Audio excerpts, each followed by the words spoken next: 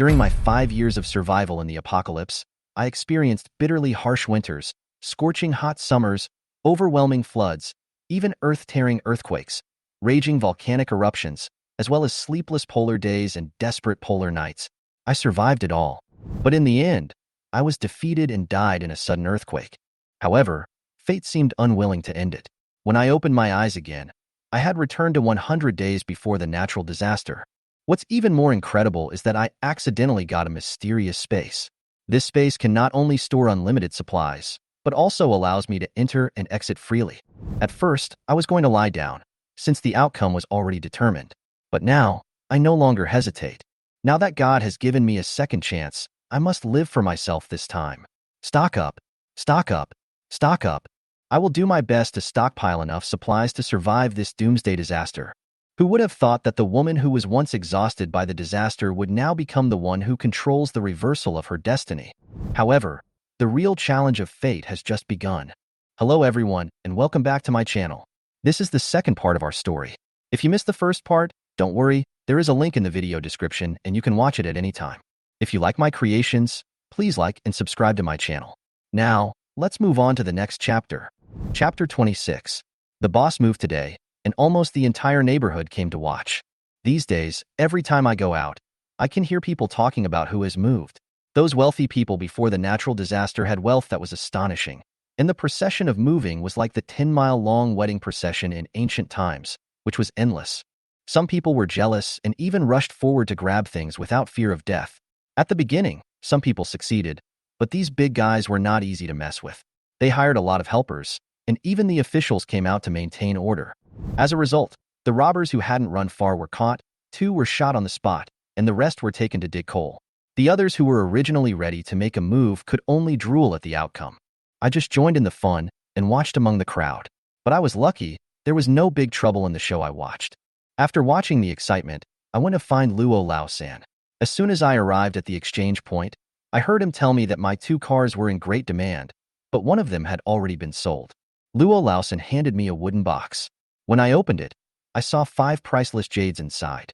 Each piece was so exquisite that I couldn't bear to use them as exchange items. Seeing that I was satisfied, Luo Lao-san continued, "There is another car. The other party is willing to exchange it for 3 unpolished raw stones, 2 imperial green stones, and 1 violet stone. Although they are of different sizes, they are all materials that space likes." Hearing this, my eyes lit up and I agreed decisively. I want it. I'll go get a car. After that, I rode my snowmobile and rushed to a remote empty house at lightning speed, took out a brand new snowmobile, and rushed back to the exchange point as quickly as possible. Although I was in a hurry, I still arrived within half an hour. When Luo Lao-san saw that I brought a new car, he smiled from ear to ear and said, "I'll go check it out first." Luo Lao-san asked me to go to the small room next door to rest, and I didn't refuse, lazily curled up on the sofa.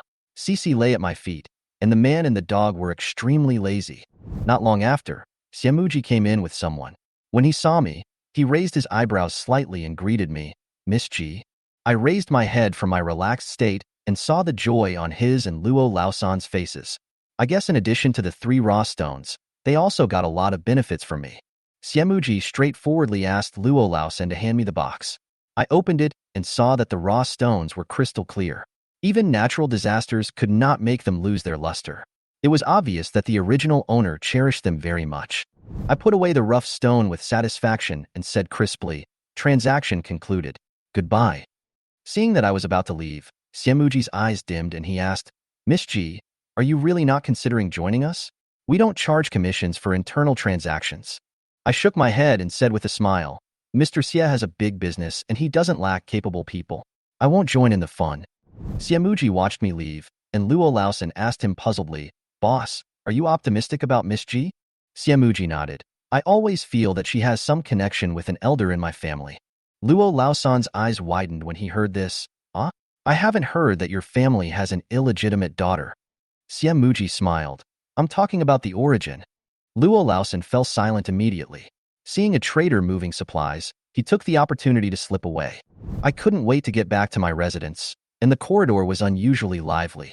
The door that was originally closed was now open, and several families gathered together to discuss the big guy's move. When I passed by, everyone immediately fell silent. Only after I was far away did someone whisper, She's carrying a bulging bag again. She must have gotten a lot of good stuff. She's amazing. I ignored their whispers and went straight up to the 15th floor. After entering the room, I put my backpack into the space.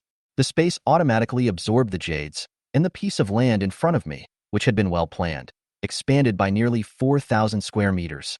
The expansion of my space this time was particularly impressive, as 3 snowmobiles brought 3,850 square meters of new land.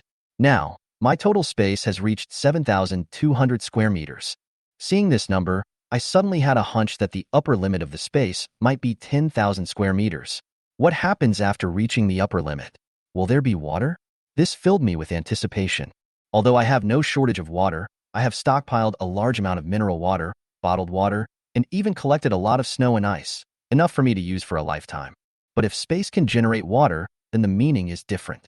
Static space can store everything, but only resources that can be generated are truly endless.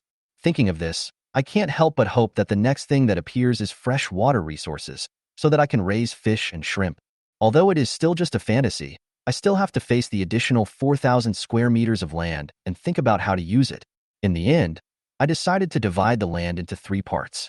850 square meters are used to grow various vegetables. I scatter seeds at random, then turn the soil and water them.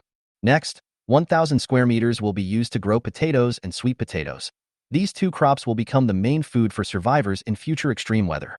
I use the last 2,000 square meters to grow medicinal herbs. The planting process is relatively easy, but the harvest is different.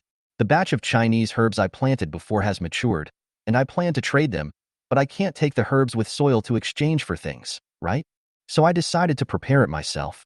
Fortunately, the medical books I had detailed preparation methods, so I just had to follow the instructions. In the midst of my busy schedule, I felt a sense of accomplishment as I watched the stock of medicinal herbs in my space grow bag by bag. Although I was busy, my satisfaction was beyond words. The rush of bigwigs to move out finally subsided after half a month.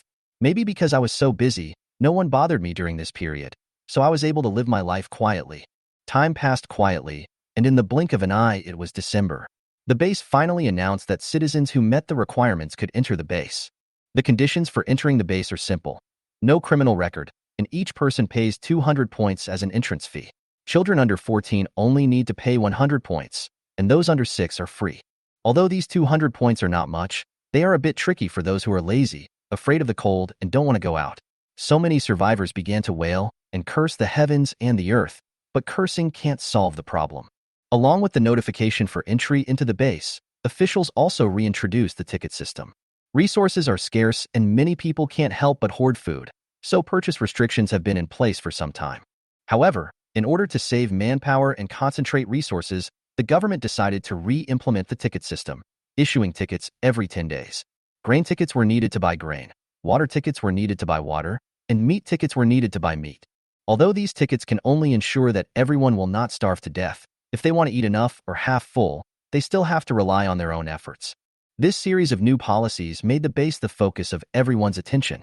In order to enter the base, the survivors showed their talents. Some even came to beg, hoping that I could help them earn points or give them supplies. It seemed that they had temporarily forgotten my reputation as the big devil. So I decisively taught them a lesson by breaking the legs of 2 of them, and the rest immediately ran away. After a few days of quiet time, I went to the exchange point again. Now I go there once every 2 weeks, and Luo Lausen can give me higher quality and more jade every time. After several transactions, the space has expanded to 9,000 square meters. This time Luo Lausen was no exception and gave me better and more jade. When I put the jade into the space expanded again, and this time it directly reached the limit, 10,000 square meters. My consciousness swept across the space and was about to retract it when I suddenly discovered a hint of light blue appearing at the edge of the space. It was a pond. Although it was very small compared to the 10,000 square meters of planted and still space, the unique color caught my eye. My heart was beating fast, and I couldn't wait to go back and verify whether it was fresh water or seawater. Just as I was about to leave, Luo Lausen stopped me and said, "Miss G, our boss has something to ask you."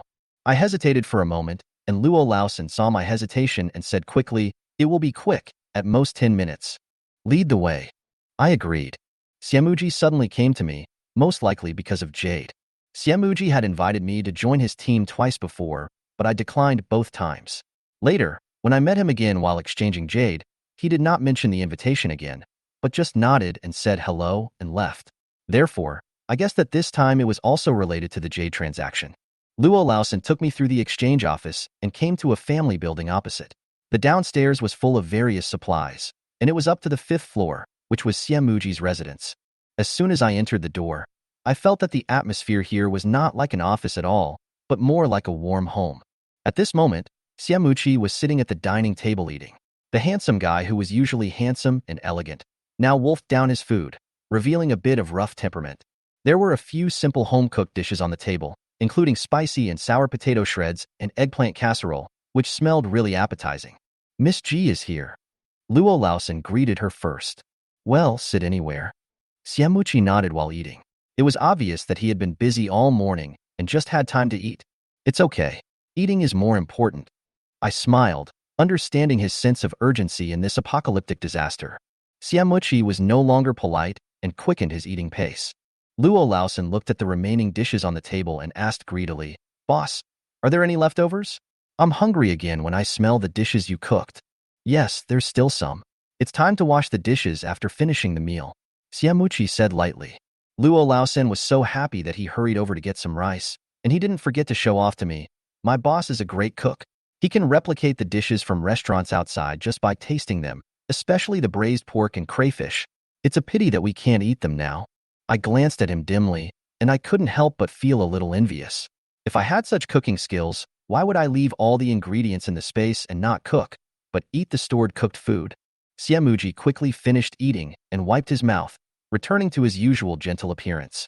The temperature in his house was higher than outside, and it was warm inside. He was not wearing much, no scarf or hat, and his neat crew cut made him look particularly energetic, with sharp facial lines and very handsome. I couldn't help but look at him a few more times. Compared to when I knew him in my last life, he looked even paler and younger now. At that time, the extremely hot weather had lasted for a long time, and I had rarely seen such a fair-skinned person. Xiamuji noticed my gaze, but didn't care. He sat directly opposite me and said, Sorry, time is tight, so I can only ask you to come over at this time. I have a mission here, which is to go to Yun City. I want to ask if you are willing to take it. This is the reward. Xiamuji took out a box from the drawer. I opened it and saw that it was a piece of old pit glass jade, carved into the shape of a lotus, with exquisite craftsmanship. Then he took out another box, and inside was a guanyin statue, which perfectly matched the lotus base. This is a deposit, and there will be a balance after the task is completed, Xiamuji said lightly. I was moved. If I could get such a good jade, the small pond would probably expand by several thousand square meters in a blink of an eye. But I also understand that the more attractive the reward, the greater the risk behind it. I looked at Xiamuji cautiously. Xiamuji didn't beat around the bush and explained directly. The official estimate is that the temperature will rise in 3 or 4 months, and the melting of ice and snow may cause floods. Now there is a lot of garbage and corpses frozen, which cannot be completely cleaned up, and various epidemics will definitely break out in the future. The country has been gathering all kinds of talents since the natural disaster, but some of them have lost contact. Yesterday, Xiamuji received news that there is a group doing human experiments in Yun City, and 2 of the experts are wanted by the authorities. Our mission is to go to the rescue in the name of a caravan. I was stunned when I heard it, and my expression was blank. It was not until Xiamuji coughed lightly that I came back to my senses and choked up and said, Is it appropriate for you to tell me such a confidential matter? Xiamuji looked at me meaningfully and said, Although I don't know which elder taught you those skills, I am sure that you have a connection with the Xia family. Then, Xiamuji continued, There is no one left in the Xia family now, but they have a good eye for people. And since they decided to hire you, they must have investigated you thoroughly and confirmed that you are trustworthy. Even if you don't want to, they won't reveal this, especially in the current situation. I was silent. Indeed, the means of communication are almost paralyzed now. Even if I want to send a message, I can't. Xiamuji's words made me realize the importance of those 2 experts. Although I had never heard of this in my previous life, I did have access to a special medicine, so I guess that expert was also saved in his previous life. Since they were able to succeed even without my participation in the previous life, it may not make a difference whether I go or not this time. Even though the top-quality jade was tempting me, I still hesitated. After all, it was too much trouble and I was too lazy to move. So I gritted my teeth and said, Sorry, Xiamuji suddenly raised the stakes. After the mission is completed, I will take you to sweep up a truckload of jadeite. I swallowed my unfinished words. Yun City is located in the southern province. Although it took 20 hours to drive there before the disaster, now you can drive in a straight line, and it won't take too long even if you go slower. And there are many gambling stone markets there. The temptation was too great, and I couldn't bear it. I stared at Siamuji and asked, "Why do you have to make me go?" Siamuji said frankly, "My intuition tells me that you are very strong. One of the experts is old, and I hope the mission will be safer. You are one of the people I invited." I grabbed Cece and rubbed her viciously for a few times, but finally nodded, "Okay, I'll take this task." Although I have considered going to South Province myself before, I have never taken the plunge. In addition to being lazy, the situation in South Province is very chaotic. After the natural disaster, a riot broke out in the famous thug prison there, and evil forces from all over the country took the opportunity to counterattack, forming several forces that occupied the mountains and ruled as kings. It's too dangerous to go alone, but if Siamuji's people come with me, it should be no problem. Maybe I can expand that small pond to 10,000 square meters. Just thinking about it, I couldn't help but be moved. So I changed the subject, "But I'm not that strong. You have to add another condition. I want you to spend 2 days a month as my sparring partner." Siamuji was stunned for a moment, then agreed, "Okay, deal." I was very satisfied and felt that I had not lost out. Siamuji curled his lips slightly, and his handsome face looked particularly charming at this moment. He extended his hand, "Happy cooperation. It's a pleasure working with you." I also reached out and touched his hand lightly. Siamuji glanced at my palm, and the calluses there made him think about something. But I didn't care, and stood up to leave. "I'm leaving first." "Wait." Siamuji stopped me and handed me the lotus base. "Take the deposit first, and I'll give you the balance after the task is completed. Meet here at 8 o'clock tomorrow morning." "Okay." I nodded and took the deposit. Luo Lausen had already finished his meal. When he saw that we had finished our conversation, he hurried over and said, "Miss Ji, I'll take you home." Chapter 27. After Ji Yang returned home, he began to check the newly appeared space. 2 square spaces of 10,000 square meters each were side by side, which was already quite large. At the end of the static space, a small blue cube the size of a mung bean appeared, but when you look closer, you will find that it is not a small cube, but a 10 by 10 square meter pond. It turned out that the change was brought about by the lotus base that Ji Yang threw in, but the result was somewhat unexpected and much smaller than she had imagined. The pond was quiet and clear, and Ji Yang had an idea and took out a plastic bowl to fill it with water. She then used her consciousness to catch 2 quails and 2 stilt chickens from the breeding area, intending to observe the reactions of these little guys first. Ji Yang pinned the roosters next to the fruit trees, put out water and feed, and waited cautiously for the results. Although her intuition told her that no harmful substances would appear in the space, she still decided to play it safe. After finishing all these, Ji Yang started to use the newly added 1,000 square meters of land today. As a person who has experienced hardships, she knows that these fertile lands cannot be wasted. Ji Yang thought about it and decided that she had planted enough medicinal herbs, so she decided to sow grass seeds on 500 square meters to feed cattle, sheep, and rabbits in the future. The remaining 500 square meters will be used to plant rice and raise chickens, ducks, and geese. Ji Yang also plans to find an opportunity to raise some fish and shrimp, hoping to form a self-sufficient food chain to reduce future burdens. Everything was arranged properly. It was already late, and Ji Yang felt sleepy. However, before falling asleep, she was worried about Cece.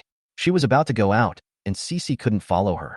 If something unexpected happened during the mission, she would blame herself very much. Although she raised Cece for a certain purpose, the long time she spent together had already made her develop a deep affection for this puppy. Ji Yang was worried about leaving Cece in the care of others.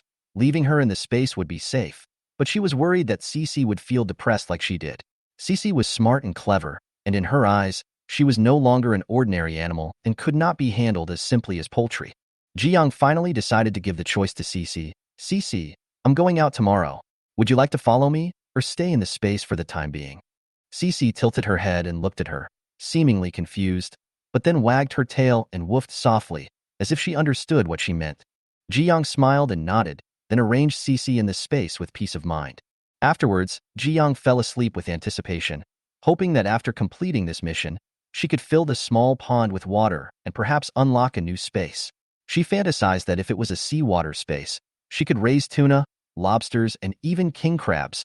The next day, the long-lost alarm clock rang, waking Ji Yang from her dream. She opened her eyes and found Cece walking towards her with her tail wagging, as if she had noticed that her owner was about to go out. Ji Yang rubbed its head, and with a thought, Cece disappeared from his sight and appeared in space. The fence in the space was not high, and with Cece's agility, it could easily jump over it. Being suddenly teleported here, Cece was startled at first, but soon recognized this familiar territory and began to sniff around and remark its territory. Near the sheep pen, Cece urinated to declare her sovereignty, and then slowly inspected the changes in the space.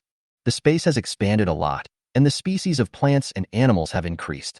Cece's working instinct drove it to patrol the entire area, and finally stopped at the breeding area. Seeing a ram fighting with a pregnant ewe, it immediately rushed over, growled, and drove the ram aside.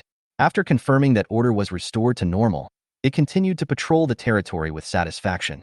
In the room, Ji Yang was getting dressed while paying attention to the situation in the space. Seeing that Cece was adapting well, she felt relieved. Ji Yang prepared breakfast and water for Cece in the space, and also set up a doghouse, but Cece seemed to prefer the ground covered with weeds. After breakfast, it lay on the ground, wagging its tail, looking very comfortable. Ji Yang then washed up with peace of mind, and then enjoyed a hearty breakfast. Considering that she might not be able to eat good food for a short time, she chose the manhwa banquet without hesitation. A bowl of hot and sour noodles, 2 steamed buns, several different flavors of dumplings, tofu brain, fried dough sticks. She tasted everything until she was satisfied. After breakfast, Ji Yang carefully checked the situation at home. In order to prevent someone from breaking into the house and stealing things while she was out, she put most of the supplies into the space, including the fireplace, radiator, batteries, and even replaced the food and bedding with worn-out ones. In the end, Ji Yang only left a few insignificant items, thinking, if anything happens at home, she must ask Xiamuqi to compensate her with a better house. After everything was ready, Ji Yang went out briskly. Although lying down at home was comfortable, she also needed occasional stimulation to maintain a sense of crisis. Ji Yang drove a snowmobile and arrived at Xiamuqi's hideout opposite the exchange office at 10 minutes before 8 as agreed. Hearing her coming, Luo Laosan greeted her with a smile. Miss Ji is here. Where is the big dog? Didn't we agree that I would help you take care of it? Ji Yang parked the car, shook his head and smiled. I asked a friend to help look after it. He also has a dog. Luo Laosan smacked his lips regretfully. I was still thinking about petting that big dog. Ji Yang chuckled. When are you leaving? It's almost done. You go in first. Luo Laosan was very respectful. Anyone who could be invited by the boss to participate in the mission must be a master. Although the mission might be dangerous, Ji Yang's participation was enough to make him admire him. Later, when Luo Laosan led Ji Yang into the house, he asked with concern, Miss Ji, is there anyone guarding your home? If not, you can give me the address and I will send someone to patrol every day. Ji Yang felt sorry for his house, so he immediately replied, 1501, Building 2, Jiafu Community. Sorry for the trouble. That's not a problem. Luo Laosan was busy writing down the address so as not to go to the wrong place during patrol. After entering the house, Ji Yang found that quite a few people had gathered inside. A quick look revealed that there were 7 men and 3 women, which made 11 people including her, but none of them were officials. The Mountain Kings in Yun City had always been hostile to the officials, and many of them were criminals before the end of the world, so they could recognize the officials at a glance. When the people in the room saw the new face coming in, most of them just nodded coldly, and a few simply said hello. Ji Yang responded calmly, and soon after he sat down, the sound of a car sounded. Luo Laosan immediately came over to remind him, the car is here. You guys can get in. Be careful and have a safe journey. Thank you. Ji Yang smiled, put on his oversized backpack, and followed the others into the car. The car was a modified truck. There was a charcoal basin in the car with charcoal burning, warm air blowing in, and the skylight was open for ventilation. There were already 5 people in the car, with Xiamuqi sitting in the middle. After everyone got on the car, Xiamuqi closed the door and said in a deep voice, Next, we'll call the roll. Those who are called should say, Hear it. As Xiamuqi read out the names one by one, everyone responded. 3 people were not present, but this did not stop the mission from going ahead. Just 1 minute after the car started, someone outside seemed to shout, Wait a minute, but the car did not stop. Everyone in the car looked at each other silently, and seeing that Xiamuqi had no reaction, they pretended not to hear it, and the mission continued as planned. After the car started, Xiamuqi glanced at everyone in the car and said in a much more relaxed tone, Since everyone is in this car, we are comrades from now on. Let's introduce each other first. When we fight side by side in the future, we must know each other's names. Everyone's eyes were focused on Xiamuqi, and he continued, my name is Xiamuqi, and I'm in the business of reselling. My family is a martial arts family, and I have some experience in close combat and firearms. After he finished speaking, he motioned for others to continue. Soon, a young man raised his hand and recommended himself. Let me do it. He pushed his glasses and said with a clever smile, my name is Zhou Baoping. I'm good at socializing, especially flattering people. I'm very easygoing. Leave the diplomatic affairs of our team to me. Zhou Baoping's words caused laughter in the carriage, and the atmosphere became much more relaxed. Then, the middle-aged man next to Zhou Baoping also spoke up, my name is Liang Yuan. I'm not young anymore, and I'm also in the reselling business. I'm good at painting cakes. My former employees all said that the cakes I painted were fragrant and crispy. Every time I ate them, I felt like I was injected with chicken blood. Then, another man shyly introduced himself. My name is Gao Yan. I'm a bit socially anxious, and I'm a host for outdoor survival. I chose this job at first so I wouldn't have to deal with people. I didn't expect that I'm quite talented and have strong hands-on skills. Gao Yan's self-introduction immediately attracted everyone's attention, especially Zhou Baoping, whose eyes were full of admiration. He wanted to say something several times, but finally held back. Feng Yexing then took over the conversation. My name is Feng Yexing. I graduated from college a year ago and am a coach at a shooting range. I participated in shooting competitions in college and won several championships. I am a national second-level athlete. My name is Yin Cheng, the boy next to Feng Yexing continued. I'm currently studying for a doctorate in physics. I'm also pretty good at hands-on work. My hobbies are repairing cars and modifying some simple equipment. Zhou Baoping smacked his lips a few times after hearing this, and finally couldn't help but said, so I'm the only rookie? When it was Ji Yang's turn, everyone's eyes were on her, especially because of Zhou Baoping's words. Everyone was looking forward to her self-introduction.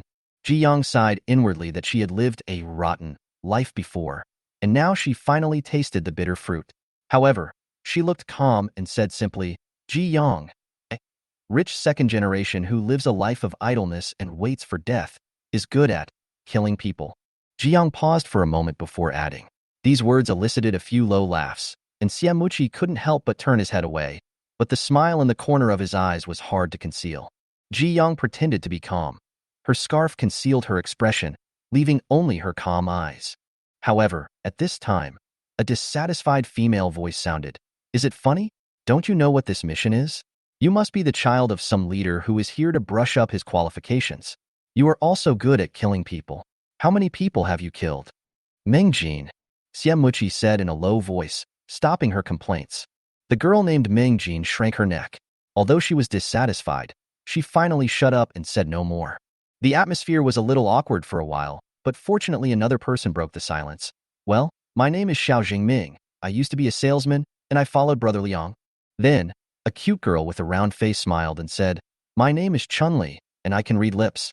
I learned it because of interest. Then several people introduced themselves one by one. Tao Weifeng, Tang Li, Li Yinian, Zhang Shanqing, and Zhang Jianzhong. Tang Li looked unhappy and only briefly said that she was a student in the acting department and had not yet graduated.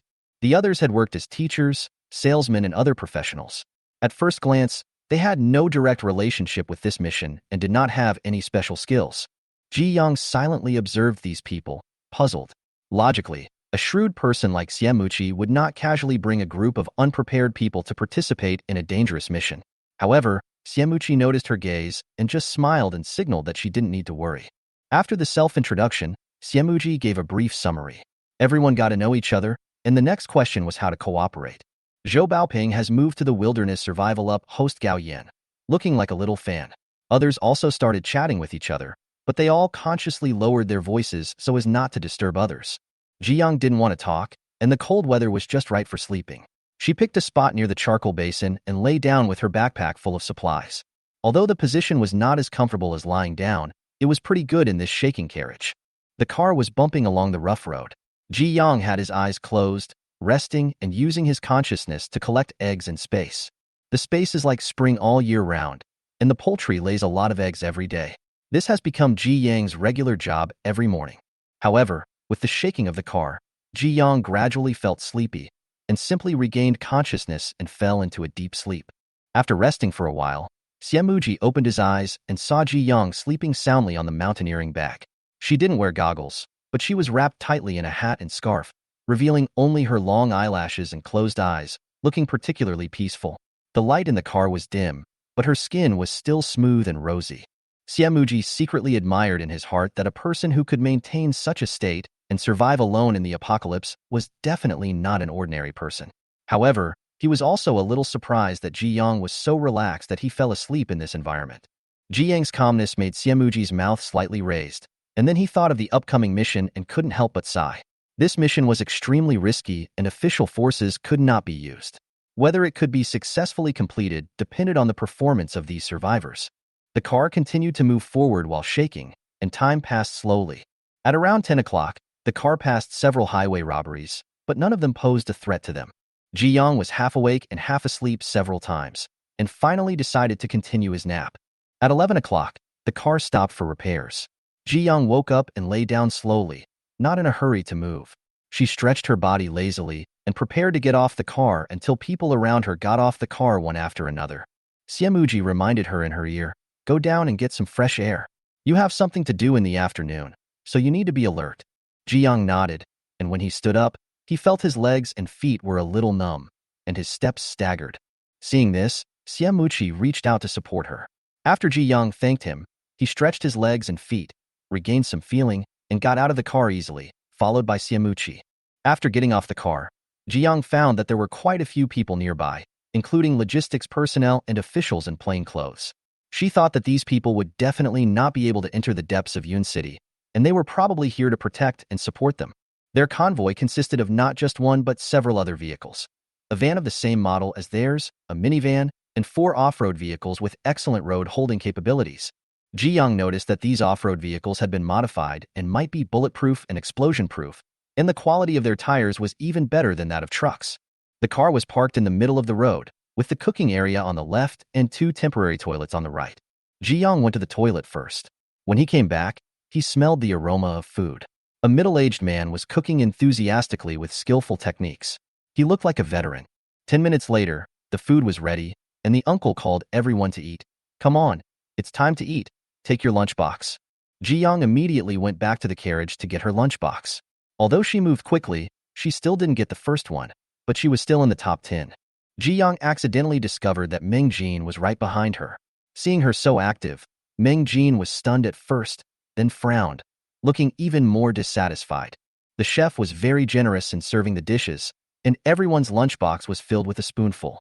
There were 2 dishes and 1 soup, and there were also a lot of meat slices in the dishes.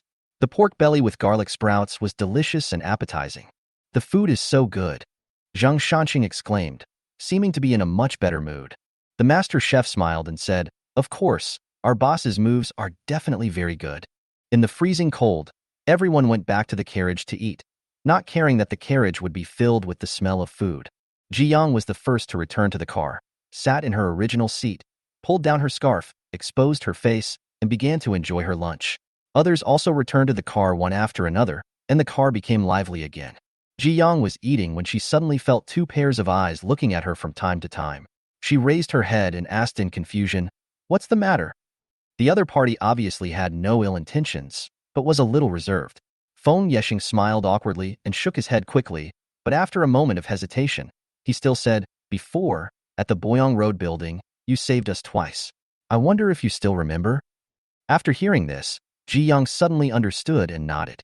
Feng Yeshing smiled when she saw that she recognized him. Recalling the scene at that time, it seemed like it was a long time ago, although in fact it had only been less than 3 months. That experience made Feng Yeshing and his friends realize the cruelty of the end of the world. Because of their indecision, they almost killed themselves. In the end, it was Ji Yang who took decisive action and saved their lives. At that time, they realized that this world was no longer a time to forgive the enemy. Feng Yeshing and his sister had some abilities, but they were always bound by the old laws and morals. After that experience, they decided not to hold back. Instead of accepting other companions, they relied on Yin Cheng's weapon skills to live more freely in the apocalypse.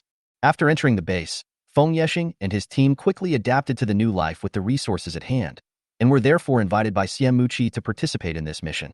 Feng Yeshing showed some joy on his face. "I didn't recognize you at first.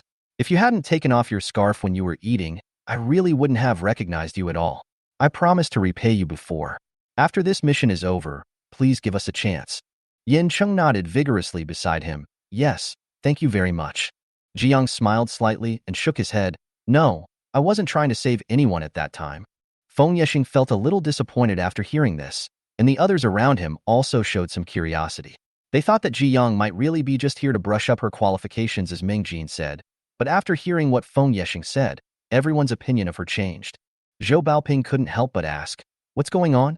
Can you tell me?" Feng Yexing did not hide anything and recounted the experience in detail. Jiang felt a little embarrassed, and after finishing his meal quickly, he simply lay down again and went back to sleep. After all, eating well and sleeping well is the best way. In the carriage, after listening to Feng Yexing's story, everyone looked at Ji Yang with a little more awe. Killing people is not uncommon in the end times, but it is rare to see someone as quick and decisive as Ji Yang who kills with one strike. Especially since Ji Yang has a well-trained dog, she should not be underestimated. Many people have not yet fully adapted to the cruelty of the end of the world, but Ji Yang has already demonstrated her survival instincts in this new world. Wow! Chun-Li exclaimed with stars in her eyes. Boss, you are so strong. That dog must be very powerful too. It's a pity that I didn't bring it this time. Others also echoed. If the task is to be divided into groups, we must follow the boss closely. Please lead us. Yes, yes, hug your thighs. Everyone laughed and joked, but Ji Yang closed his eyes and pretended to sleep, not intending to pay attention to the idle chatter. However, before the teasing had completely died down, a discordant voice rang out again. Meng Jin's tone was sharp, with a hint of tears in her voice. Isn't it because she has a weapon in her hand? With a crossbow, it shouldn't be hard to kill people, right? Look at her. She falls asleep as soon as she gets on the bus, gets off just to eat, and then goes back to sleep after eating. We're going to Yun City tomorrow, but she has no sense of urgency at all, and she doesn't even bother to sharpen her weapon before the battle. What if this mission fails? Her life won't be enough to pay for it.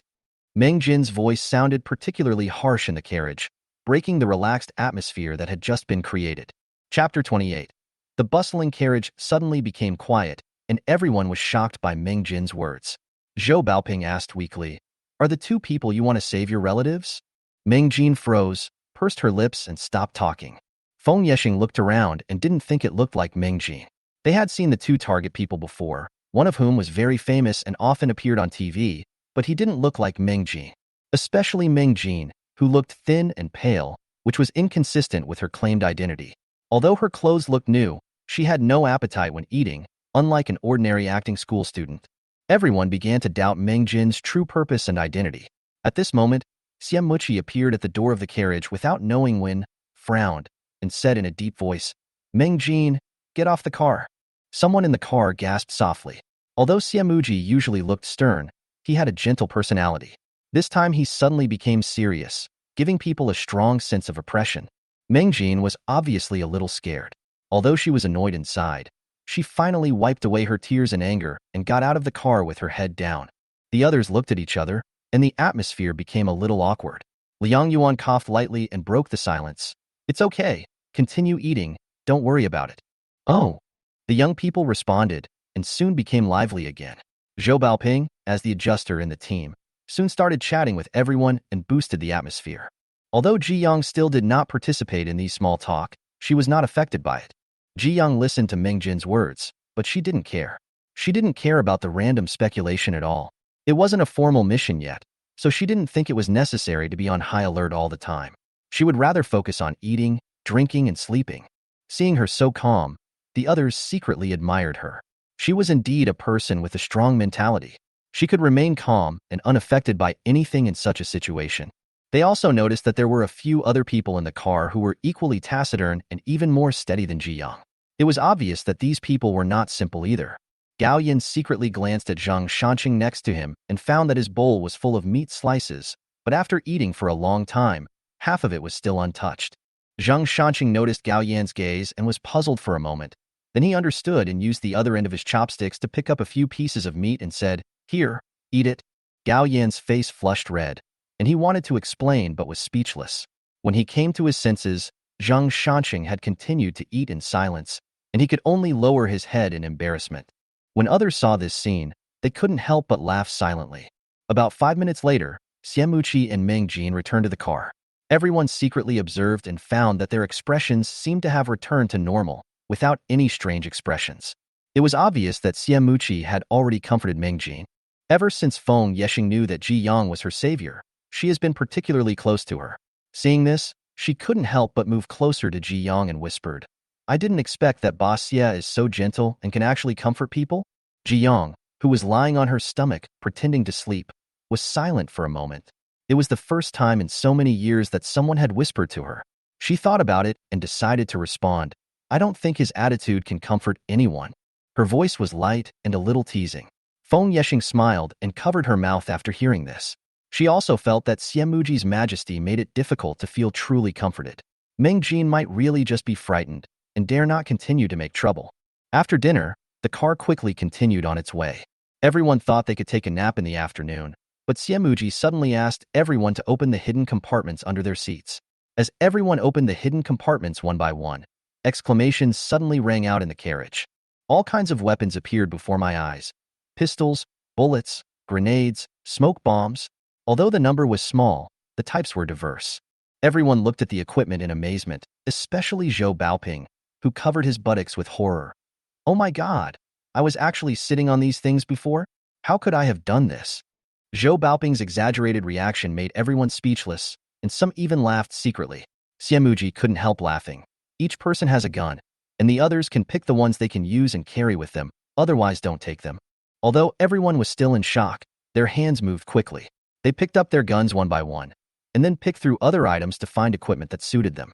Xiamuji then explained the basic usage of firearms and grenades. Since these weapons were relatively simple, everyone quickly mastered the basic operations. Ji Yang also picked out some equipment, a pistol, more bullets, grenades, and explosive packs. She planned to hide these things for future use, but it was not convenient for others to do so. In the end, there was still a lot of ammunition left, especially grenades and explosive packs, which almost no one was interested in. The few people who were usually taciturn, as well as Mingjin, took one of each and carefully studied them. They spent the entire afternoon in this weapons training class. Although Ji Yang was already familiar with these, she still listened carefully, but she was not as active as other novices in asking questions. She occasionally heard a few interesting questions and couldn't help laughing, which helped her successfully survive this sleepy afternoon. During the boring explanation, Ji Yang also used his consciousness to check CC in the space. CC had obviously adapted to the environment of the space, patrolling from time to time to check on the condition of the poultry, and then eating, drinking, and sleeping, living a very comfortable life.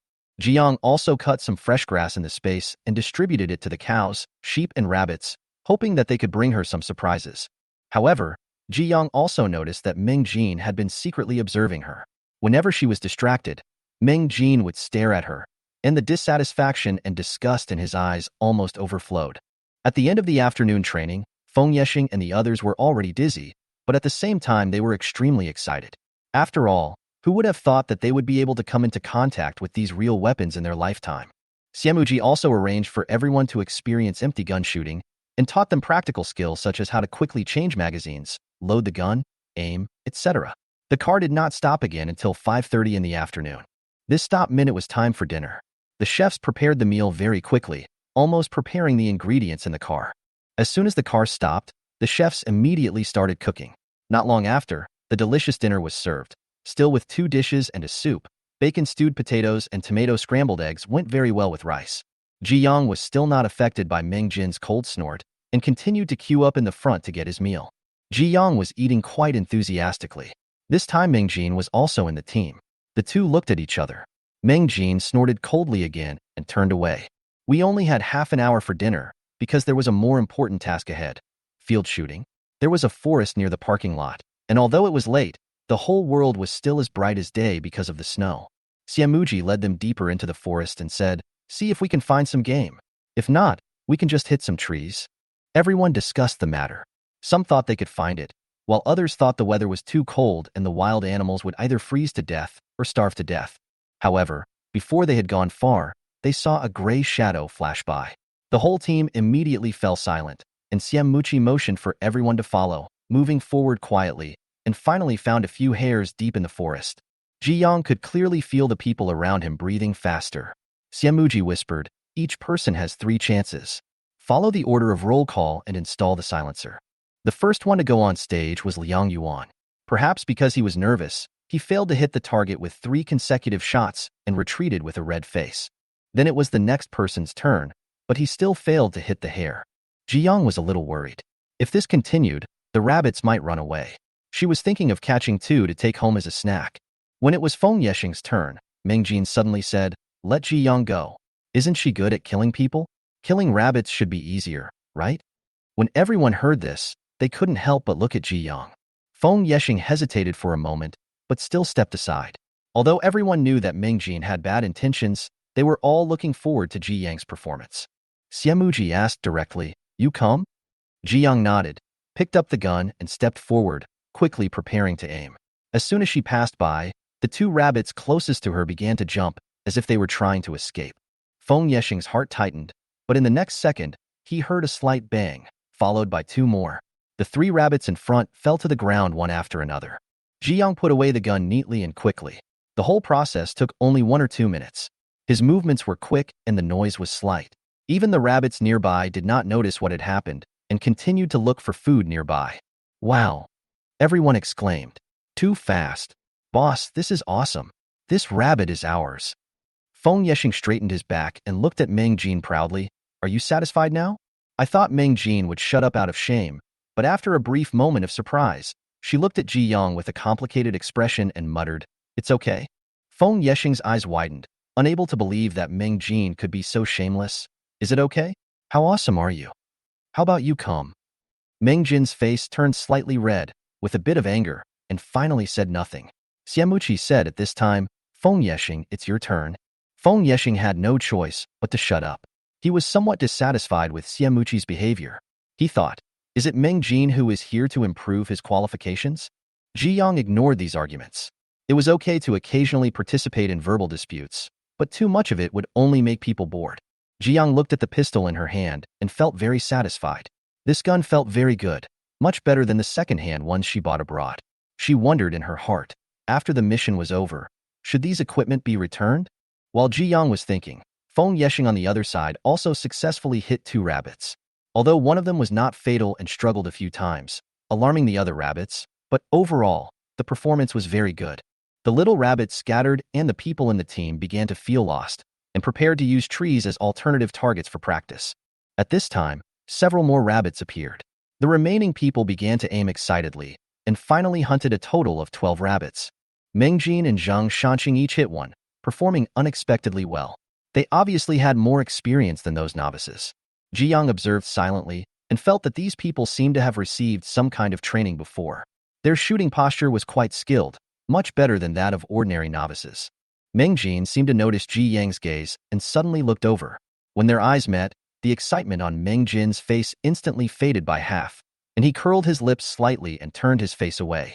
Although Ji Yang showed great strength, Meng Jin still didn't like her.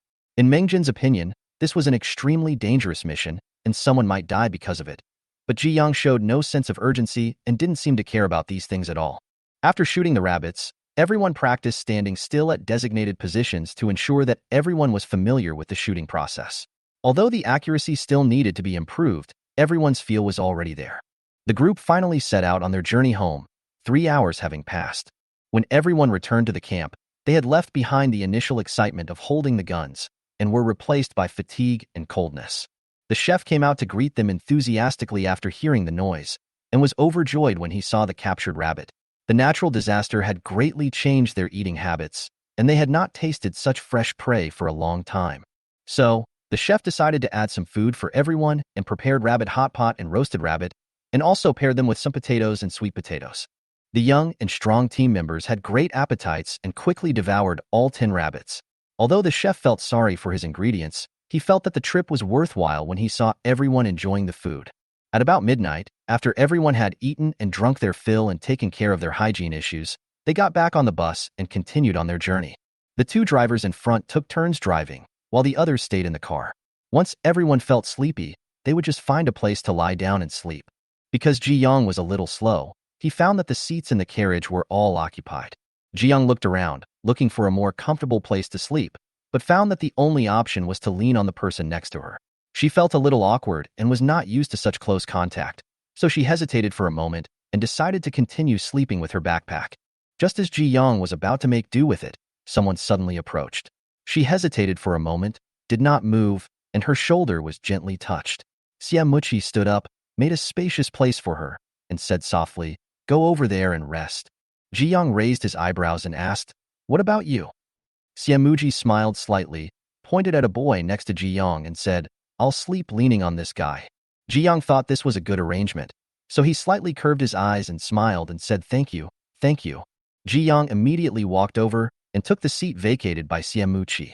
After adjusting the position, it was just right for curling up and lying down. Although it was a bit cramped, it was much more comfortable than sleeping sitting up. She placed the backpack in front of her as a support to prevent herself from accidentally falling down after falling asleep. Ji Yang smiled contentedly, closed her eyes, and fell into a deep sleep. For her, she should rest well when it's time to sleep. She knew in her heart that since they dared to come to carry out the mission, these were her temporary teammates. At least around Xiamuqi, she didn't need to be overly vigilant. She knew that Xiamuqi was actually more alert than anyone else. After Xiamuqi sat down, he glanced at Ji Yang, who was already lying down, and a smile flashed in his eyes. He found that no matter what happened, this girl seemed to be able to stay calm.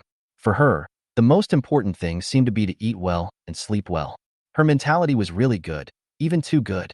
Early the next morning, the convoy had already traveled most of the distance. After breakfast, Xiamuji led everyone in another gun practice. Today's light was better than yesterday, and everyone's performance improved. Ji Yang did not waste any more time in bullets. She had already proved her accuracy yesterday, so this time she chose to be lazy at the back while observing the environment everywhere. Ji Yang was a little confused.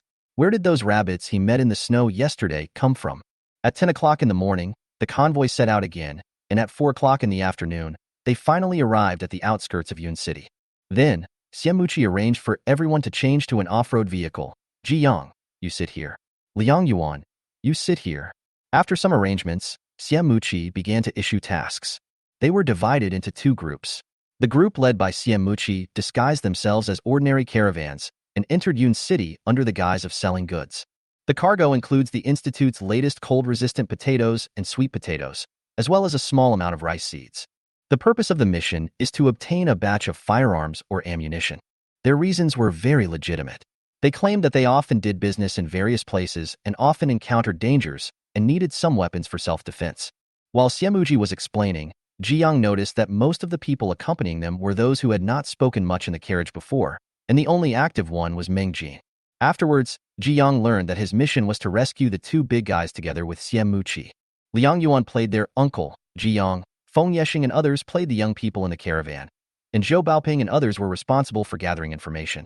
Xiamuqi's group still has no idea about the location of the laboratory, while the other group's mission is confidential and they may be responsible for the support. After the tasks were arranged, everyone got on their own cars. Zhou Baoping was very familiar with the others and even said goodbye to the other team when they parted. Gao Yin also walked over and said goodbye to Zheng Shancheng. Zheng Shancheng seemed to be in a much better mood at the moment. He patted Gao Yin on the shoulder and said, "Don't be afraid. Follow the boss closely and live well." Gao Yin nodded vigorously. "You too, when the mission is completed, I will treat you to meet when we return to the base." Zheng Shancheng smiled, his eyes slightly red. "Okay, I'll wait." After the car started, Ji Yang saw through the rearview mirror that another group of people were driving off-road vehicles and trucks farther and farther away, and the ammunition loaded on the vehicles was also taken away. As the car drove towards Yun City, she noticed that Meng Jin was staring at them, his facial expression completely obscured by the scarf and goggles, making it difficult to discern. The car drove for about half an hour and arrived at the entrance of Yun City. Ji Yang saw through the car window that Yun City seemed to have built an ice and snow wall with only one entrance. The convoy drove along the road to the entrance, but was stopped. The toll collector stopped the convoy. This situation is very common nowadays. Unless the team has enough force to deter others, they will have to pay the toll obediently. Official forces were overwhelmed by the natural disaster and were unable to completely eliminate these highway robbery gangs. The negotiation of toll collection was handled by the other two people in the team. After the car was stopped, the two immediately got out of the car and handed over cigarettes with a smile. Zhou Baoping smiled and said, "Brother, we are just doing a small business. Can you give us some convenience?" The other party took the cigarette without hesitation and said between puffs of smoke, "It is convenient, but we have to come down to check. This is the rule." If you enter the city without a pass and are discovered, you will be hunted down. Let your people come down. Zhou Baoping was a little confused. What does this mean? We were not asked to get off the car for inspection when we came here before? The other party smiled meaningfully and pointed the gun at the car. What else could it be? I'm afraid someone from the government has sneaked in. Cooperate, and we can all do our work better. Zhou Baoping hurried back to the car to report to Liang Yuan. Liang Yuan looked at Xiamuqi and saw him nod, so he knew he had to cooperate. So he opened the back door, and Xiamuqi and Ji Yang got out of the car, and the others followed suit. Seeing this, the gatekeepers signaled everyone to move aside so that they could check the goods on the truck. Everyone quickly moved aside, and when Ji Yang turned around, he glanced at these people and noticed that one of them was an older man with 3 white eyes and a gloomy face, who was looking at them carefully. In contrast, the few people who checked the car were just going through the motions. After a while, the man with 3 white eyes nodded to the people who were checking the goods and then said to them, "Okay, hand in the food and get the pass." "Okay." Zhou Baoping responded loudly and handed over a pack of cigarettes. After paying the toll, they successfully obtained the pass and the convoy was able to enter Yun City. The appearance of Yun City is somewhat similar to that of Changnan City, also covered in ice and snow, but there are much fewer people here. According to the estimated flow of people, it is only about 1/20th of Changnan City. Although Yun City has always been sparsely populated, the natural disaster occurred during the Spring Festival, and many people should have come here to spend the winter. However, the pedestrians on the street were obviously living in poor conditions, with pale faces and thin bodies. Seeing this scene, Feng Yexing frowned. The people here look much thinner than those in Changnan City, and there are fewer of them. Zhou Baoping whispered, "They are very afraid of cars. I guess the drivers here are not good people." This made everyone fall silent. Those who could afford to drive here must be the mountain kings who occupied a certain area. The natural disaster had only happened for a year. Logically speaking, if they worked hard and avoided being robbed, they could still survive. Just like Zhang Jing from Changnan City, who was able to persevere and save up points to go to the base while raising her 1-year-old daughter alone. However, the situation here is clearly different. Those who hold power are too abominable, and life for ordinary survivors has become much more difficult. After seeing the plight of ordinary people in Yun City, the carriage fell into silence. Feng Yexing and others were in low spirits until Xiamuji found a seemingly vacant house and stopped. The 2 people in charge of the investigation immediately got out of the car to check. After confirming that there was no one there and the house was habitable, Xiamuqi drove the car to the door. A group of people got out of the car, leaving 2 people in the car to keep watch while the rest found a place to rest. The sky gradually darkened. We didn't get enough rest last night, so we all wanted to have a good sleep. The truck was fully stocked with tents, sleeping bags, and charcoal basins. We set up tents in the living room and rested in groups of 2. Ji Yang and Feng Yexing were in one tent. Feng Yexing seemed particularly diligent. He rushed to get the charcoal basin and started the fire without Ji Yang having to do anything. "You should take a rest. Your back and waist must be sore from sitting all the way. You can lie down for a while. I'll call you for dinner." Seeing how persistent she was, Ji Yang stopped arguing and really lay down to rest. About half an hour later, Ji Yang smelled a mouth-watering aroma and finally couldn't help but walked out of the tent to check. He saw Xiamuqi frying something in the pot, making a sizzling sound. Zhou Baoping was cooking noodles nearby, and Ji Yang took a closer look and found that Xiamuji was making meat sauce. The big iron pot was manipulated very neatly in his hands, and the meat sauce in the pot was rich in aroma, and with the addition of seasonings, the aroma became even more fragrant. Ji Yang wasn't hungry at first. After all, she had eaten a lot at noon and hadn't consumed much in the afternoon. But looking at the delicious food in front of her, her stomach began to protest involuntarily. Although her face showed no expression, her expectant eyes had completely betrayed her. Chapter 29. Ji Yang sighed in her heart and saw Xiamuji seem to notice her gaze. "Want to eat?" Ji Yang glanced at him quietly and said nothing. Xiamuji laughed. "It will be ready soon." Just then, Zhou Baoping's noodles were cooked, and he called out, "It's time to eat." "Iari come."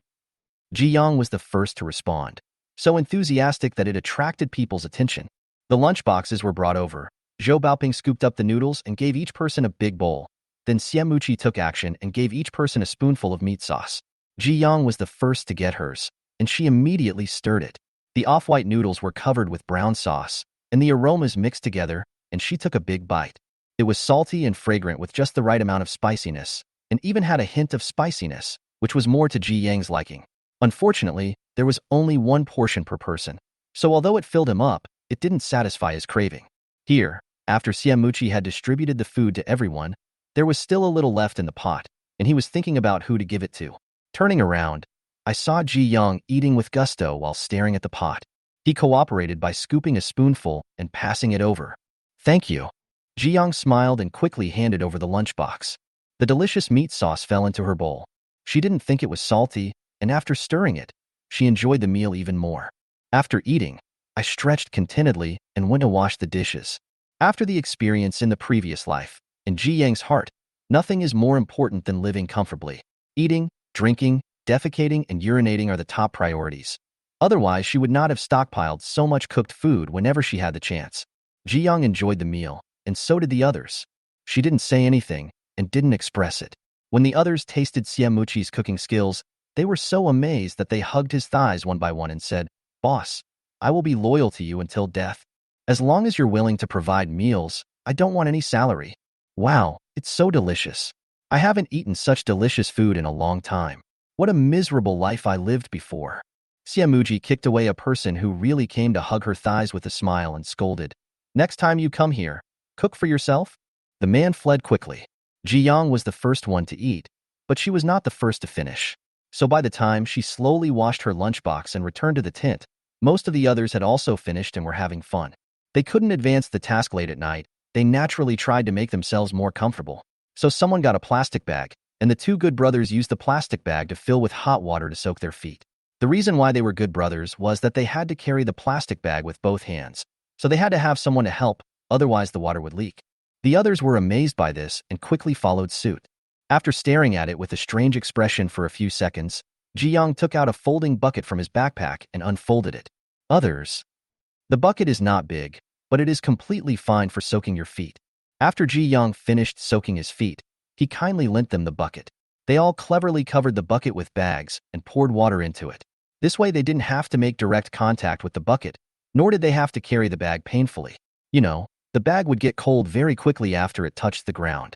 After the noisy commotion, the group decided on who would keep watch and went asleep.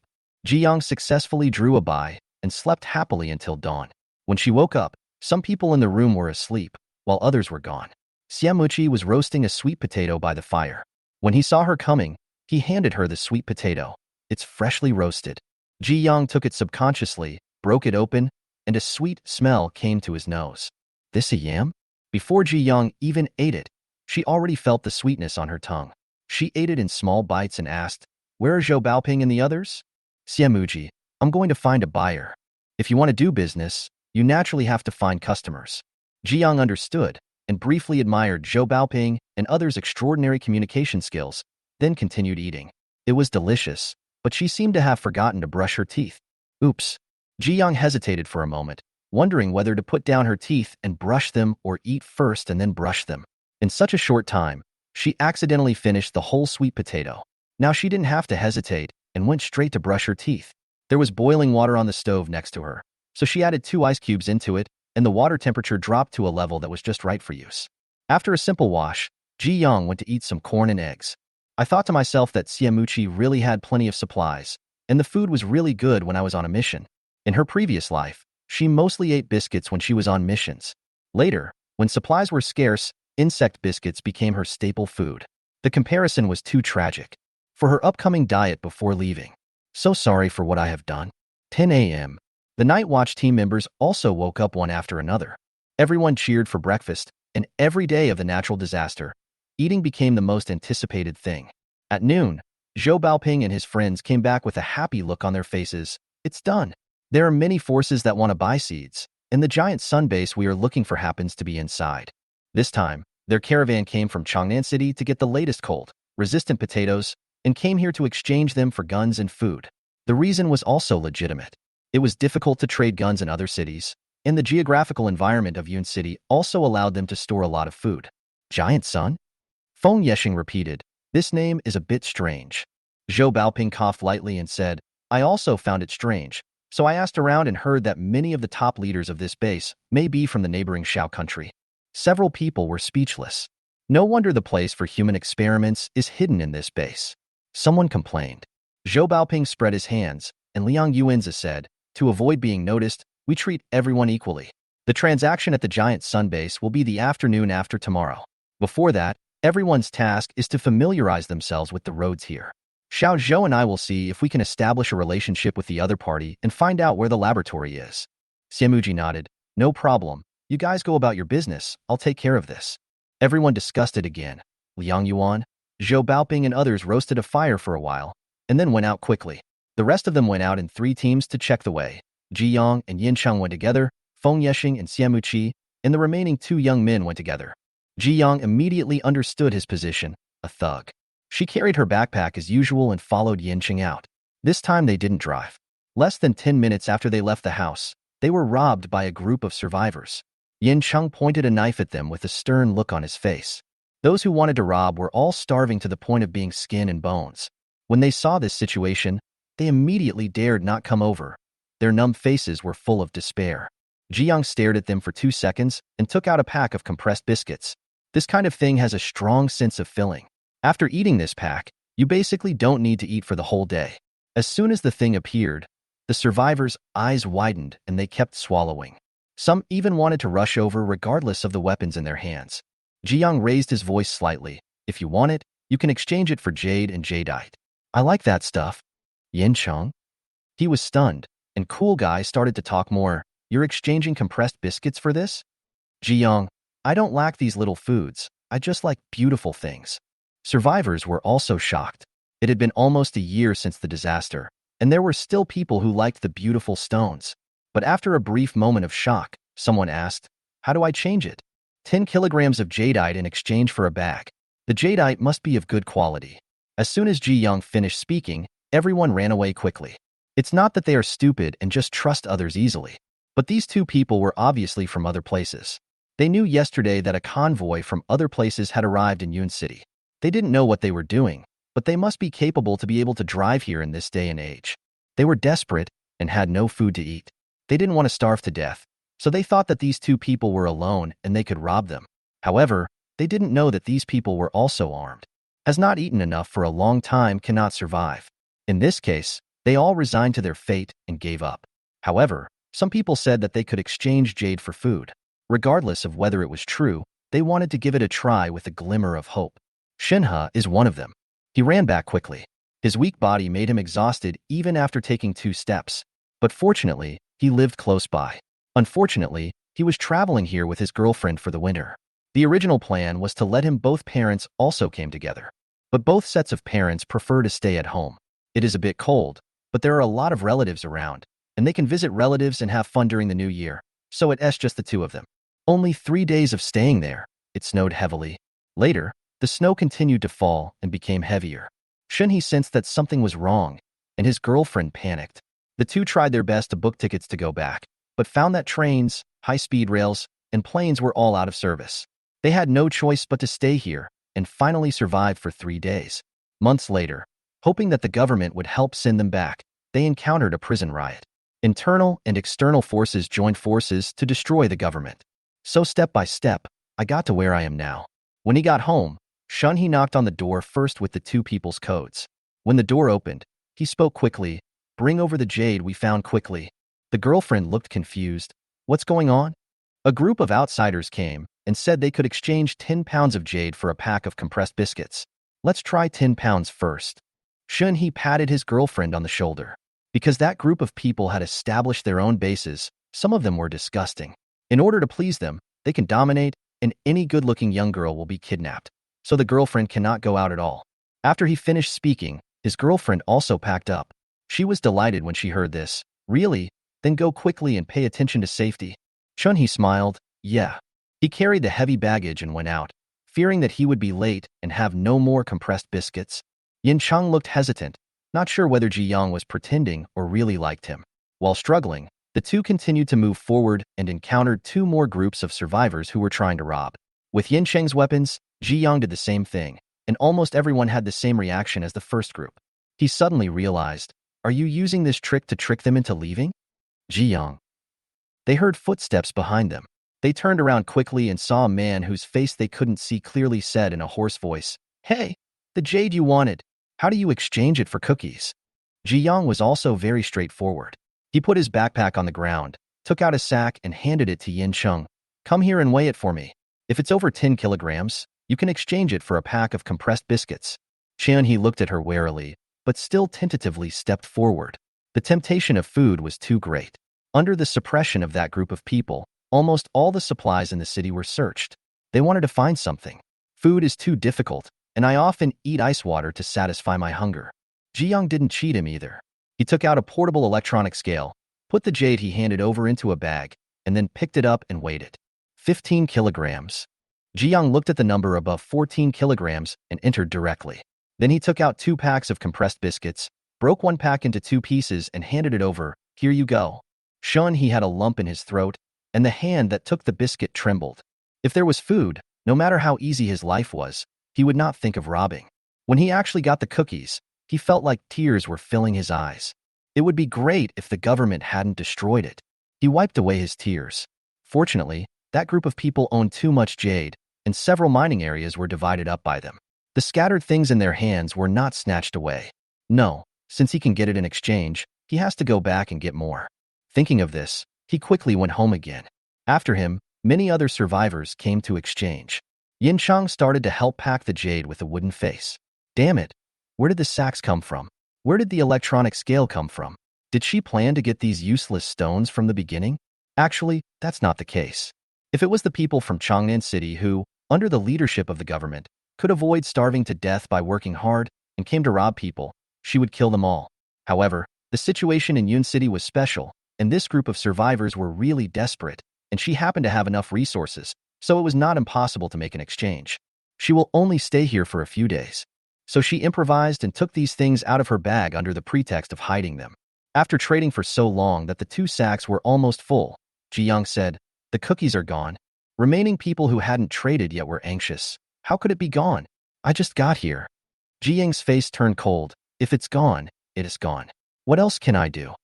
The man suddenly became embarrassed and was afraid to speak. Shun, he was lucky enough to trade twice, once for 14 kilograms and once for 28 kilograms, in exchange for 4.5 pieces of compressed biscuits. He hid the items tightly in his pocket and was about to leave.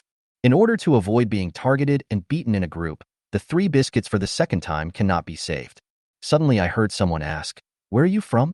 We haven't had outsiders come in for a long time." Jiang paused and then said, "Changnan City." Shinhe couldn't walk immediately, so he stepped forward hurriedly. "How is Changnan City? Can you tell me? I came here for a trip from Changnan City. I was trapped here after the heavy snowfall. I'm so homesick." Jiang was startled, thinking it was a sneak attack, and her hand touched the crossbow. But when she heard these words, she choked and hesitated for a moment, not knowing whether she should say it. But facing this group of people, she suddenly with bright eyes. Most of them are not from Changnan City, but they also want to know the news from the outside world. Jiang said, "It's not bad. Natural disasters happen frequently and life is very difficult, but the government has set up a base with an exchange point. All kinds of supplies can be exchanged for points. We can get by if we work hard." She spoke briefly, but people who listened to her automatically made up a lot of things in their minds. Okay. One person nodded repeatedly, looking very happy, as if he was laughing.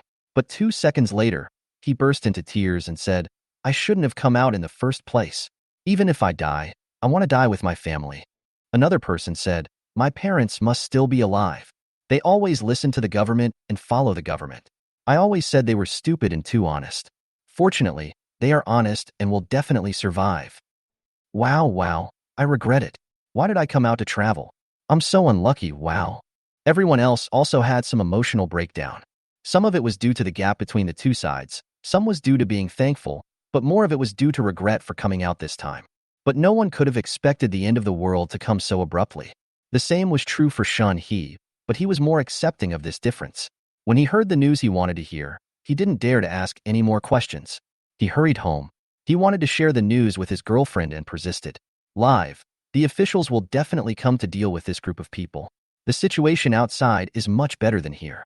My parents are definitely still alive." Because of this episode, Jiang and Yin Cheng had not yet progressed with their mission, so they had to go back again to send the jade back.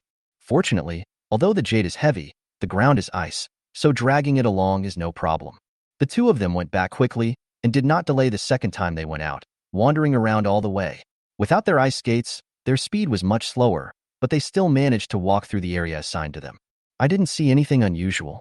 I did see the entrance to another base, which was actually the gate of a residential area. Written on the entrance of the base, Shangtian Base.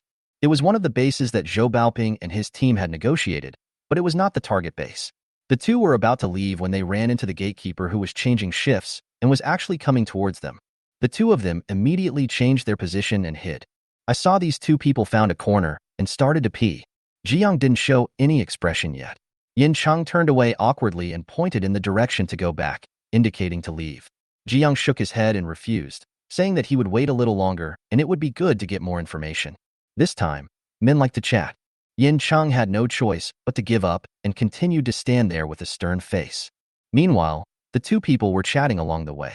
Suddenly, one of them asked, "By the way, are we going to send another batch to Juri tonight?" "Yeah," another person said. His tone seemed a little dissatisfied.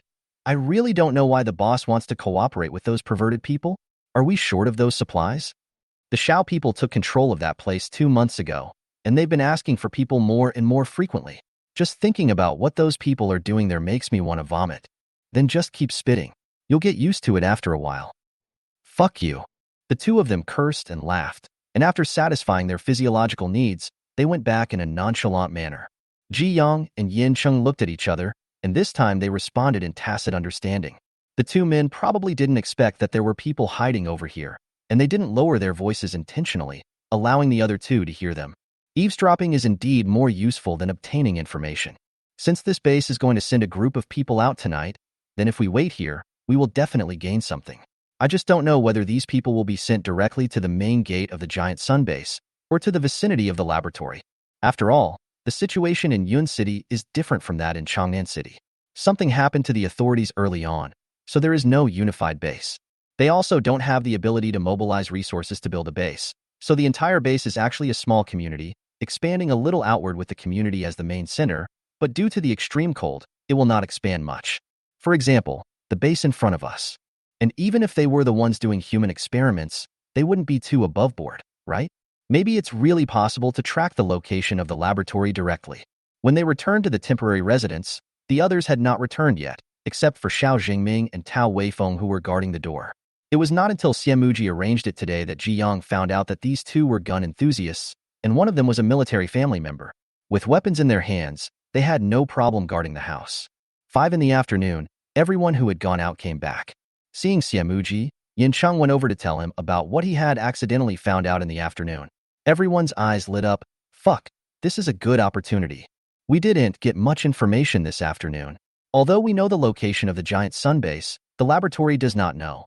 It's just a small community, and no one around here knows about this. Anyway, every time I bring up the topic of the giant sun base, everyone immediately shrinks back. Regardless of whether this information can be traced to the location of the laboratory, we have to give it a try. I want to check out the location. The giant sun base is in a small community. The walls are made of ice. There are only 2 doors, the front and the back. The back door is usually closed. There are also patrols around. It is impossible to get in. If I can use this to know the location, it will be great. I agree. Everyone expressed their opinions enthusiastically, and Xiamuji nodded. Okay, everyone will have to work harder tonight. We should still follow the groupings made in the afternoon and guard different locations strictly. This is the map. Ji Yang looked at the map and circled the scope of Shengtian base. Then Xiamuji arranged the locations to ambush and ensure that every door was under their control. Finally, Xiamuji went to the carriage and came out with a suitcase. He took out a few walkie-talkies from it. They were all very small and came with Bluetooth headsets. This is the latest model of walkie-talkie. The maximum communication range is 20 kilometers. It is frost-proof and drop-proof, but you still have to be careful when using it. The channel has been adjusted. Don't press it randomly when you get it. Wow! A group of ignorant people exclaimed, looking at the intercom with sparkling eyes. Awesome! My cell phone doesn't work. I didn't expect this to exist. Jiyoung also showed a little surprise. She had actually seen it before, but that was in her previous life. She didn't expect it to appear so early in this life. She glanced at Xiamuchi's ears. He usually wore earmuffs, but when he took them off occasionally, she noticed that he seemed to be wearing headphones. The intercom was just given to them, and he put them on in advance, probably to contact another group of people. I don't know if that group of people have managed to sneak into Yun City. We have a mission tonight. So after a nice meal, everyone sets off immediately. The only ones left behind were Tao Weifeng and his companions. I didn't dare delay for fear of missing the time they left. Ji Yang and Yin Cheng also walked quickly and came to the agreed place. They separated and found a secluded place to wait. If you were shivering from the cold, use a heating pad. These were distributed to them by Siamuchi, and each person had a sufficient amount to ensure that they would not freeze to death while on guard. I squatted from the time it was just getting light until it was completely dark. She had a mechanical watch and could tell the time. She watched the time pass by, from 6 o'clock to 7 o'clock, to 8 o'clock, to 9 o'clock. The intercom brought the news from Feng Yeshing. The target appeared in our area. Finally, I can move again. Ji Yang stood up with his back bent, and Yin Cheng quickly came over. The two of them went in the direction of Feng Yeshing. They had discussed this before, so they would leave some traces from time to time when tracking. The two of them followed the traces all the way to the back door of the community near the giant sun base. I met Feng Yeshing and others. The group was filled with disappointment. It's over. If it's really in the residential area, how do we know which building it is? Ji Yang silently took out 3 small telescopes. Let's go in different directions. We can basically lock onto the building that has lights on. This time, and all kinds of generators consumed huge amounts of energy. Solar energy was the most economical, but the sun only came out for 3 hours a day, and the electricity generated was totally insufficient. Therefore, the survivors of the ordinary base who lived normally basically went to bed when it got dark. At most, the light from the fire for warmth was not enough to illuminate the windows. It's already 9 o'clock in the evening. When I look around, there are very few rooms with lights on, and the light is dim. I guess they are oil lamps or something like that. The situation in the laboratory is different, and there is definitely a lot of electricity that can be allocated. When taking over, it is enough to just see where the lights are on. Feng Yeshing and the others suffered from their lack of experience. If they had survived for a few more years in the apocalypse, they would have known that when they got the telescope, they would have immediately found a direction to leave. Ji Yang and Yin Cheng also happened to leave. Siamuji's voice suddenly rang out from the headset. Go back immediately. The few of them paused, then decisively turned around and went back. Just walk to a corner. Ji Yang had an idea and took out the high-tech thermal imaging sensor he had bought before. He saw several people coming in the direction they were just in, but they didn't find anything, so they dispersed and searched everywhere. They are from the giant sun base. Were Feng Yeshing and his team discovered while following them? A gun appeared in Ji Yang's hand, but he took it back the next second and left quietly. Not yet. Killing someone now would alert the enemy. Chapter 30. Past 10 o'clock when Siamuji came back. It doesn't look unusual, but the exact location of the laboratory has been discovered. It's in Building 16. People live on the upper floors, and the lower floors should be the laboratories. Siamuji directly told the result and arranged the next task. Build a good relationship with the giant sun base and try to get into the base. The security there is very strict. There are always patrols inside the community wall, and there are also a few dogs. They have very sensitive noses and can be easily discovered. Breaking through from the inside is the fastest and safest. Zhou Baoping was worried. It would be great if I could stay here. It seems useless to enter the base. Liang Yuan said calmly, don't worry about this.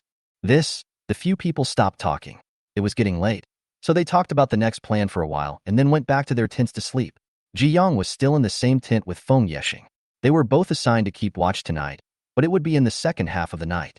As soon as he lay down, Feng Yeshing whispered, I always feel that our group, except for you and Boss Ye, is just a makeshift group. It feels like nothing is done.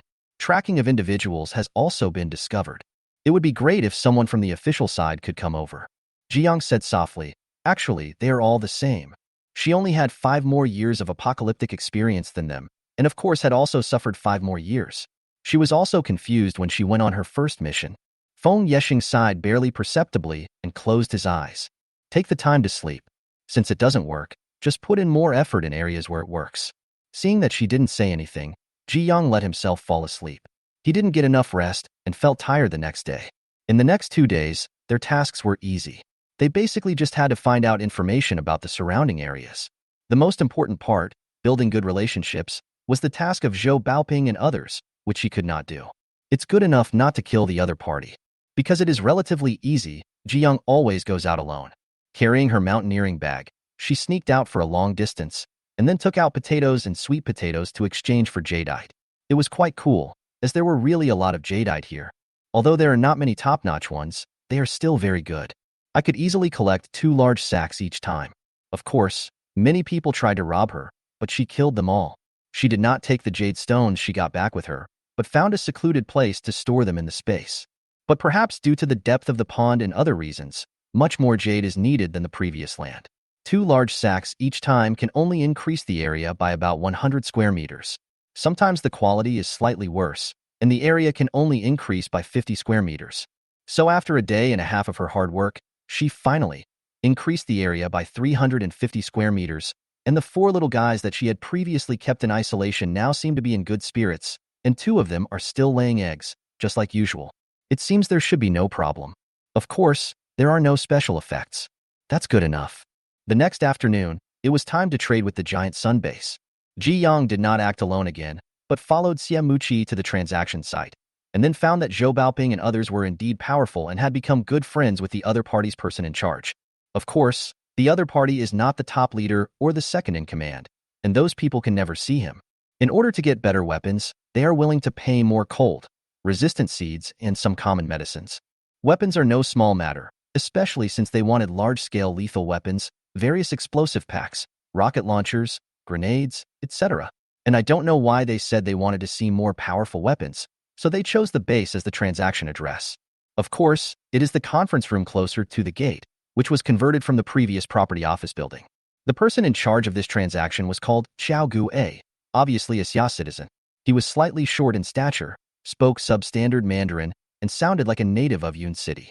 He was surrounded by Liang Yuan and Zhou Baoping, who kept calling him Brother Qiao and Brother Qiao, making him smile. After having the weapons they wanted brought up, he enthusiastically asked someone to teach them how to use them. Don't worry, I won't let you suffer any loss. With these guys, who would dare to rob you wherever you go? He patted his chest to make the promise. Liang Yuan was also happy.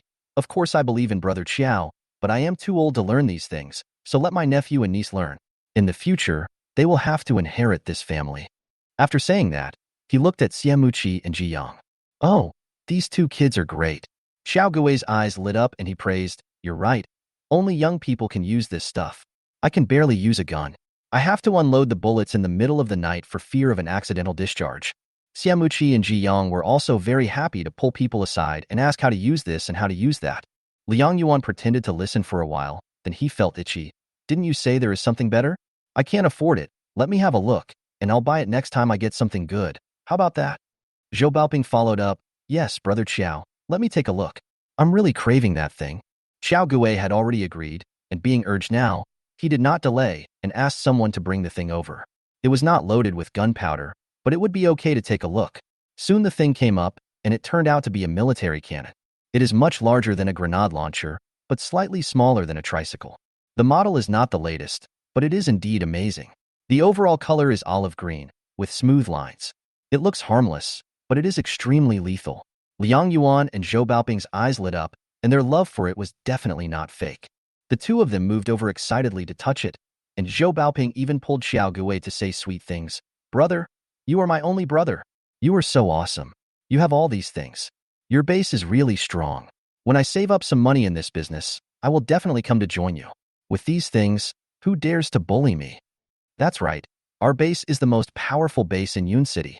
Xiao Gue said proudly. That's for sure. We heard about it a long time ago. Otherwise, why would they keep all the medicines for you and only give them out after meeting you? Zhou Baoping admired you so much. The tone was exaggerated, and as an outsider, Ji Yang got goosebumps. But Xiao Gue benefited greatly from it. The 2 were about to chat for a few more words when they suddenly realized that Liang Yuan had not spoken for a long time. When they turned around, they saw Liang Yuan holding his chest and breathing rapidly. Ah! Zhou Baoping exclaimed, Boss, what's wrong with you? Xiamuqi's face changed drastically. Uncle, my uncle has an asthma attack. Where is the medicine? He hurriedly went to look for the medicine, and finally found the medicine in Liang Yuan's arms. He was about to feed it to him, but Liang Yuan just took it and his hand shook, and the medicine fell into the barrel. Uncle, what are you doing? Xiamuqi was so angry that he went to get it again, but found that there were no pills in the medicine box. He was dumbfounded and looked at Xiao Gue for help. Zhou Baoping immediately asked, Brother, do you have any asthma medicine? Xiao Gue also became anxious. No. Zhou Baoping slapped his thigh and said, Hey, there are medicines in our deal. Give us a box first, and I'll make up for it later. Xiao Gue nodded repeatedly, but he had just asked someone to move the medicine to the warehouse, and his scalp suddenly went numb. The medicine is in the warehouse. You wait. I'll go get it. Hurry up, boss. Hold on. The scene was in a panic for a while. Liang Yuan was about to die. Ji Yang had already found the asthma medicine in the space and wanted to go forward, but Xian Muqi grabbed her arm. She pursed her lips and did not move. Fortunately, Xiao Gui came back with the medicine. He tore the package as he walked, and finally delivered the medicine to Liang Yuan's mouth with trembling hands. Xian Muqi quickly brought him some water, and Liang Yuan swallowed the medicine with great effort, but his complexion did not improve. It's been delayed for too long. We have a doctor at our base. I'll go find him. Xiao Gui gritted his teeth and ordered, send him to the guest lounge. Yes. The person who was ordered took action immediately. Although there is a stove here, it is not warm after all as it is for the lower-level base personnel. At most, the temperature is from more than -50 degrees Celsius to -20 or 30 degrees Celsius. However, the patients are weak and cannot stay in this place for a long time. After a lot of trouble, Liang Yuan successfully stayed here, and Xian Muqi and Ji Yang, as his nephews and nieces, were also kept here, but the others could not make it. So Zhou Baoping and others could only leave with the exchanged ammunition. The doctor came over quickly to check, and the result was that the attack lasted too long, causing a series of sequelae in the body. The most serious one was probably that the respiratory function was severely damaged. However, due to limited conditions, a more detailed examination could not be carried out, and the doctor could only prescribe some medicine. Because of difficulty breathing for too long, Liang Yuan fell into a coma after taking the medicine. Xian Muqi went to see the doctor off. Doctor, I have something to ask about my boss's condition. Ji Yang took a look and saw that when the doctor left, there were still 2 survivors watching. They were probably under strict supervision and were probably living in the same living area as the 2 target persons. Liang Yuan barely woke up for a while. Then he pulled Xiao Gui to thank him with tears in his eyes. Brother, you saved my life. From now on, you are my brother, Liang Yuan. What do you like? I will bring it to you next time. What can I do? I'm fine now. Xiao Gui also sighed. You have this disease, but you are still running around in this icy and snowy place. You are really working too hard. The doctor said you need to take good care of yourself. Liang Yuan sighed. I have to work hard. You know my family was poor when I was young. My 2 brothers married into other families one after another. I have no fertility, and I was looked down upon when I wanted to adopt a nephew or niece to carry on the family line. If it weren't for the extreme cold, and my team had a little reputation, do you think their parents would be willing to send their children here? Xiao Gui had an expression that said, I know you. That's right. If I hadn't gotten married to a senior brother and become a manager at this base, my wife would still be scolding me for being useless and saying that she shouldn't have married me. Isn't she still behaving herself now? She didn't even dare to say a word when I took a concubine. Liang Yuan immediately said, I guess it won't be long before Brother Qiao gets married. I'll bring the milk powder next time. I'll take care of all the milk powder for my nephew from now on. Xiao Gui was so happy that he couldn't stop smiling. The 2 chatted heart to heart until Liang Yuan could no longer hold on and fell asleep. Xiao Gui paused and murmured, a bosom friend. Ji Yang. Before leaving, Xiao Gui did not forget to tell the 2 to take good care of their uncle and to call him if anything happened. Xian Muqi nodded repeatedly and sent the person out. The door of the house was closed. Liang Yuan was still asleep. Ji Yang looked at him, then at Xian Muqi, and probably guessed what was going on. Perhaps she also knew the reason why the other group of people, Meng Jin and the others, came. They are all sick, and if the situation becomes critical, they can give up everything, including their lives, to complete this plan. Yun City is currently the most powerful place for this group of people. Due to the terrain here, the grain production is extremely large and the reserves are abundant, so the people in the base are actually not short of supplies. The survivors gathered at this time are the most loyal. Therefore, it is also the most difficult to deal with. Especially at this time, the authorities are still busy establishing bases and integrating resources to ensure that each official base has enough resources to feed the local survivors. They cannot spare too many manpower. Even if they take action here, it is likely to fail to achieve the desired effect and will also harm the talents they want. If you want to gain the greatest benefit at the lowest cost, you can choose to sacrifice a small number of people. It just so happens that the medical system has collapsed due to natural disasters. Many diseases cannot be treated at all, and people can only watch themselves die. If the authorities invite them at this time, they will be very willing to contribute their remaining energy. This can also provide certain guarantees for the family. If Ji Yang was in this situation, and her grandparents were still alive, she would also be willing. That was why Meng Jin disliked her so much, thinking that she was not serious about this mission. However, this mission required her to sacrifice her life, so she felt that her efforts were being trampled upon. Worried about being monitored, even though Ji Yang had thought so much, he still said nothing. Xiamuji was the same, taking care of Liang Yuan very naturally. At night, Xiao Gui brought food over. Liang Yuan still hadn't woken up, but he looked much better than before. Xiao Gui was slightly relieved. Liang Yuan's team was really good. They were very suitable to help transport the supplies they wanted. Moreover, the two of them got along very well. He really didn't want the other to die. After Xiao Gui left, Liang Yuan woke up. Ji Yang even began to wonder if he was pretending to sleep. Three of them had a simple meal. Of course, the food was what they brought with them. Xiamuji took out a pie from his bag. It was unknown when it was made. Although it was cold, it had a preserved vegetable flavor and was edible. They just finished the meal, and the dinner at the giant sun base was wasted, as Xiamuji found a place to bury it. The three of them just chatted briefly throughout the whole process, and there was nothing unusual. Until nightfall, the entire base fell silent. Ji Yang leaned against the end of the bed, feeling drowsy. Xiamuji came over and whispered in her ear, "Get ready. We'll start in half an hour. Go directly to Building 16. The doctor revealed that they are all in Building 16 this afternoon. Ji Yang woke up immediately. Finally, we can start. For the next half hour, neither of them spoke. They warmed up on their own. Liang Yuan also got up and put on his clothes. Half an hour later, at exactly 10 o'clock, Ji Yang and Xiamuji were the first to go out. There were people guarding the gate here, but it was too cold at night, so they didn't really get up from time to time. Instead, they hid together and kept warm with a charcoal brazier. When they passed by, the two people on guard were still chatting and eating melon seeds. Xiamuji was about to get closer and kill the other person. Ji Yang stopped him and took out a crossbow.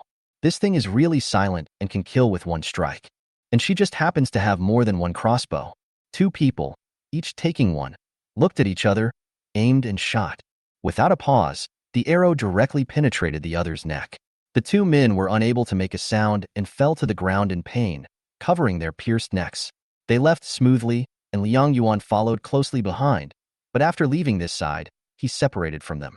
Xiamuji said softly, "He is responsible for giving the signal." Ji Yang nodded and followed his steps to Building 16. He killed anyone he met along the way. It was relatively smooth. Although the guards here were strict, the internal management was lax after all, and it was not as strict as an iron barrel. As long as he tried not to make any noise, there would generally be no problem. Ice and snow covered the first floor, so if you want to go in, you can only enter from the second floor. They were not so lucky this time. The two guards blocked the corridor. They could only quickly roll in and hold one person hostage each before the other party was caught off guard. Where are all those researchers being held? With the gun pointed at their temples, both of them were dumbfounded. They were not powerful people, otherwise they would not have been on night watch. They did not dare to shout loudly and quickly pointed upstairs. 12th floor. They are all on the 12th floor. The answer was the same, and the response was quick and without hesitation. Ji Yang did not waste any time and hit the other person's temple with the butt of the gun. The man immediately rolled his eyes and fainted. Xiamuji followed suit and quickly went upstairs. They went all the way to the 12th floor and knocked on each door. Soon someone opened the door. "Who is it?" The moment he opened the door, Ji Yang pointed the gun at his head. Through the dim light, she found that it was the doctor who treated Liang Yuan in the afternoon. She asked sternly, "Where are Teacher Du Yuqing and Teacher Fu Xiangji?" The man's face turned pale at first, but when he realized something, he became overjoyed. "Are you here to save Teacher Du? I know, they are in 1201. But there is someone with them who is always monitoring them. You better be careful." A panicked scream erupted from 1201. "Someone is attacking us." Ah! Because charcoal fire heating requires opening windows for ventilation, the house was not sealed, and such a scream almost instantly set off the entire community, followed by different noises coming from several surrounding buildings. But soon, an explosion was heard directly from the gate of the base. "Enemy attack! Enemy attack!" someone shouted into a loudspeaker. Xiamuji had already killed the man, and two teachers appeared in the corridor, one supported by him. They were both quite old, and the male teacher was slightly younger. Both of them were very excited and tried hard to catch up with Xiamuji and leave quickly. At the same time, the doors of other residents opened one after another, and they all asked excitedly, "Are you from the government? Can you take us with you? We don't want to stay here either. Please, take me with you.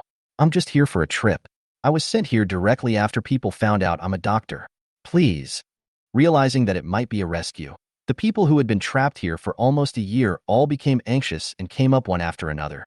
The entire mission was coordinated by Siamuchi, and probably in order to keep it confidential and to leave a way out in case something went wrong. Many things were unknown to other people. Ji-young subconsciously looked at him, wondering if he could take so many people away. But it would definitely be good to be able to take it away. Keeping it here would just be serving this bunch of garbage, which would be such a waste. Siamuchi nodded. Follow if you can. Ji-young went over to help him share the burden, and the two of them each supported one person. The others quickly followed, and most of the luggage and the like were not needed anymore, as escaping was the most important thing. Halfway through the journey, the sound of bombing was heard from the back door. The ammunition purchased in the afternoon was fired generously. No one had time to talk. Some people didn't even have their clothes on, but ran over to keep up with their pace. But as soon as I got downstairs, I was surrounded by a group of people. Fortunately, Ji-young and Siamuji had enough bullets, and they opened fire the moment they noticed it, hitting the target in the head with every shot. The other party was killed before he could even shoot them with the gun. After breaking through this group of people, the front is temporarily safe. But after running a few steps, another group of people chased after them. Seeing this, Siamuji was about to push the person in his hand out and go behind him, but Ji-young had already done it. Without saying anything, he glanced at him and then rushed directly towards the person who was coming. The next second, 2 grenades were thrown out. Bang! The moment the huge explosion sounded, several figures were blown away. Ji-young continued to move forward, throwing grenades as she walked, scattering them like they were free. The explosions echoed around her. It seemed as if she had calculated the range well, and the explosions had no effect on her. Instead, they killed many enemies that rushed over. This group of people were so frightened that they didn't dare to move forward. With problems happening at the front and back doors at the same time, not much firepower was sent this way, which greatly reduced the pressure in the rear for a while. The people behind him were stunned, staring at the figure in the firelight, and exclaimed, "What the hell? This girl is so fierce. Which army is she from? Hi, so handsome." Siamuji also stared at the figure, easily blocking the person chasing him. A strange light flashed in his eyes, and then he said, "Let's go first." "Okay, let's go." The others didn't dare to delay, and continued running. Halfway through the journey, the rescuer arrived. "Over here. The car is here." After successfully blocking the group of people rushing over, Ji-young did not stop and immediately went towards Building 7. In the afternoon, when Xiao Gui asked someone to get the cannon, she noticed that the direction was this. The entire community is centered around Buildings 6, 7, 8, and 9. Buildings 6 and 9 are not in the right direction, and Building 8 is generally where high-rise buildings live. So the ammunition will definitely not be stored in Building 8, so it would be uneasy to sleep there, but it won't be far away either. As expected, as we got closer to Building 7, we saw a steady stream of people going in and out, holding various weapons in their hands. Ji-young went around and quickly changed into a worn-down jacket similar to the survivors here.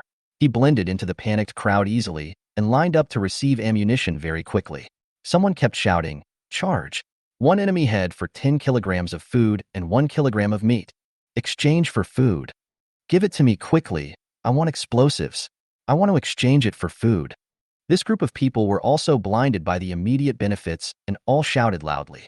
Ji-young quickly joined in. "Let me cut in line. I haven't had a full meal in a while." Cut in line was about to get angry, but when he heard this, he hesitated. This hesitation resulted in a missed opportunity, and Ji-young stood firmly. The people in front were still moving forward. Ji-young followed closely, observing and thinking about the next plan. It was a bit risky, but the theory was feasible. Let's do it. After approaching the collection point and confirming the location of the ammunition storage, she quickly took out a grenade with the safety pin pulled out and smashed it in with 2 bang sounds. In charge of distributing guns and ammunition didn't recognize what it was at first, but subconsciously and nervously wanted to pick it up. As a result, before he touched it, he saw the special shape. "Fuck, are you crazy?" The person in charge screamed in fear. His eyes widened in an instant, and he wanted to run away in panic.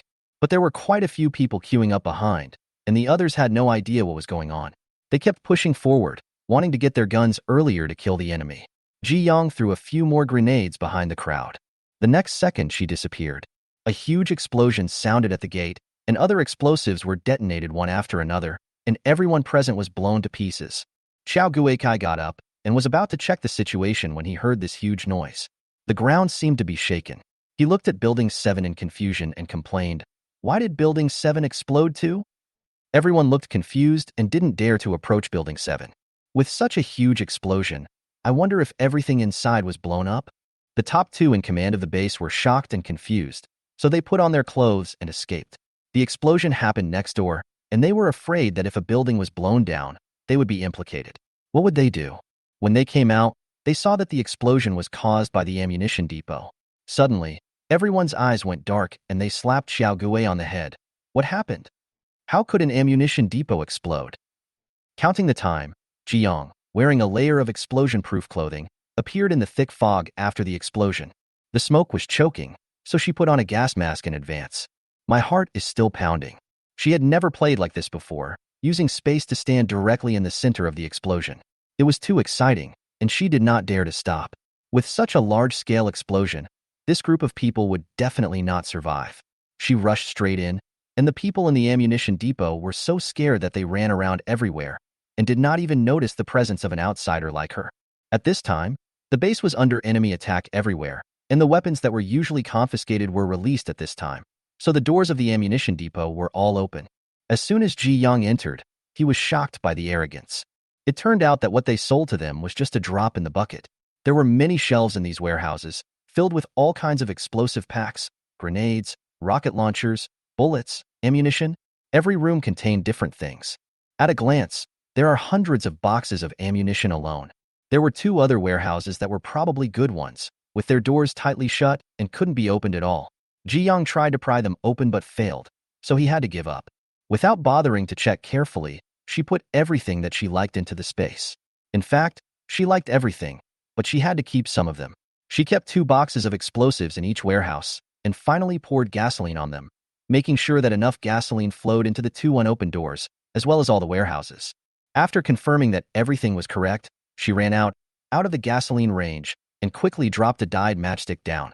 With a boom sound, the edge of the gasoline instantly caught fire. She ran out quickly. The first wave of explosions came.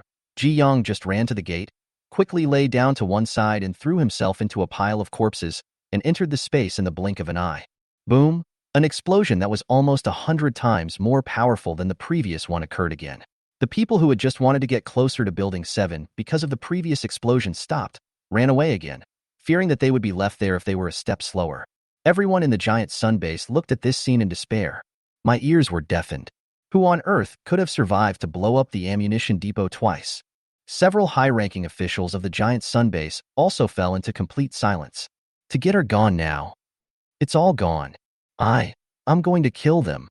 One person said angrily, his voice a little awkward. The others came back to their senses and dared not say a word. A few people pursed their lips and teeth to hold back their laughter. The next second, the man spat out a mouthful of blood and fell straight back. Angry. So angry? Chapter 31. No one knows whether he was angry to death or not. When the man fell down, everyone was shocked, and then someone shouted, "Doctor, go find a doctor." The scene became increasingly chaotic, especially since someone soon came running over and yelled at the top of his lungs, "The doctors are gone! There's no one left. Building 16 is empty." At this time, the top brass at the giant sun base immediately realized the real purpose of the riot. While trying to find a doctor, they also directed people to chase the researchers who had escaped. Ji Yang was still calculating the time. She thought the explosion wouldn't last too long. The gasoline would spread very quickly after burning. The things she left behind would only last about 10 minutes at most. Of course, there were still 2 warehouses that had not been opened, and she didn't know what the situation was, but she estimated that it was unlikely that they would be able to blow up the entire building. So she came out at 11 minutes. Before coming out, she deliberately entered the survival capsule in the space and threw a smoke bomb out the moment she went out to prevent the smoke from exposing herself. She was highly concentrated, thinking that if there was a special situation, she would quickly flash back. Fortunately, the imagined scene did not happen. She took away most of the ammunition, and the building was still strong. There was smoke all around, and there were still some noises of gunfighting coming from the front and back, but compared to the previous explosions, they were just whispers. She immediately came out of the life capsule and put it back into the space. She realized that the smoke was extremely choking, and she still had difficulty breathing even with a gas mask. but it also means it is safe. She couldn't see other people, and other people couldn't see her either. Ji-young felt that she should run, but the two successes made her adrenaline surge. At this moment, in front of her on the right, if she listened carefully, she could hear a group of people talking, and they were obviously confused. She took out the rocket launcher that had been prepared long ago and fired it directly in the estimated direction with a boom. Ah! Another scream. Ji-young couldn't see it, but he could imagine the collapse over there. It's great to have space. In the past 5 years, she participated in many missions and was extremely careful every time. I'm afraid that if there's any flaw, it'll be a complete failure. Now there are a bunch of weapons placed in the space, all adjusted to be ready to fire at any time. You can take them out when you want, and they can be successfully fired in as little as 1 second. Ji-young almost didn't want to leave, but she still suppressed her eager heart. No, she couldn't be too proud, or something bad might happen.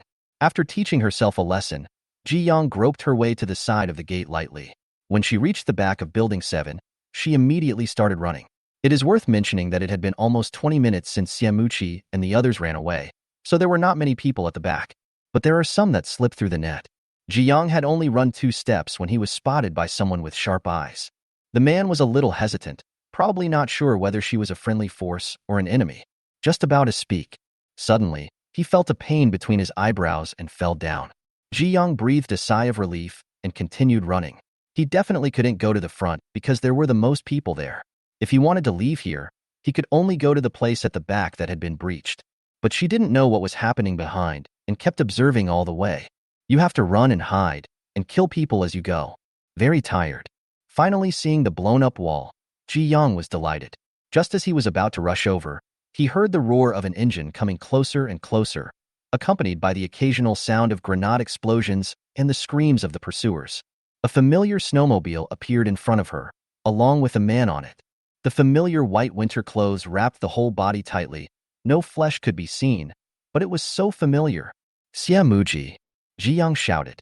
Xiamuji glanced at her, then immediately changed direction, drifted, and the motorcycle stopped handsomely in front of her. He stretched out his hand to her. Get on. Ji-young didn't say much. When he extended his hand, she used the force to jump on. Before she could sit firmly, the car rushed out again. She was pushed backward by inertia.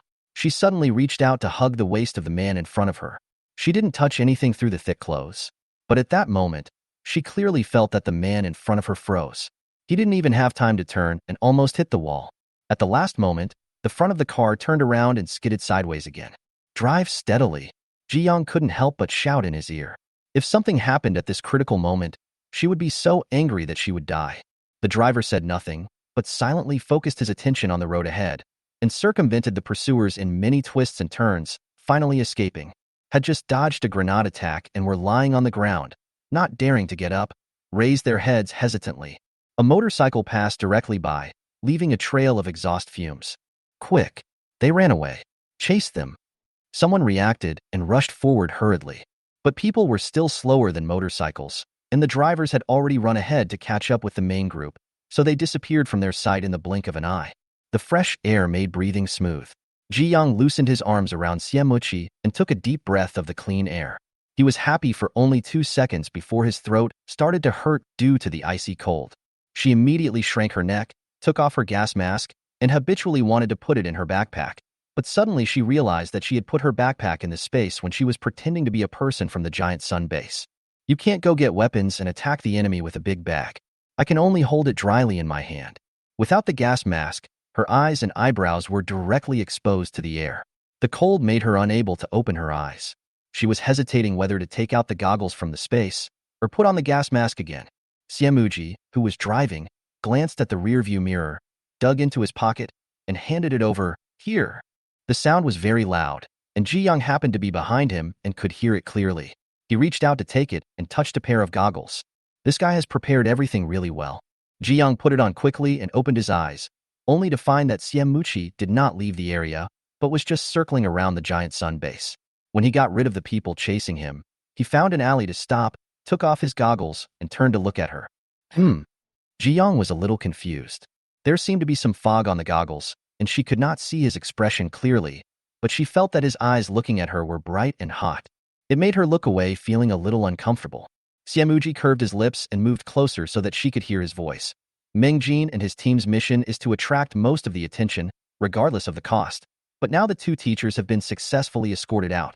The people sent by the authorities only need them to be within 20 kilometers to confirm their location, break through the checkpoints, and escort them out. I want to go and take a look. Are you waiting for me here? Ji Yang thought of the silent people in the team before and shook his head.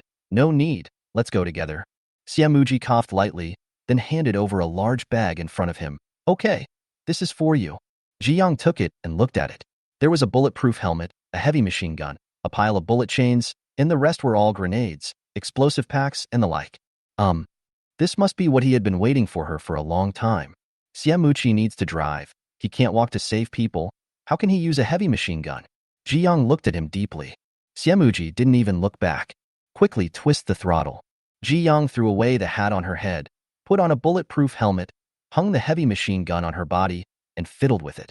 She had never touched this thing before, and it was not needed in the previous mission, but she had learned about it on purpose, and the methods of use were similar, so she quickly confirmed how to shoot. Putting the bullet chain on, she stared closely at her surroundings. Asterisk. The other side. As the team responsible for attracting firepower, Li Yinian and Zheng Shanqing were divided into two teams. They drove modified off-road vehicles and provoked the enemy at the main gate of the base, providing sufficient time for teammates in the rear to escape. Many people, but the firepower is sufficient. All of this is the result of the transactions between Xiamuji and several surrounding bases, including the giant sun base in the past few days. Most of the usable ones are left to them. The two drivers in charge of driving the off-road vehicle flexibly wandered around the gate, while the people in charge of attacking in the car fired one after another, and once they saw a moving figure, they would kill it immediately. The giant sun base reacted quickly, and someone immediately led a team to besiege them. There are quite a few of them, and each of them has sufficient ammunition. Just when Zheng Shanqing and others looked solemn, a series of explosions occurred directly in the core area of the giant sun base. For a moment, the attackers hesitated and lost some momentum. Something happened at the base camp, and this is no joke. Immediately afterwards, a louder explosion sounded, and the ground seemed to shake. Someone shouted, "Fuck! The weapons depot was blown up? What happened? How could something happen in the armory?" Look in that direction. That's Building 7. The grenades I just got were from Building 7. The weapons depot really exploded. Giant Sun Base were in a panic, and Zheng Shanqing heard an extremely moving and beautiful voice in his earphones. Mission accomplished. You can retreat. Zheng Shanqing and others were delighted. This was 100 times easier than they had expected. They thought there would be no chance of retreat at all. If they wanted to hold off a base, especially a base with sufficient hot weapons, they could only contribute a dozen minutes or so. Sacrifice was inevitable, but now they had a glimmer of hope. At that moment, everyone was excited and shouted in unison, "Retreat!" The car turned in a different direction and headed out of Yun City. But the giant sun base also reacted quickly. The base had suffered heavy damage, so it was impossible for it to give up, not to mention the words that the base leader had to say even at the risk of vomiting blood. For a moment, the senior officials who had not taken action originally all led their teams to pursue. The reward was gradually increased to 100 kilograms of food per person. All of a sudden, everyone was excited. However, the group of people behind had already run too far, so those who wanted to make merit were all focused on the provocateurs who came out of the gate. The pressure on Zheng Shanqing and others doubled, with 2 cars bombing against the 5 cars behind. The disadvantage in numbers made it very difficult for Mengjin and others to fight back. Basically, as long as they showed their heads, all the firepower of the pursuers would be concentrated on them. Even if their accuracy was not very good, it was still dangerous. They were fully equipped, with bulletproof vests and helmets protecting their vital parts, but their limbs were all within the attack range. The people in charge of the attack could only attack once in a while, or desperately throw grenades to stop the group from chasing them. If not for the fact that both drivers were experienced drivers these days, the accident would have happened long ago. However, this was not an area they were familiar with, even though they had tried very hard to familiarize themselves with the roads in Yun City over the past 2 days. 10 minutes later, a car in front was blocked by an unexpected obstacle.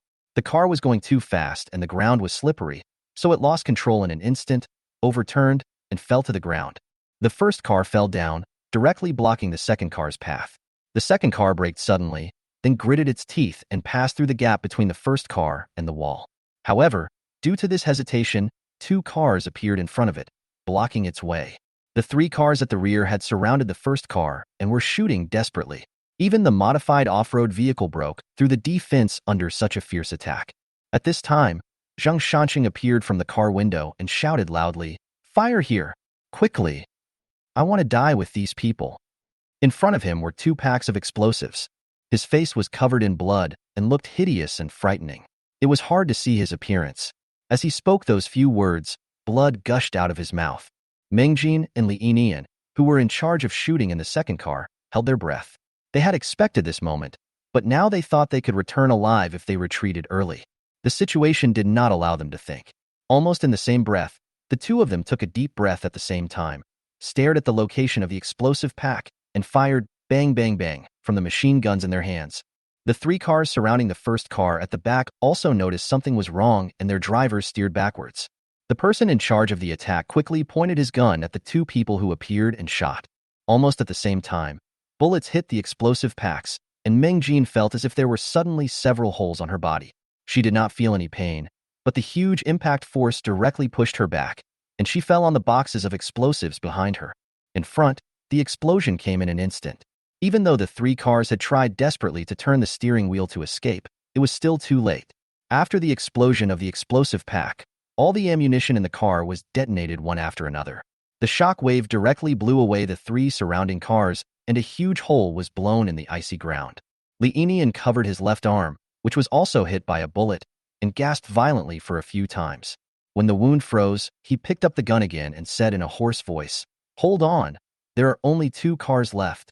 Meng Jin wanted to nod, but one of the bullets passed through her neck and blood trickled down her neck. Her body was frozen by the low temperature, and it was as if she had suddenly been stripped naked and appeared in Antarctica. She was so cold that she was stiff and unable to respond. It seemed like she couldn't hold on any longer. Asterisk. When Ji Yang and Xiamuqi arrived, they happened to face this explosion. Giant Sunbase were shocked by this scene and temporarily stopped attacking. Without any hesitation, Ji Yang threw a smoke bomb, covering the 3 relatively intact cars. Soon, the drivers of Meng Jin and Li Yinian saw a smoke bomb in front of them. The thick smoke covered the vehicle and made it invisible. The drivers were about to panic when a familiar command came from their headphones. "There is a position in front of you on the right. Rush out."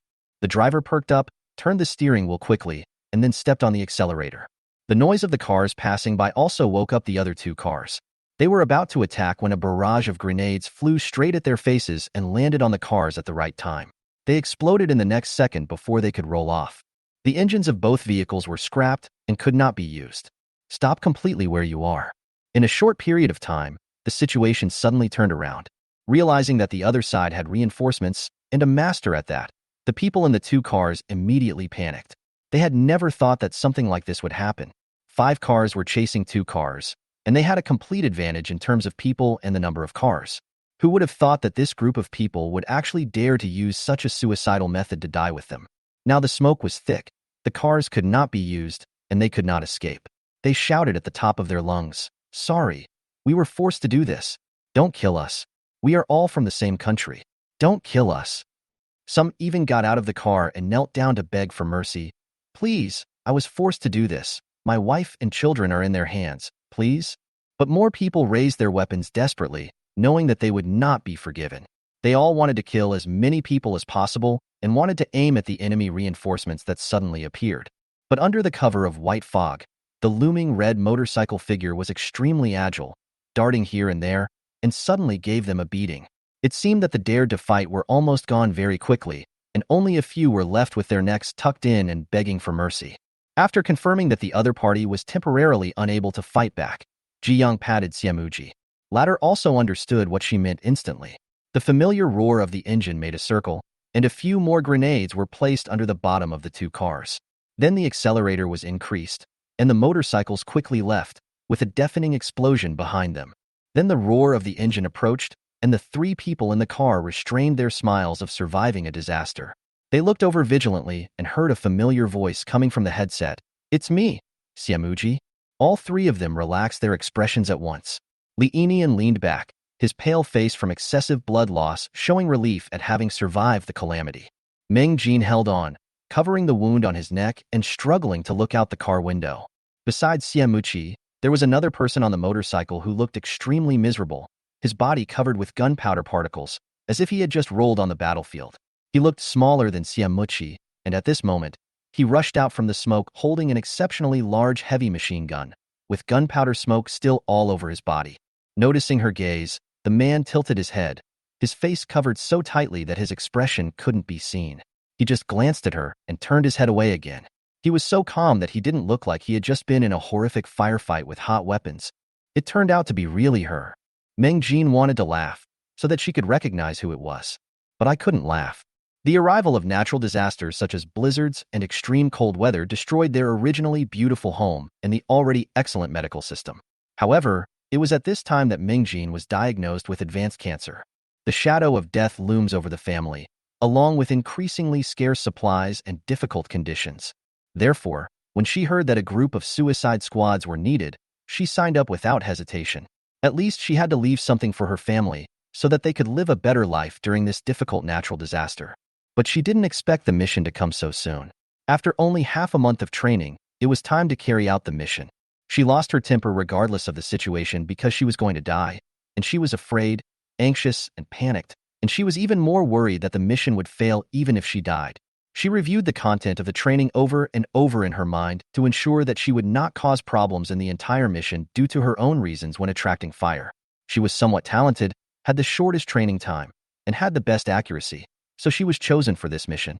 She cared so much about Ha Ji-young as her teammate.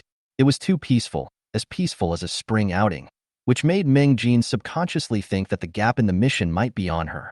She could not tolerate the mission that cost her life because of Ji Yang's accident. What they didn't expect was that it was Ji Yang who saved them in the end. It's just a pity. Just a little bit. She could complete her mission alive and say goodbye to her mother. The car that Zhang Shanqing and others were riding in had already been reduced to ashes. After a short break, there was movement again from the rear. The group did not delay any longer and finally looked back at the messy alley, then sprinted out of Yun City with all their strength. Xiamuqi led Meng Jin's team and rushed out from another direction. At the checkpoint, Ji Yang was still using machine guns to clear the way and grenades to bomb. In addition, this level had been broken once before, so it was easy to break through. Then he used the walkie-talkie to find the main force and joined up with them 10 kilometers away from Yun City. He continued to rush for a while and only stopped to rest when he was 30 kilometers away from Yun City. When the car came to a complete stop, a cry was heard from the SUV. The driver, who had always been a taciturn man, was crying and snotting, "Fuck, I almost couldn't come back."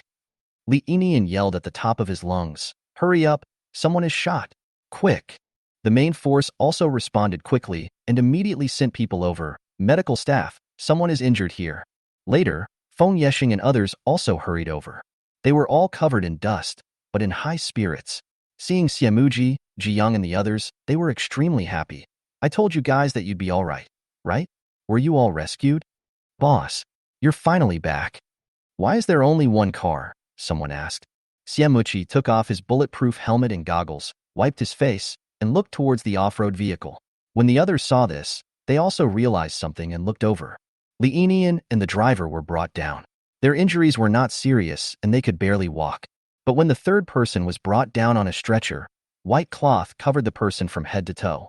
The scene was silent, and everyone stared at the stretcher in a daze, and then looked into the carriage. Only this time, the carriage was empty. Zhou Baoping leaned on Liang Yuan.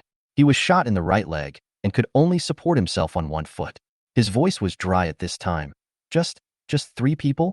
Gao Yin murmured. "I didn't seem to see Brother Zhang just now. Is he gone? Didn't they agree that he would treat Brother Zhang to meat after returning?" At this moment, joy turned into incredible sadness. The plan went better than expected. The explosion in the weapons depot meant that the giant sun base did not have a steady supply of weapons resources. Although Zhou Baoping and his men were caught up, one side had sufficient weapons, the other side did not have enough gunpowder, and their psychological defenses collapsed due to the frequent explosions in the rear, so their escape was relatively easy. Only a few people were shot, but because they had put on bulletproof vests and bulletproof helmets in advance, their vital parts were not hurt. After being picked up by official personnel guarding outside Yun City, they immediately received simple medical treatment and were able to talk and laugh. How come there are only 2 people alive in the other team? They looked at each other in silence. The official person in charge couldn't bear to see them freezing here, so he came over and took them back to the rest carriage. Jiang followed behind and saw Feng Yeshing constantly looking at a car next to him, which was the car that had just carried the stretcher. She gritted her teeth and tried to endure it. But when he reached the rear of the car, he couldn't help but look at Ji Young, who was at the end, and choked up and said, "I didn't know she was on this mission. If I knew, I would definitely not argue with her." Ji Yang's throat choked, and he couldn't say anything. Meng Jin was a bit annoying before, but when it comes to life and death, it doesn't matter anymore. Fortunately, Feng Yexing did not expect her to reply. Although she wholeheartedly regarded Ji Yang as her benefactor, Ji Yang's attitude was also very obvious. He was not close to anyone, kept to himself, and was quite mysterious. It doesn't seem like it would comfort anyone. After she said that, she hesitated for a few seconds and ran to the next car. Good to say goodbye. The convoy did not move forward that night, but stayed in place to repair. This group of people who were doing the mission for the first time also experienced the sacrifice of their teammates for the first time. They were all in a bad mood and felt depressed all night. Some even cried secretly in the middle of the night. But this is the end of the world after all, and the death of people around us has become commonplace. The next day, everyone was in a much better mood. The team was reorganized, with some of them being escorted back first, while the others who were injured and unable to continue were left behind, while Ji Yang and Xiamuqi temporarily left the team. He had promised to buy, so Xiamuqi brought it up. Coordinate with the majority and drive a truck over. The mining area is far away from the city. Although the mining area in Yun City has been divided, Nan Province is very large. If you drive directly around Yun City, many places have not been occupied. The arrival of extreme cold weather prevented most people from traveling far. Jadeite is something that cannot be eaten but can only be looked at, so only those who have enough food and drink would be willing to bother with it. Therefore, after Xiamuqi did his homework in advance and got advice from an expert, he drove directly to a jadeite raw stone transfer center. Jade stones dug out from multiple mining areas are divided into different qualities and sent to the transfer center. Before the end of the world, many jade stones from various gambling stone venues would be transferred here, so they don't have to dig them themselves and can directly try their luck at the transfer center. There are so many places, you can always meet them. Ji Yang, who didn't know about this, said, "I feel like he got it cheap." The two of them drove an empty truck without taking anyone else with them. They went straight there and arrived at the first transfer center before noon. There were several large warehouses there, but most of them were buried in ice and snow, with only half of the windows exposed. The snow is much thicker than the ice and snow in the city. Theoretically, it is because the snow has not been trampled and is fluffy. The freezing rain has caused some of it to fall to this level. At this time, Ji Yang missed Cici very much. Cici had a sensitive nose like a dog and could quickly tell if there were any living people around. Fortunately, there is someone who can replace Cici. She looked at the man driving next to her. Xiamuqi was not vague and got out of the car first to check. Ji Yang followed behind him, also looking around. When they reached the window of the first warehouse, Xiamuqi took out a small window breaker, easily broke the window, and looked inside. It was bright outside and noon, and I could see the situation inside at a glance. This place is empty. The two continued to the next one. It was not until the fifth window that I finally saw a place full of raw stones. However, these are all young materials. Jadeite raw stones are divided into two types. One is mountain material, which is dug out directly from the mine. This kind of material is jadeite as soon as it is dug out. The other is young material, which rolls into the ravine or river after weathering. Most of the materials on the market now are young materials, and gambling on jadeite also involves young materials, Baidu. Xiamuqi looked at it and left. It's not worth gambling here. Ji Yang's eyes sparkled. I want to go and take a look. Xiamuqi looked at her, and seeing that she insisted, he glanced at the sky and said, "Okay, go ahead. I'll go cook." Ji Yang nodded immediately. The warehouse was large and deep, and now most of it was covered in ice and snow. If she wanted to go down, she would need to tie a rope here and go down like going down a well, otherwise it would be difficult to come out. As for the direction of the warehouse door, the ice was so thick that it could only be cut through with an electric saw, and it was impossible for an ordinary person to get out from here. Therefore, for fear of any accidents, it is best for two people not to go down together. This also made it convenient for Ji Yang. When Xiamuqi drove the car over, she immediately tied the rope to it, tied the other end around her waist, and went down quickly. As soon as she jumped down, she felt the ring on her collarbone getting slightly hot, which showed how much jade there was on this side. She could feel it before she actually touched it. She felt that what she was doing was no different from a mouse falling into a rice jar. You just have to let Xiamuqi go. You can't take them all in one go.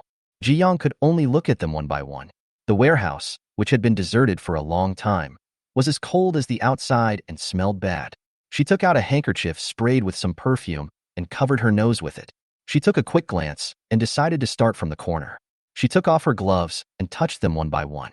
She only wants the best quality ones. She won't take the inferior ones. Because of the extremely high requirements, Ji Young took 10 minutes to find one that could make the ring react more violently. After all, is it so easy to find top quality jade? Sometimes, inferior ones are also acceptable. Ji Young silently collected a piece of jade that was probably a glutinous variety and moved on to the next one. It wasn't until an hour later that she had finished half of it. Only then did Ji Young really feel how greedy the small pond was. She accepted nearly 500 kilograms of jade, all of which were very good materials, and only then did she expand the small pond by 900 square meters. Do I really have to consume all the jade in this transfer center to reach the maximum level? Ji Young was deeply suspicious. Just as he was about to continue touching her, there was some movement above his head, and Xiamuchi's voice rang out, "It's time to eat, and then play after that." "Okay," Ji Young replied. Of course, the meal couldn't be delayed. She walked over quickly, tied the rope again, and was about to climb up when she felt a pulling force from above. With the help of the lubrication of ice and snow, she reached the window in the blink of an eye. Xiamuchi reached out his hand.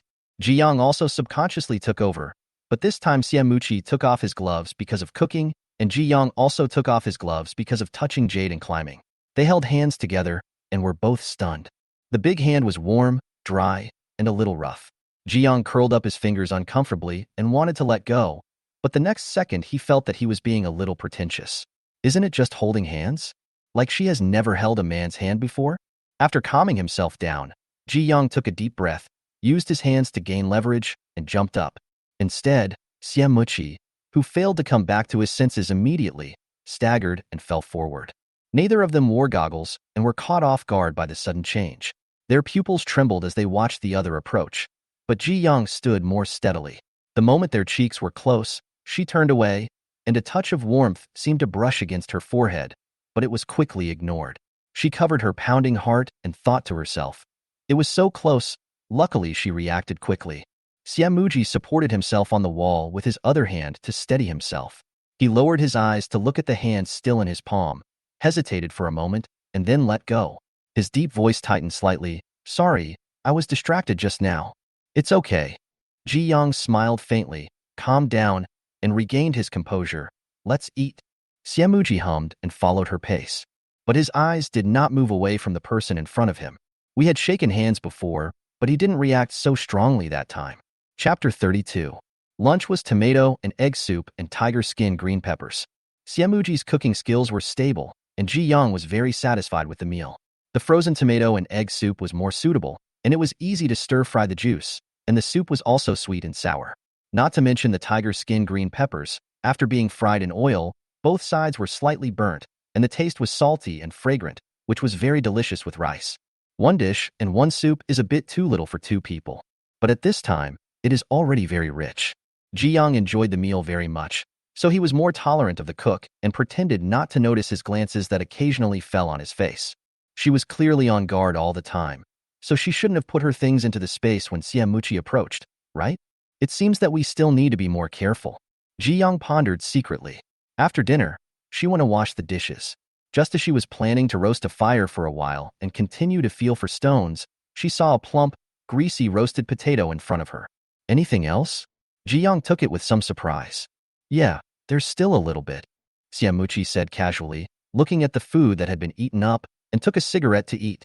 Fortunately, he saw that Ji Young liked it very much last time, so he threw two of them away. He estimated the appetite of two people, but he underestimated her appetite and didn't eat enough. It seems that she was still keeping it in when she was in the team before. Ji Young felt even happier and almost had an impulse. Otherwise, if Xiamuchi had to carry out a mission in the future, she could also participate. Fortunately, at the critical moment, she regained her senses and swallowed the words. It's okay once in a while, but if you do it too often, life won't be so wonderful. The smoked potatoes were sweet and greasy. They were delicious at first, but if she ate too much, she would feel a little greasy. If she was alone, she could put them away so that they would still be hot next time she ate them. But now she could only eat faster and drink a few gulps of water. After eating and drinking enough and consuming too much carbohydrates, Ji Young felt a little drowsy, but after resting for 10 minutes, he forced himself to get up. "Xiamuji, I'll go down and see if there are any good materials." Can you help me see which window has the mountain materials? Okay. Xiamuji nodded in agreement. Jiang ran down immediately. Time is running out, and she can't let Xiamuji move the jadeite by himself, so she doesn't have much time left. Jiang sped up her pace, and when she encountered stones that could not be moved, she simply took out a crowbar and pried them open, letting them roll everywhere. She was only concerned with feeling for the stones, and put them into the space when she found a suitable one. At the 21st minute, Jiang finally encountered a top-notch material. But the material is not big, only the size of the palm. The income space instantly increased by 100 square meters, while before it took dozens of kilograms to increase by 50 square meters. In this comparison, the deposit and final payment that Xiamuji gave her were of really high quality. More than 40 minutes later, Jiang finally finished touching the last piece of material, and the small pond in the space was successfully increased to 2,600 square meters. It's not easy. She climbed up, and over there, Xiamuji also found a warehouse of mountain materials in another warehouse, but relatively speaking, the quality was not that good. At least at first glance, there was no top-notch quality. Yes, if the top-grade jade had its brilliance not hidden, it would be noticed at the first sight. Why would it be placed here? Jiang slapped his head and felt like he was suddenly stupid, so he hesitated for a long time and said, "Just pick a few. If the quality is not good, it will just take up space if you take it back." This way, she can use the time saved to continue touching the stones. Xiamuji would naturally not disagree, and the two of them worked together to transport out some materials that Jiang liked. Then she let Xiamuji go and have a rest. He must be tired after driving for a whole morning and working so hard until now. The two agreed to leave at 4 o'clock in the afternoon to catch up with the main force. So for the next 2 hours, she was frantically touching the stones. As long as they were of good quality, she would send them directly to the space. After finishing one warehouse, she would get up and go to the next one, moving very fast and unwilling to stop. Finally, at 4 o'clock, almost all the raw stones were cleared out. The space was also successfully expanded to 6,700 square meters. As for the remaining small ones, which were of poor quality, even if they were all put into the space, it would probably only increase the space by 200 or 300 square meters. Jiang was too lazy to take them, and it was also for insurance purposes in case Xiamuji came over to take a look and noticed that too many stones were missing. Moreover, a pond of nearly 7,000 square meters is already very large. The live fish and shrimps she can get will definitely be enough, and the rest can be saved slowly. The jade sweep operation is over. The two of them hurried back. Xiamuji was still driving. Jiang got on the passenger seat and said, "We'll each drive for 3 hours. Remember to wake me up?" "Okay." Xiamuji nodded. Jiang sat leaning against the chair for a while, and seeing that Xiamuji was driving steadily, he fell asleep with peace of mind. I dozed off at noon. I had been busy for so long that my arms and legs were so sore. I was really sleepy. What Xiamuji said in the middle of the night, but she didn't remember it. However, she was alert for a while, and after realizing that there was no danger to herself, she continued to sleep. When she woke up again, she was awakened by a loud noise. It turned out to be Zhou Baoping and others. "Boss, we won't leave until we get to see you." "Boss, how many jadeite have you got? Is there the legendary Imperial Green?" "Woohoo, I'm a poor bastard and I haven't seen these tough guys yet." "No." The man surrounded in the middle was asked non-stop, somewhat amused. "Do you think people would leave jadeite worth tens of millions, or even hundreds of millions of yuan out there, and no one wants it? Even if there are natural disasters now, even if people are hungry and cold, this kind of truly top-quality product still has its value. Who would be willing to leave it alone?" "Well then." Everyone was disappointed. Jiang looked at the time. Well, she seemed to have overslept. More than 5 hours had passed, and it was almost 10 o'clock now. She sat in the warm car, looking at the lively scene below, and hesitated for a moment whether to get off. Feng Yexing had been paying attention to this side. When he saw her wake up, he immediately called out, "Jiang, you're awake. We were planning to have some midnight snack. Do you want to join us?" Everyone looked over immediately. Jiang shook his head. "No, I had a full meal this afternoon."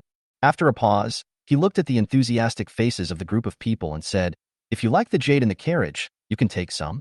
Everyone was delighted, but shook their heads rationally. "Let's just take a look. This thing is heavy and will be a burden wherever it goes. Let's not take it." "Yes, I just want to take a look. I didn't see any good things before the disaster, but now I can finally see them." Only a few said they would pick a younger one to take home and please their wives and children. The items are all raw materials and have not been polished. The colors are beautiful, but they are far less attractive than polished works of art. Everyone is just pretending to like them, and they don't really like them. Seeing this, Ji Young said nothing more, let them choose, and got out of the car slowly. Xiamuji had just finished chatting with someone, and when he saw Ji Young coming down, he immediately strode over and said, "We received a signal when we were approaching this side." Those who were rescued followed the official people back first. They thought that since the mission was completed in excess and much earlier than expected, a little delay would not matter. Ji Young, well, it's good, but I can't eat the food you cook. Xiamuji raised his chin. It seems that my cooking skills are really good. The cooking skills of the master chef who followed me are no longer a concern. Ji Young thought for 2 seconds and confirmed his pride, yes, it's delicious. The chefs are good at cooking, but it feels like a big pot meal, or like food cooked and eaten right in the back kitchen of a restaurant. The meals Xiamuji made these past few times were more like a gathering of friends and family, where he could show off his cooking skills when he got together and amaze everyone, or it felt like a family meal. As for her personal taste, she prefers the one made by Xiamuji. The man next to him raised his lips hidden under his scarf. Just as he was about to say something, Zhou Baoping and others came over and asked him to have a midnight snack. Seeing this, Ji Young said, "You go ahead. I'll go back to the carriage to rest too." Xiamuji. Yeah. The noise outside didn't die down until more than an hour later. Ji Young went back to the carriage she arrived in to rest, half asleep and half awake, and she didn't really fall asleep until everyone returned to their respective resting places. The convoy never stopped after that. Ji Young discovered that lunch and dinner were both prepared by Xiamuji. Originally, the chef who came with him wanted to do it, but Zhou Baoping and his friends had eaten the meals cooked by Xiamuji a few days ago, and now they had just completed the task and were the most energetic and excited, so they boldly urged Xiamuji to do it. Xiamuji was in a good mood and agreed readily. He made braised pork on the first day and braised chicken today, and it tasted very good. Before the natural disaster, Ji Young seldom ate these things. She wanted to lose weight, and her family was not short of money, so she ate very healthily. Even when she ate, the ingredients were carefully selected, simply cooked, and original. But after experiencing the natural disaster, she just wanted to satisfy her appetite and eat whatever was delicious. Therefore, the vegetables stored in the space are those that can be often seen in the market. After all, it is a restaurant and it needs to attract people. So the food is relatively tasty and oily, and then packed in takeaway boxes, so you will still feel greasy if you eat too much. Xiamuji cooked in a large iron pot. The hot and bubbling dishes were served into the bowl. She took a bite, and everything seemed just right to her liking. Flavorful but not greasy.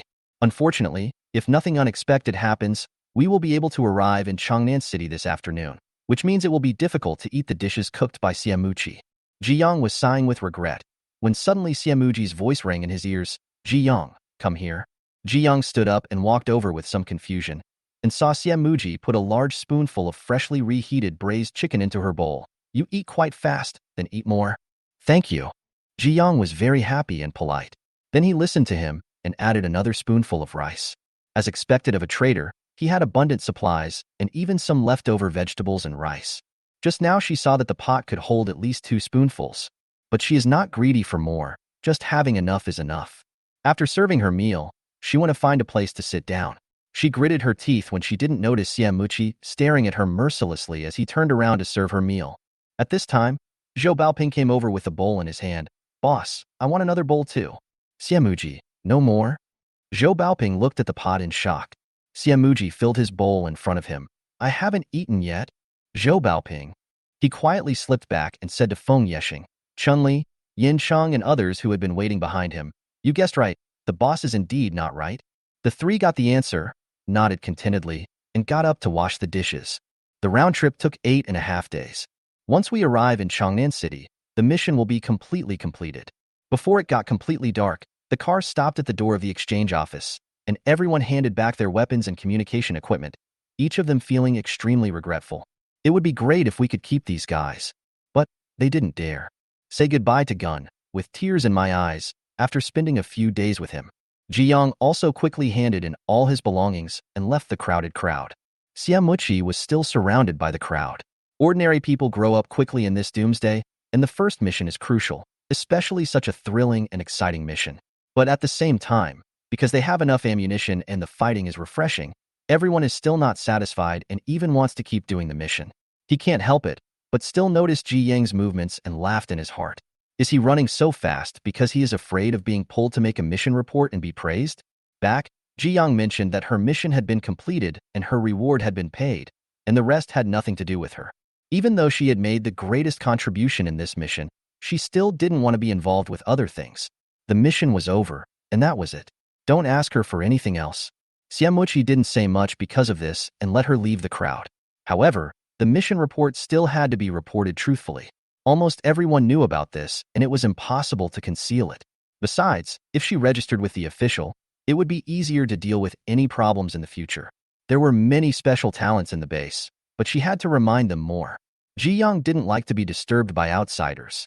Ji-young watched from the side for a while and lamented that these people had not experienced many beatings.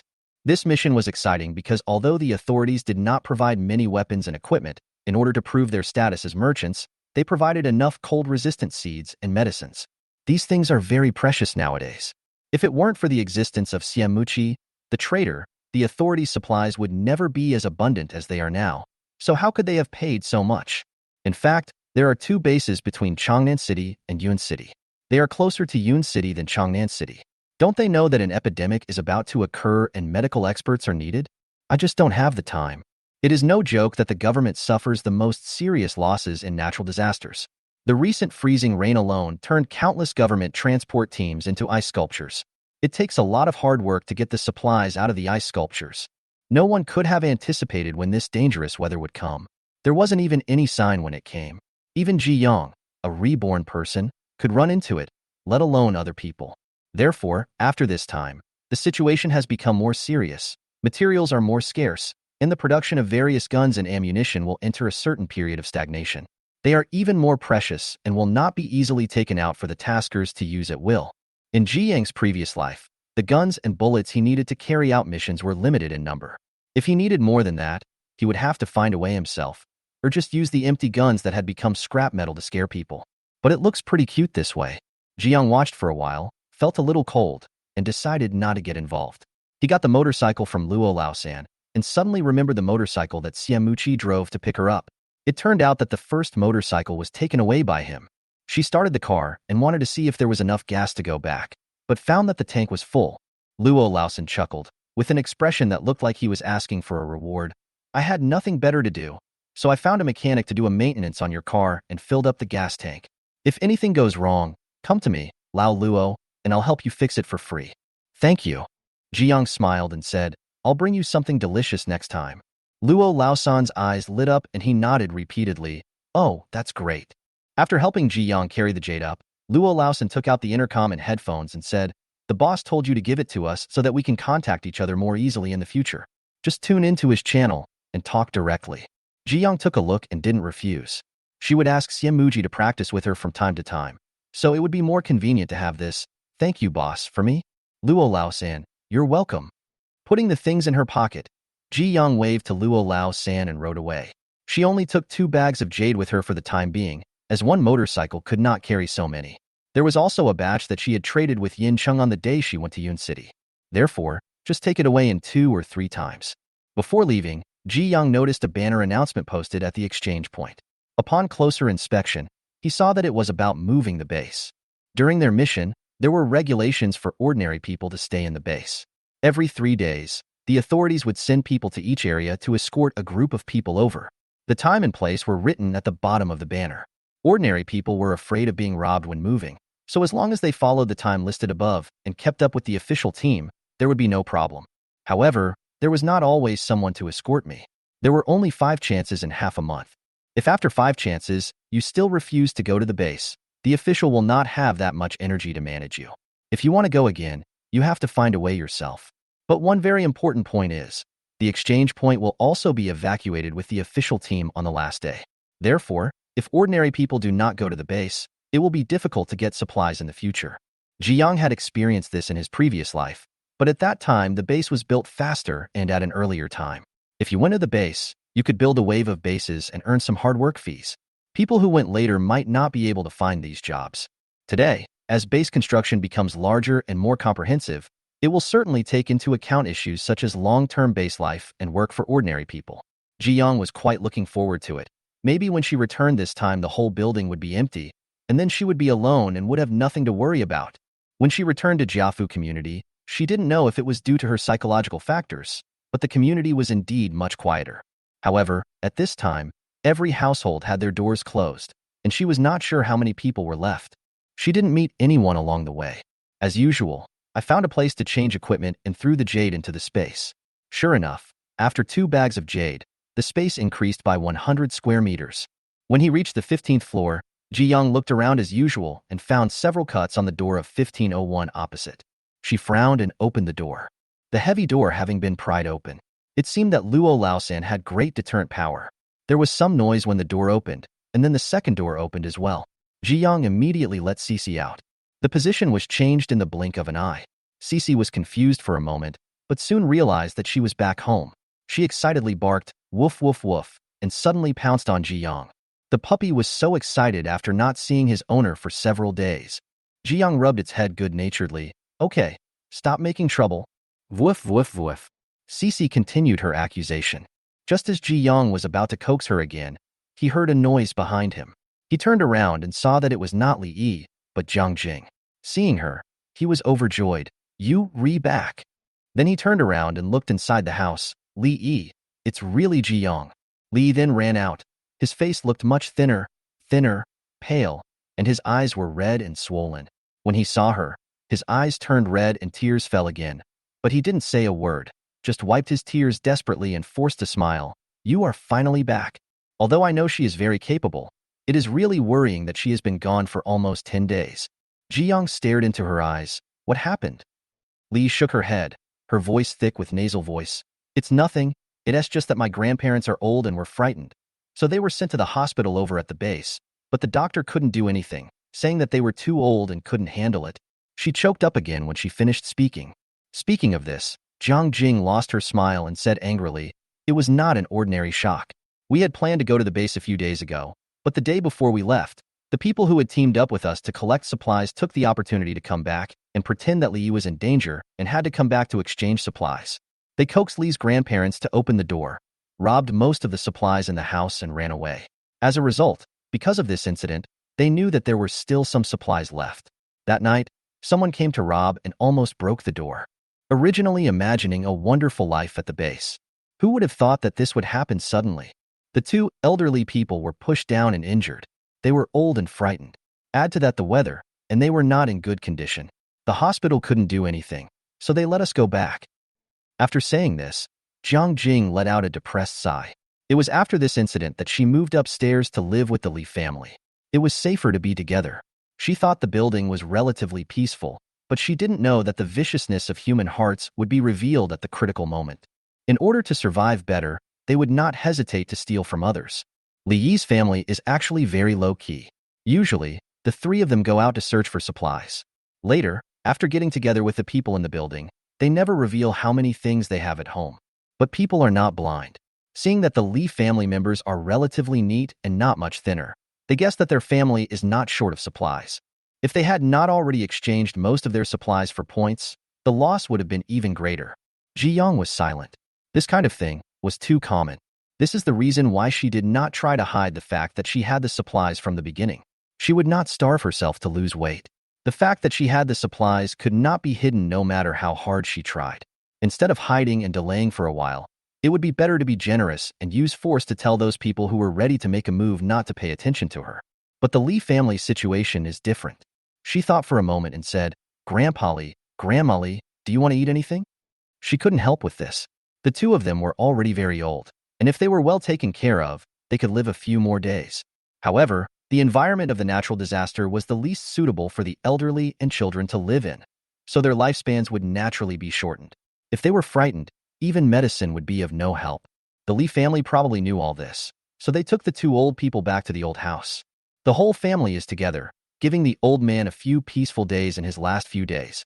Ji Young thought that these 2 old people had helped her after all, so she tried her best to make them go as comfortably as possible. Li glanced at her, and seeing Ji Yang's insistence, he whispered, "It's all right. I just like making dumplings." "Wait a moment," Ji Young said, turning and going into the house.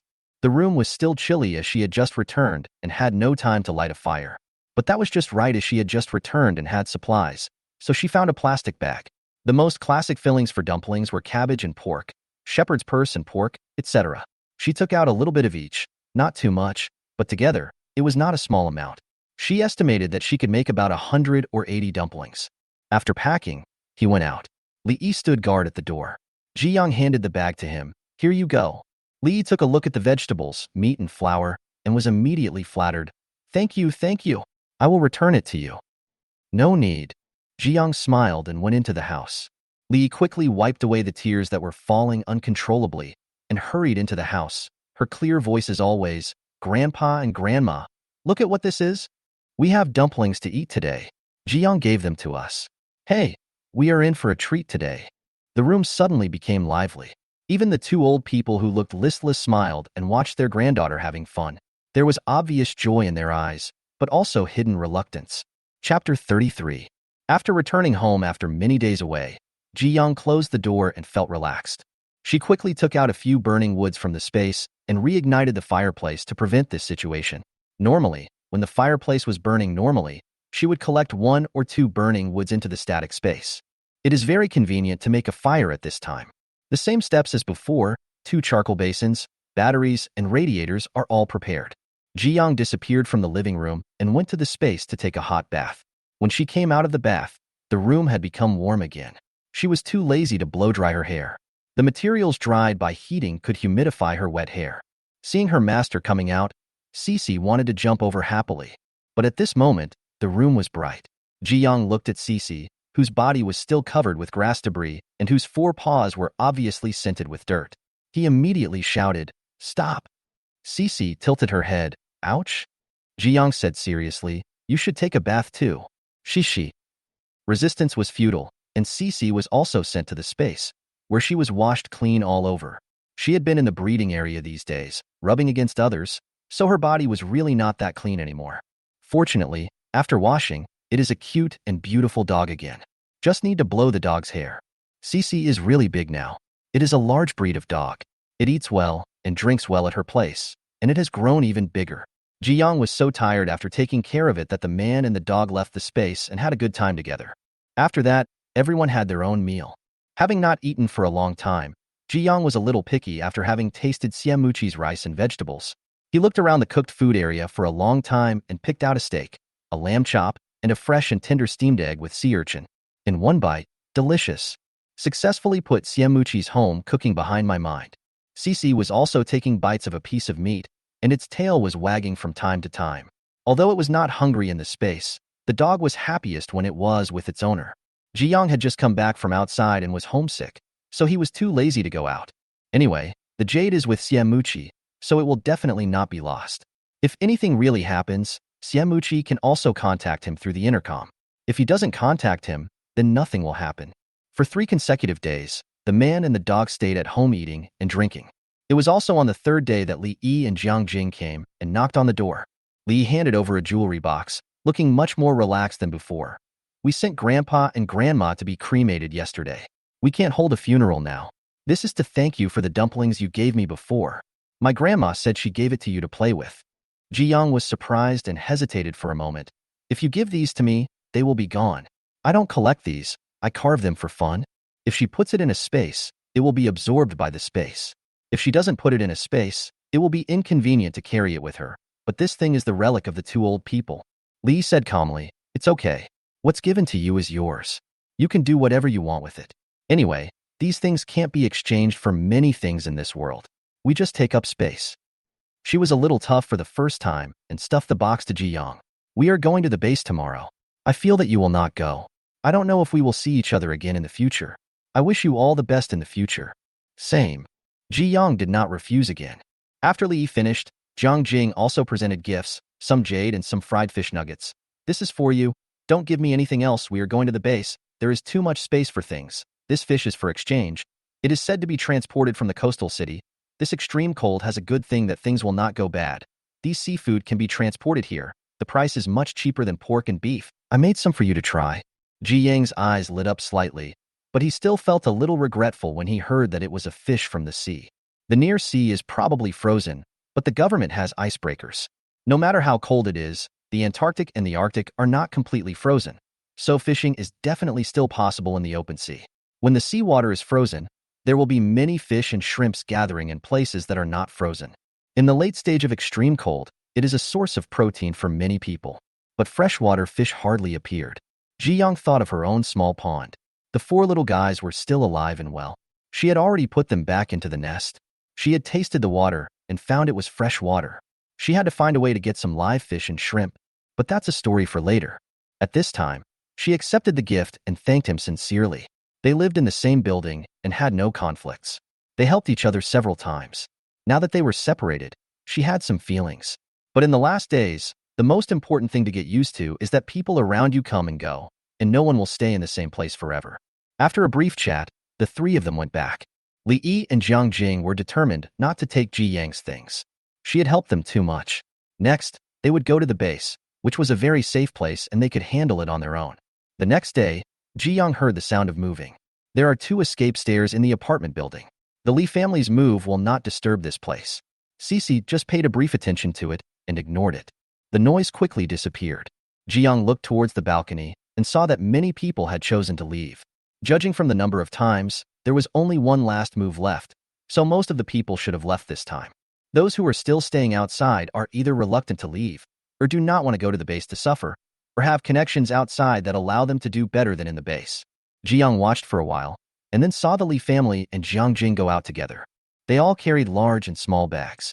4 adults and 1 child gathered at the entrance of the community with other survivors who had also left, and finally went together to the official designated location. The wind was cold, and the group walked very carefully, not knowing what the road ahead would be. Ji Young tilted her head. She knew part of the way forward, but she couldn't see any hope at all. That's why I have this attitude and live every day well. They don't know, and they don't know whether it is fortunate or unfortunate. But soon there was no time to sigh. The intercom, which had been silent for a long time, rang, and Xiamuqi's voice came. Ji Young, I happen to have some time these days. Do you want to practice with me? Meals are included. Cece's ears moved, and the moment the intercom rang, she picked up the chain that Ji Young had hung and handed it to her owner. Ji Young took it, pressed the button, and replied, "No problem. Then I'll pack the fruit." The other side of the intercom, the man's slightly low voice contained a hint of smile. Okay. Ji Young also raised the corner of his lips and looked at Cece. Let's go out and play? Woof. Cece was also excited and responded by wagging her tail. Ji Young began to put on her clothes. After she was fully armed, she opened the door and suddenly remembered something. She must not forget to bring delicious food to Luo Laosan. So she took out 2 bags of spicy hand-shredded rabbit from the space. This was the order she placed online, and it was sealed in plastic. When she took it out, the fat inside was still melted, but soon, it was almost visible to the naked eye that the fat gradually solidified. She put it in her bag, closed the door, and took Cece downstairs. The building became more and more deserted as they went down. She didn't feel anyone looking at her all the way out of the community. It was different from the previous time when she could feel countless eyes looking at her as soon as she went out. However, as we got closer to the exchange point, more people came. There are too many people in a city. Even if only a small number want to stay, it is still a very large number. Fortunately, official personnel have been appearing frequently recently, and they have all been very well behaved, so security has been greatly improved. But when the authorities officially focus on the base, it will definitely become a mess outside. I just hope that group of people won't disturb her when they are bullying outside the base. By the way, the house in Jiafu community is on the 15th floor. It is very comfortable in extreme cold and floods, but it may not be very comfortable in extreme heat. I can look for a suitable villa area when the time comes, preferably one with a basement. Her grandparents' house didn't have a basement, and its location was low, with a nice view, but it must have been soaked after the flood. How about going to the base after the flood? Ji Yang's heart was moved, but she also felt a little repulsive. Life in the base in her previous life was too cramped, with small single rooms, neighbors who spied on others everywhere, and an environment where she could never sleep well. All of these made her consider the base as her last choice. Even if her situation is different in this life. Ji Young stopped daydreaming until he saw the familiar building. Upstairs, Xiamuqi sensed some movement and went to the balcony to check immediately. He happened to see the rear end of a red snowmobile. He sighed softly. It was as if this person had disappeared since the mission was over. He was holding the walkie-talkie, but there was no movement. Or he couldn't help but speak first. He was the one who opened the door first. So why don't you go down to greet him? So as not to rush too much. Xiamuqi rubbed the beads he picked up casually. This was a gift from the transaction 2 days ago. The man said it was some kind of relic and was very valuable. He originally didn't plan to take it, but ever since the mission, he always felt a little uncomfortable in his heart. Playing with it could help divert his attention a little. But at this moment, this thing seems to have no effect. He listened carefully to the noise downstairs and calculated the time. Why hadn't he come up yet? Luo Laosan talked so much, probably because he was pulling her aside to talk. Xiamuji frowned, put down the beads, opened the door and went downstairs. When he reached the third-floor stairs, he saw Ji Yang coming up. The unknown anxiety in his heart seemed to disappear instantly. He raised his eyebrows. Look at your rosy complexion. You have been doing well these past 2 days. Ji Yang also glanced at him and replied, look at the dark circles under your eyes. It seems that you haven't been doing well these past 2 days?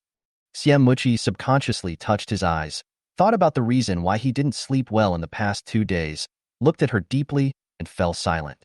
As he spoke, Ji Yang took 2 quick steps and came to the same staircase as Xiamuji. The two of them went up together. Luo Laosan, who was completely ignored, said, so why did the boss ask him to bring it up? He could obviously come down and answer it himself. But thinking of the 2 bags of hand-shredded rabbit, Luo Laosan swallowed his saliva and hurried downstairs, lest they be eaten up by the beasts. Xiamuji is a responsible coach, and Ji Yang had experienced this in his previous life. Just 1 month, she had gained so much, all thanks to his generosity and his very tiring training methods. Therefore, in this life, Ji Yang had high expectations for the opportunity to practice with her again. Of course, he did not disappoint her expectations, and he set up a practice room directly. There were charcoal basins in the 4 corners. The temperature in the room was not low, and there were practice mats on the floor to ensure that it would not hurt if she fell. Then do warm-up exercises together. After moving his hands and feet, he said, attack me with all your strength first and see how you perform.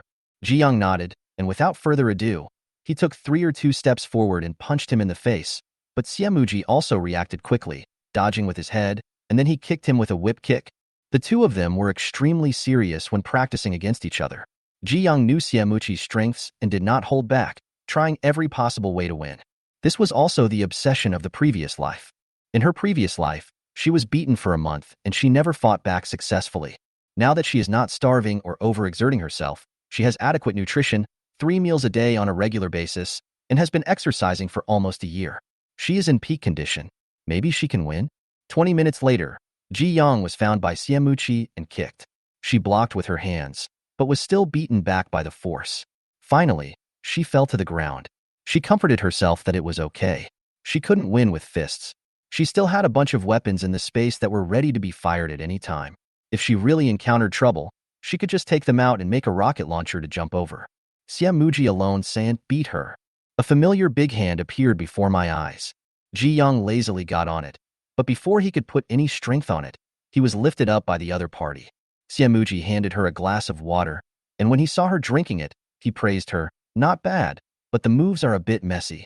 Ji Yang glanced at him. This line is wrong. In the previous life, Xiamuji looked down at her and said, how is it? Am I qualified to be your coach? He acts like he's worth 2 or 5 million, especially asking for a beating. Xiamuji was panicked by this look. Did he say something wrong? He added, it's really good. After all, I have been practicing martial arts since I was a child, and I have been practicing for more than 20 years. If you really catch up with me in these few years, I will have to confess to my ancestors. It's okay. Ji Yang waved his hand. I know my ability. Take a break and continue practicing. Xiamuji shut up silently.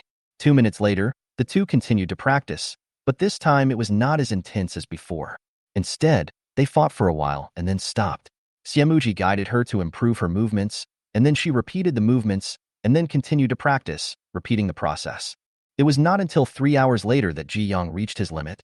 Normally, she would train for 3 hours, but would occasionally extend the time depending on her condition. However, the intensity of sparring and training was completely different, so she still gritted her teeth, and after 3 hours, her whole body felt limp. Her muscles were so sore that she just wanted to teleport back to bed. Xiamuji, how about I massage your muscles to relieve it? Ji Yang was surprised. You also know this trick? Xiamuji, my family runs a martial arts school. I remembered that they were professionals, so I immediately said politely, thank you. Xiamuji curled the corners of his lips, sat casually beside her, and reached out his hand. Although the temperature in the room was not low, the two of them were dressed warmly for sparring. Through a layer of not-so-thin clothes, the man held one of her legs, pinched the muscles tentatively first, and after confirming the position, he applied force with his hand. Ji Yong. It hurts so much. So sour. Caught off guard, Ji Yong felt extremely painful, and his whole body twisted into a knot. He rolled over and fell into the arms of a man next to him. Xiamuji's eyelids jumped, and he let go in shock. When Ji Yong came to her senses, she was already lying in Xiamuji's arms, with his left arm still around her waist. Deathly silence. Both of them froze, not knowing how to react. After a while, Ji Yong silently rolled back and landed on the mat. Then he said, "You were a bit too heavy-handed. I'm sorry." Xiamuji's Adam's apple moved, and his voice was slightly hoarse. "I have only given this massage to a few of my senior brothers, and I didn't get the strength right. How about I try again?" Ji Yong was about to refuse, but when he looked up, he saw that the fair and tender face of the person in front of him had turned red at some point, and his short hair could not cover anything, so that his red ears and red neck were revealed. But a pair of eyes were staring at her, and the deep and bright pupil color seemed to reveal a hint of flattery. Male beauty is tempting. Ji Yong is also obsessed with looks. After a few seconds, she nodded. "Okay, let's try again." Xiamuchi breathed a sigh of relief imperceptibly, grasped the calf in front of him again, and squeezed it tentatively again, then increased the strength a little, looking at the owner of the leg from time to time, and seeing that she looked normal, he continued to squeeze harder. If the muscle massage is too light, it will be ineffective, but if it is too heavy, it is also not good and will easily injure the muscles, leaving bruises on the legs. Until Ji Yang's brows began to frown slightly, Xiamuchi increased the pressure again, controlling the force and pressing down the tense muscles in her calves after training until they softened little by little. Then the other leg. Ji Yong endured the discomfort and replayed the feeling of the sparring just now in his mind over and over again to divert his attention. The massage didn't take long, but when it was over, both of them were sweating profusely, and the air seemed to have become much thicker. When they looked up, their eyes met, and they both looked away uncomfortably. At this time, Luo Laosan's voice came from outside the door. "Boss, the hot water is almost dried up. Haven't you finished practicing yet?" A noise broke the silence of the practice room. Xiamuji stood up and said in a deep voice, "I asked Luo Laosan to boil some hot water. You were sweating and can't get cold right away. You can wipe yourself first. Do you have any spare clothes? Or should I go get a set? I guarantee they are all new." Ji Yong really didn't expect this, but he immediately said, "No, I brought it." She changed to another hiking bag, the same style but brand new. It could hold a lot of things, and it was no problem to put some clothes in it. Xiamuji nodded. "I'll go get you some water." Then he put on his winter clothes and went out. Soon, the sound of two people talking outside was heard, followed by the sound of a door closing, and then it became quiet. Luo Laosan probably went out. Ji Yong also put on his clothes with weak hands and feet, and went to the bathroom under the guidance of Xiamuchi. The moment he closed the door, Ji Yong saw his red face in the mirror. Taking a shower is quite troublesome, but if you don't take a shower, you will be sweating all over, and the cold wind of -50 or 60 degrees Celsius will directly freeze onto your body. Fortunately, Xiamuchi's bathroom was also quite large, and there was also a charcoal basin inside, as well as a pot of boiling hot water that could be added at any time. Ji Yong was not a picky person. She had lived through such a difficult life in her previous life, so she just took a bath. When she came out, she could already smell some fragrance. It was the meaty smell she liked. There were sizzling sounds in the kitchen. Xiamuchi, with his perfect figure, was standing in the kitchen, wearing an apron and cooking seriously. There were also a lot of noises coming from downstairs. When he went to the balcony to take a look, he saw Cece pushing a box towards the car. She wanted to practice martial arts and was worried that Cece would be bored, so she put it on the first floor. It's rare to see a pet like this these days. Cece has a gentle temperament. Although it's a little big, it's very hardworking. Its working dog nature makes it willing to help with anything it sees. The people downstairs are also happy to see it, and they keep saying, "Cece, come and get this." Cece immediately ran over, picked up a bag of things, and handed it over. "The salt and pepper spare ribs are ready. Come and try it and see how it tastes." Xiamuchi's voice rang out.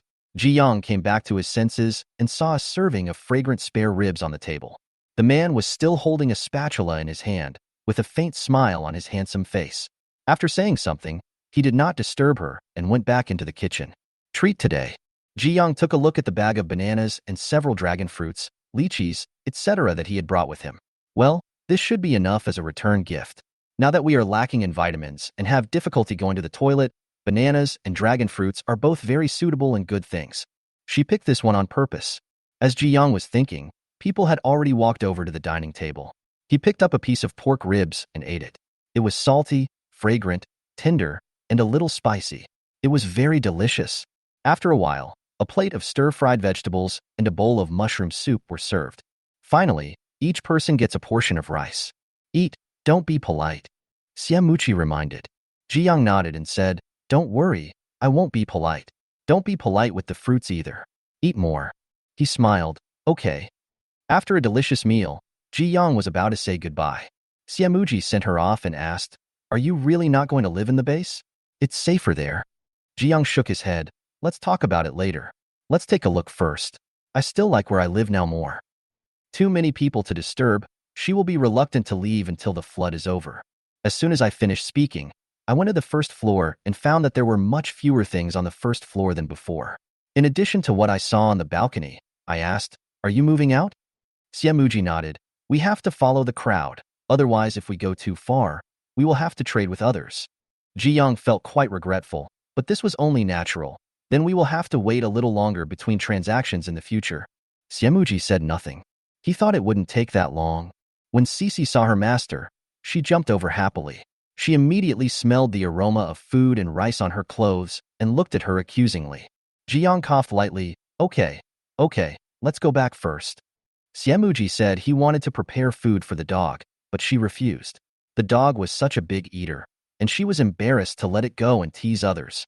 She could only let it starve and feed it when she got home. After moving 2 large bags of jade and the balance that he forgot to take last time, Ji Yang let Cece climb on his back and drove away with it on his back. He walked away very casually without even looking back. Luo Laosan came up behind the man who had been standing by the door for a while and said faintly, You've come back to your senses. Siamuji, something? His eyebrows were lowered and he looked unhappy. Luo Laosan immediately became timid and said weakly, Boss, I was thinking that Miss Ji has 2 bags of jade left with us. What should we do with them? How about I ask someone to send them to her as well? Siamuji's eyes moved slightly, and his tone instantly became cheerful. No, put it in my car first. Luo Laosan curled his lips secretly, then said happily, Boss, this Miss Ji has so many good things. I helped her maintain the car and fill up the gas, and she brought me 2 hand-shredded rabbits. The rabbits are so delicious. You are her sparring partner. What did she bring you? Hand-torn rabbit? 2. Siamuchi frowned. He only had fruit. Luo Laosan was alert. What are you doing? They've all finished eating. Those animals have big appetites. Siamuji, a rabbit that just died. Would you like to exchange it?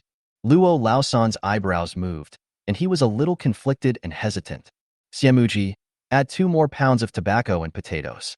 Luo Laosan gritted his teeth and said, I only left 2 rabbit legs for my wife and child to try, 1 each. You know there are so many people in that group, and they were gone in 1 bite. I saved these with great difficulty, so I can only exchange them for 1 leg. Siamuji, okay. Luo Laosan immediately grinned happily. In fact, he kept half of the rabbit. This deal is really worthwhile. Chapter 34. Soon, the last move was completed.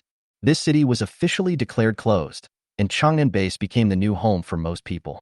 In addition to the original survivors of Changnan City, people from several surrounding cities and slightly closer ones have all gathered here. It can be said that this is a super large base built with the efforts of the entire province. It's no different from a small town. This was Ji Yang's first feeling when he arrived at the base.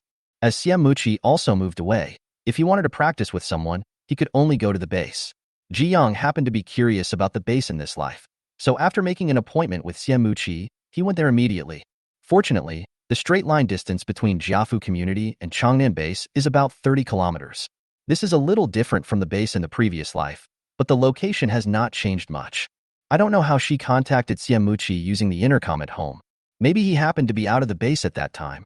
This time they were going a long way, to an unfamiliar place, so Ji Yang didn't bring Cece with him, to avoid any trouble, so he put it in the space first.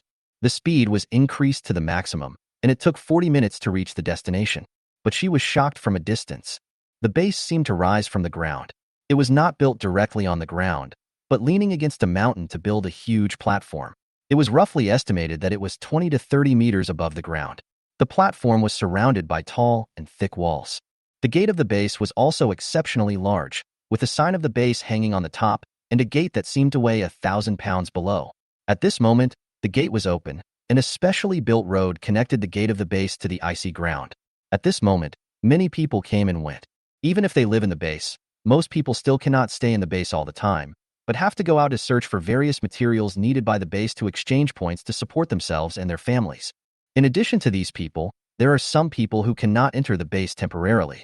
They do not have enough points and are unwilling to endure the danger to find supplies, so they stay at the gate of the base.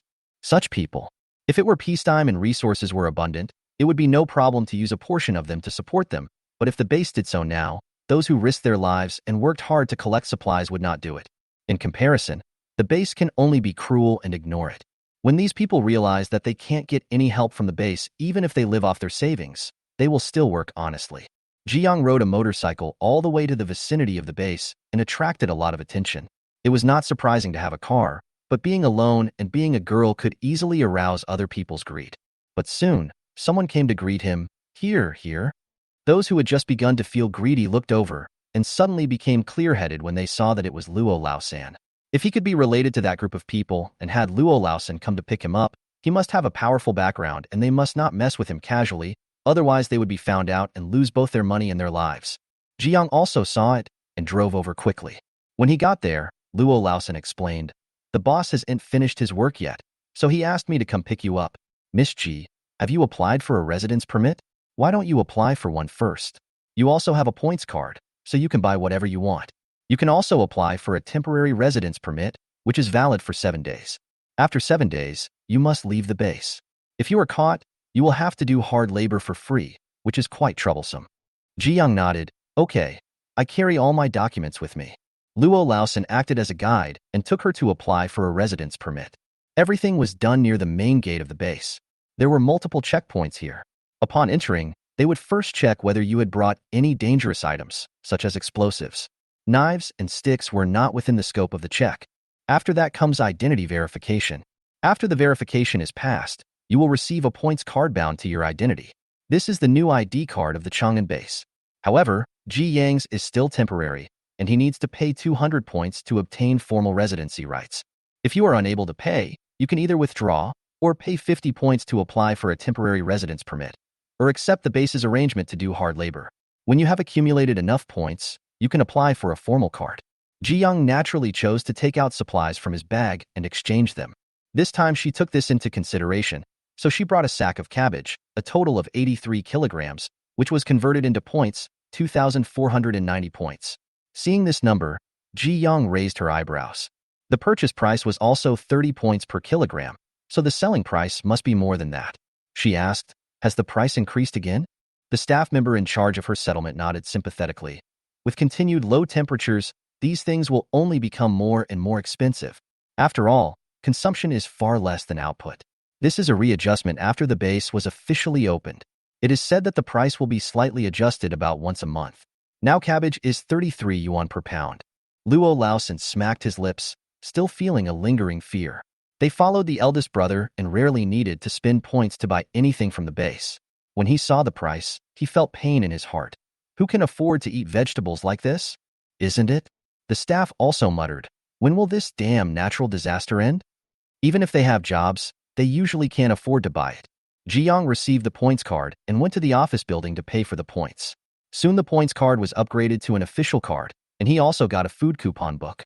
With this, he could receive a portion of tickets for survival supplies every 10 days and go to the supermarket at the base to buy supplies. She didn't need this one anymore and put it in her bag. Everything was settled, and Luo Laosan enthusiastically took Jiyoung to visit the base. A brand new base, different from the one she remembered. The base has become much larger. For greater convenience, the base is divided into 4 gates: east, south, west, and north. Just because of its geographical location, it faces different cities.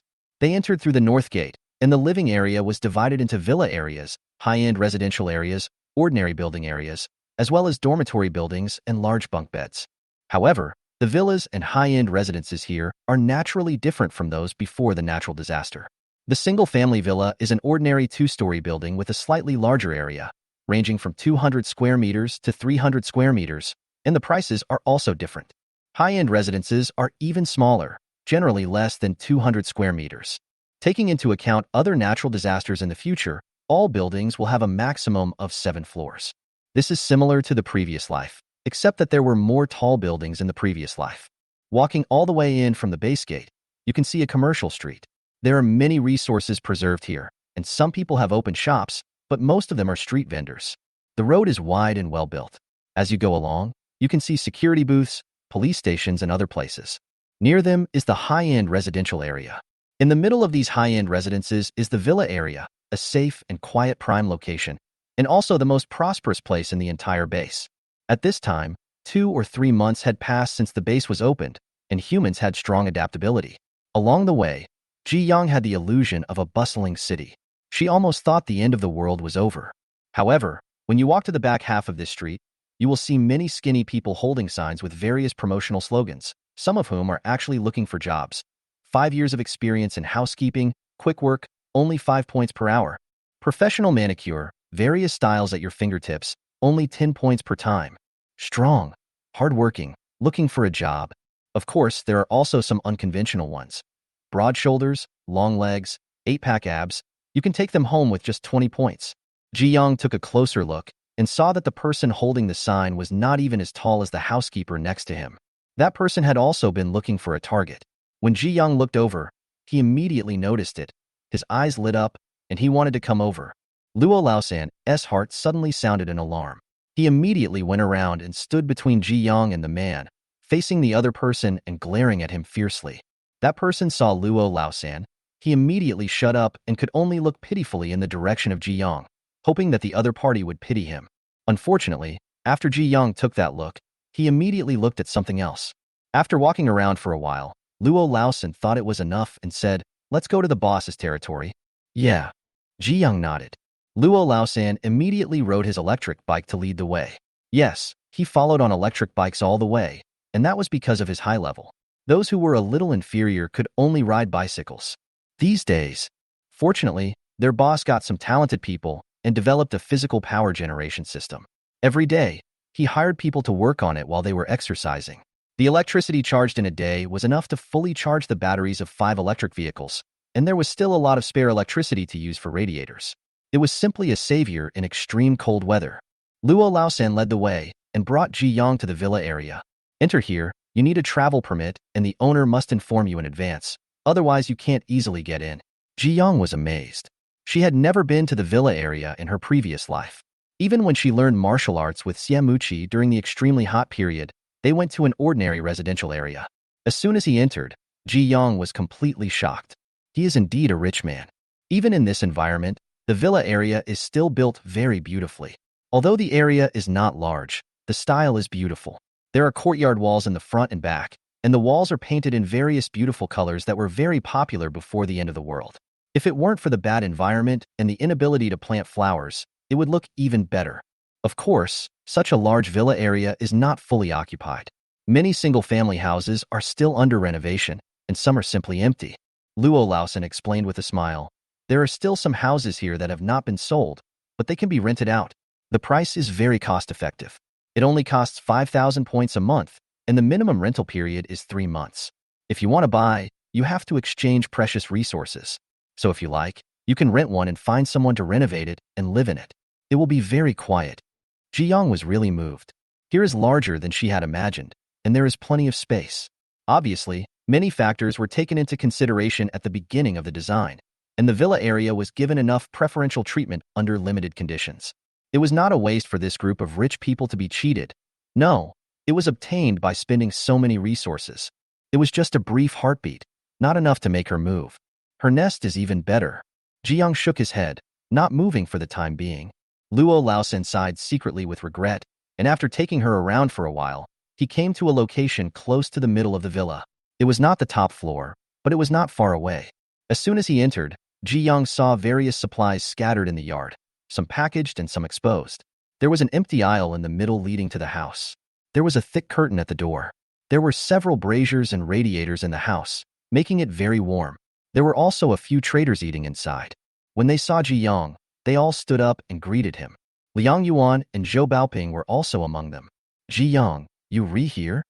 Zhou Baoping was surprised. I haven't seen you since that time, and I missed you a lot. Jiang smiled and said, hello, I don't like going out. Zhou Baoping agreed, I am quite a homebody, but being able to stay at home at this time is also a kind of happiness. Jiang smiled and took out the gift from her bag. I brought some fruit, you can have a taste. Mainly strawberries, cherry tomatoes, and oranges, but in small quantities, only about 4 or 5 kilograms. Luo Laosan and the others were stunned. Jiang had not traded fruits for a long time, and the previous fruits had been sold to rich people. They had not eaten them for a long time. They were happy but also a little embarrassed. However, Luo Laosan accepted them directly. Miss Ji doesn't lack these things, so she gave them to him sincerely. It would be unkind to be too polite. After chatting for a while, Xiamuqi came down from upstairs. The conditions here were better. He didn't wear winter clothes, but a black sweater and black trousers, which made his handsome face look even fairer and more handsome, and his long legs looked particularly superior. He saw Ji Yang. The corners of his lips curled up unconsciously and he called out, Ji Yang. It seemed like a very calm voice, but when it reached Ji Yang's ears, it made her heart tremble. Her eyes swept across that pair of beautiful peach blossom eyes, and the 1 second they stared at each other made her heart beat faster than before, so she quickly looked away. Xiamuji's eyes flickered slightly, and he took a few steps over to take her back. He was almost stabbed in the back by the heavy weight, but he quickly steadied himself and said in a steady tone, Go upstairs, I'll make you some tea. Jiang felt that this man was a bit too attentive, but she was used to being attentive to others in the past, and the two of them were familiar with each other, so she did not refuse. She let him take the bag and followed him upstairs. She put a lot of things in the bag, just to make it convenient for her to take out anything, and no one would suspect anything as long as she didn't open it. When the two of them reached the corner of the stairs, the people downstairs glanced at them. All of them made strange faces, and then laughed a little obscenely. Wow. Oh my. I was wondering why the boss came down every 5 minutes. It turns out he was waiting for someone. It's not that hot right now, but you're wearing so little. TSK, TSK. Luo Laosan got goosebumps when he heard this. Wow, how corny. He said in a rough voice, Eat quickly, be careful not to be heard. Miss Ji is still unwilling to come and live in the base. It can be seen that the eldest brother is too enthusiastic. She must not be disturbed by them. When he got upstairs, Jiang took a look and found that it was actually a 3-bedroom and 1 living room layout. The space was quite large. There was a quaint old-style coffee table in the living room and a simple tea room in the corner. Then she smelled a sweet milky scent. Xiamuji put his bag on the sofa and immediately brought her a cup of hot milk tea. It's still bubble milk tea. Jiang was stunned. How did you get these? Not only did he get it, he also made it himself to drink. It is quite troublesome to boil pearls. Xiamuji, I received it like this. I finally managed to trick 2 people into buying it. I just opened a milk tea shop, but the quantity is quite large. I didn't sell it all, so I made some for myself. How does it taste? This is my first time making milk tea. Jiang took a sip with the straw, tasted it carefully, and nodded immediately. It tastes good. Xiamuji saw that she seemed to like it very much. She took 1 sip after another. Her cheeks puffed up from time to time. After tasting the sweetness, her eyebrows curved inadvertently, and she suddenly became less cold. A smile flashed in his eyes, and he also drank a sip of his milk tea. It's really delicious and sweet. Of course, after eating and drinking, you still need to exercise. She must not forget the purpose of her coming. Xiamuqi was not vague and took her to a special training room. He prepared a charcoal basin and a radiator in advance. The temperature was just right. Jiang took off her coat and began to warm up. Xiamuji also warmed up and chatted at the same time. The next goal of the base is to survive the flood. We have already transported a lot of water transportation vehicles from coastal cities. I have prepared some. Will you take them with you when you return? Jiang quickly shook his head. No, I've already got it. Xiamuji pursed his lips and began to think about which dealer in Changnan City had the connections to get those things now. After thinking for a while, he could only grind his teeth and think about other topics. After the chat, the 15-minute warm-up was over, and the two officially began to practice sparring for 3 hours as usual. After 3 hours, the two took a break panting. Seeing that Xiamuqi was in good condition, Jiang silently moved his leg over. Not to mention, Xiamuqi's massage skills are really good. Although I felt sore and painful during the last massage, and I felt like I was twisted into a knot when it was uncomfortable, but after I got over the pain, my muscles are in better condition. I had some sequelae on the 2nd day, but they were not serious, and I basically didn't feel anything on the 3rd day. Xiamuqi also reached out his hand cooperatively. After that, Ji-young took a shower and Siamuchi cooked. This practice room just happened to have a bathroom, so Siamuchi told her, "No one has used this room yet. It's all new. You can use it as you like. No one else will come in the future." Ji-young was about to open the door and go in, but when she heard that, her eyelashes trembled and she turned around in surprise. Siamuji had already walked out quickly, followed by the sound of someone coming down the stairs. Ji-young opened the door of the bathroom. The decoration inside was unexpectedly good, no different from before the apocalypse. The tiles were laid, and it was probably waterproofed. There was a large mirror on the sink, and plastic-wrapped disposable towels and other things on the shelf next to it. Sure enough, everything was complete and new. After a while, there was a knock on the door. Siamuchi brought up a bucket of ice. "You cannot use tap water for now because water passing through pipes will freeze quickly in such a low-temperature environment. The room, if you put a rack on it, you can use a kettle to boil water, but it has to be the old-fashioned one." The water was quickly boiled, and Ji-young went into the bathroom to take a shower. This was not her home, so she did not use too much water. A simple rinse was enough to wash off the sweat stains on her body. When she came out after getting dressed, she could already smell the aroma of food wafting up from downstairs. Ji-young sniffed it and concluded, "There must be a meat dish in it." Mr. Siamuji treated her so grandly. If she didn't eat it, it would be a bit of a waste. She was blank for a while with an expressionless face. In fact, she searched in the space for a long time and found a big ham. "That's it." Ji-young transferred it to the space and immediately felt the bag become heavier. She turned to open the window to cool the ham. After waiting for a while and making sure it was frozen hard, she took the ham downstairs and handed it to the chef, saying simply, "Add more food." Siamuji. He took a look at the chicken wings and drumsticks being cooked, then looked at the plastic-wrapped ham with a clearly visible brand, and suddenly felt a little short of money. And Ji-young is currently the only person who makes him feel this way. He was helpless. "You brought this here? Won't it sink?" Ji-young nodded as a matter of course. "We can't eat for free. Now everyone is short of supplies. Of course, this ham is my food allowance for the next few times. I won't bring it next time." Siamuchi felt slightly comforted and cooked more seriously. This girl is quite capable, but luckily she likes her cooking skills, so she can only work hard on this. His efforts were not in vain. Ji-young enjoyed the meal very much. The chicken wings and drumsticks were fried and added with chili peppers, which gave them a bit of the taste of spicy chicken cubes. However, the chicken wings and drumsticks were specially processed, and the meat was more tender. Eating large chunks of them in his mouth gave him a more satisfying feeling than eating small cubes of meat. It perfectly suits Ji-young's taste. Of course, in addition to this meat dish, there is also a stir-fried vegetable dish and a seaweed egg drop soup. These two dishes are a little less amazing, but they taste very good too. There were only the two of them at the dinner table, which Ji-young liked more. It wasn't that she disliked others, but she was not used to eating in a crowd. Maybe it was because she had space, and it was a side effect of her living alone and not interacting too closely with others. At least she has learned how to live a fulfilling life. After dinner, it was already past 5 o'clock. Ji-young said goodbye politely. Siamuji stopped her and stuffed her with a lot of snacks that girls like. He put a big bag in the back of the car and tied it to the back of the car. He looked at the person who was a little bit at a loss after failing to refuse and smiled. "Next time, bring money for meals, and I will let you bring more back." Originally, he was planning to take it slow and long. "Ji-young." She finally couldn't help it and glared at Siamuchi. Siamuji raised his eyebrows, revealing a hint of pride.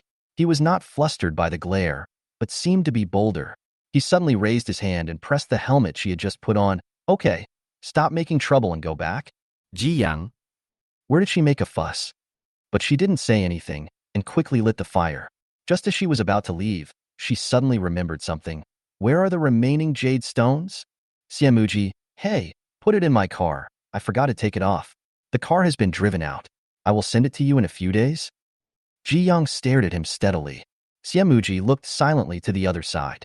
Of stalemate, Ji-young turned his face away and said in a tense voice, "Tell me before you come." Siamuji looked over immediately. "Okay." The motorcycle started and drove out quickly. The cold wind rushed in through the gap, and Ji-young shivered. Her fevered face gradually cooled down. Thinking of what happened just now, she pursed her lips. She had never considered her other half. Natural disasters are rampant, and there is no tomorrow. All her plans are for her alone. But sometimes, I get a little too excited. Ji-young is not someone who would make things difficult for himself. Since he can't control himself, then, just lie down and take it one step at a time. It's the end of the world, so there's no need to look back. Of course, we haven't reached that stage yet, and many things need time to be verified. While thinking, the car drove out of the base smoothly, which surprised many people. It was almost night, and the temperature would be even lower. Why did someone leave the base? Is it still so hard to drive a snowmobile? Jiyoung didn't know what others were thinking, but it was indeed time for her to be more diligent. She still has a lot to do before the flood comes. You know, the first thing that happens when the temperature rises is that a lot of ice and snow melt, and everything on the ground will be submerged. The water will become dirty, the land will be polluted, the houses will be polluted, and the trees will rot. Even if the authorities gave everything they had, they would not be able to take away all the resources from this several-meter-high layer of ice and snow. Many things will definitely be destroyed by the flood. Tidying up her space, she still had half of the space left, which she could use to decorate more. The main target was the cars left behind in various parking lots. Most residents followed the official lead, which made it easier for her to take action. Chapter 35. Back on the 15th floor, the whole building was empty. It was so quiet that not a sound could be heard. When they reached the corridor, Ji-young let Cece out to keep him company. Cece was also a naive girl. She froze for a while. Then when she saw her owner, she immediately wagged her tail and rubbed against him happily. The man and the dog went upstairs in harmony. Ji-young didn't act immediately. After all, she was tired after a whole afternoon and needed a good rest. She had eaten and drunk her fill at Siamuchi's place, and also brought back a lot of snacks, so now she only had to feed Cece. She had nothing else to do, so she watched TV while cooking the meat. If Cece couldn't finish it, she would continue cooking, let it cool, and put it away to eat later. It was almost 9 o'clock before the man and the dog went back to their nest to sleep. After a day's rest, Ji-young started another zero-yuan shopping activity on the third day. Cece was put in her space. In order to avoid being seen, she couldn't take Cece with her, nor did she use a snowmobile. She could just walk around the city with a pair of ice skates. It was a bit tiring, but she had space. When she was tired, she would find a place to set up a tent and rest. It was quite relaxing. Moreover, she was traveling at night, so she didn't even meet a few living people. The first destination was the neighborhood that was previously occupied by the Black Dragon Gang. Ji-young slipped in quietly and unexpectedly discovered that there were still many people in the neighborhood who had not moved out and the lights were bright. But it doesn't matter. She entered the building, found the stairwell, and went down to the parking lot on the first underground floor.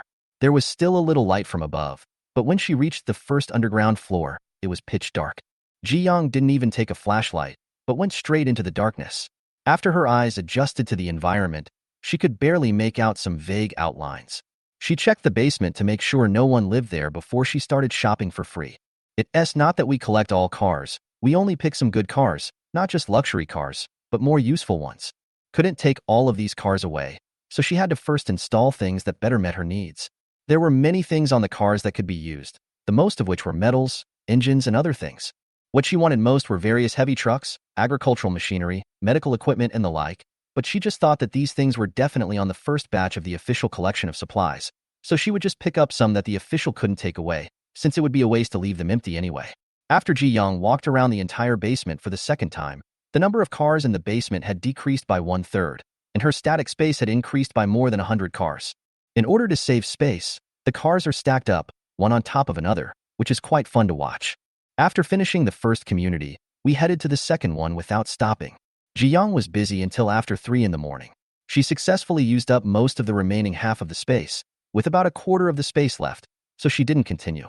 At this moment, the space was filled with more than 1,000 cars, which made people feel very satisfied. These are all in good condition at the moment, and when the heat has passed, you can use them directly or disassemble them into parts and exchange them for points, killing 2 birds with 1 stone. As for the car keys, it's okay. Since you already have a car, there will always be someone who can make a key for you. Ji-young is not worried about this at all. Among these cars, there were a few big surprises that she had left alone.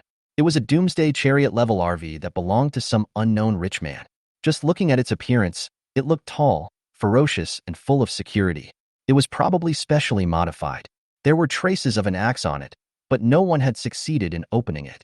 It's just that he consumes too much oil, but Ji-young has no shortage of oil, so he's not afraid. Just keep it for your own use. The key point is that when they were sent to the space, Ji-young discovered that there were actually quite a lot of supplies in it, including red wine, steak, caviar, and some other stockpiles, all of which were top grade. They were placed in the refrigerator, but the oil had run out long ago. Fortunately, with the arrival of the extreme cold, these things did not go bad. There were also several luxury cars worth millions, or even tens of millions that were very suitable for the end of the world, and she kept them all. The journey back was also very smooth. Would come out easily. Ji Young was gliding alone on the ice and snow. The sky in front of him was as vast as ever, and there were even stars that were hard to see in the city. It was quite beautiful. It's like she's the only one left in this world. But when she returned to Jiafu community, this feeling disappeared. After living here for more than a year, she still felt a sense of belonging here. Looking around, she could see sporadic lights appearing in front of some windows in Jiafu community. Just before going home, Ji Young went to visit her basement again. This was indeed a high-end residential area with RVs and off-road vehicles, but compared to what she had obtained, it was still a far cry. After getting the car, Ji Young set off again the next night. This time it was a commercial office building. Although mobile phones and computers were almost useless at present, she had a hunch that the natural disaster would not last for hundreds of years. As long as she persisted in living, she would be able to see the disaster pass and the world return to its original state in her lifetime. At that time, these things were also very useful. I just don't know how many years these will be sealed in her space. Commercial buildings are different from various basements. They have been visited by survivors many times and are very messy. There are bloodstains everywhere, and occasionally there are corpses in the corners that have not been discovered. Tables, chairs, benches, etc. are basically gone. There weren't actually that many computers on the desk, but fortunately Ji Young was lucky enough to find some in stock. After finishing the search for the first location, she immediately passed up the remaining locations that she had originally planned. This was too slow, so she redrew 3 points on the Changnan city map that she had specially obtained. These are where the warehouses of large computer malls are located. If you still can't find enough mobile phones and computers in these places, then forget it. After resting for a while, Ji Young set out again. This time everything went smoothly. At the second point, we found a warehouse that stored mobile phones and computers. Although it had been turned upside down, the remaining stock looked very intact. The plastic seals of all the packaging were still there, and they were all mobile phones of major brands. She didn't hesitate to take them all. The third warehouse has fewer things, but still quite a bit. After collection, the remaining space capacity remains basically unchanged. Compared to a car, computers and other things are much smaller in size, so even though she was busy all night, she didn't use much of the remaining space, mainly because these things could still be placed in the car. Ji Young admires himself for this storage ability. In the next 2 days, she continued to stay indoors at night and search the city for anything that might be useful in the future, even printers, paper, ink, and door locks. After being busy for a whole week, she finally stopped and took a break. Happened that the potatoes and sweet potatoes planted in the space before were ready to be harvested.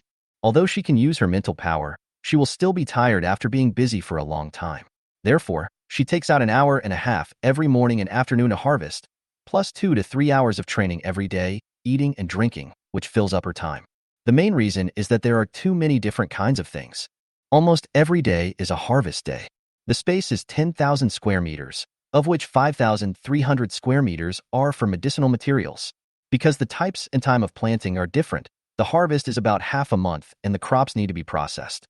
Ji Young has been reducing the planting area of medicinal materials, and the extra space is used to sow grass seeds, and then put shelves on it to store various processed medicinal materials. Then there were potatoes and sweet potatoes, staple foods with a rough texture, totaling 1,350 square meters, and rice, 500 square meters. It was only when she was tidying up the space later that she discovered that what she had scattered were rice seeds. At one point I was worried that I wouldn't be able to keep the rice alive, but it turned out that space was a bit powerful. Even on land without a drop of water, the rice was still growing vigorously. Now the branches were full of rice ears, and the tips had turned yellow. It is estimated that we will be able to harvest in half a month or 20 days. Then there is a 500 square meter grassland, which is specially used for mowing grass to feed cattle, sheep, and rabbits. It can be mowed basically every half a month.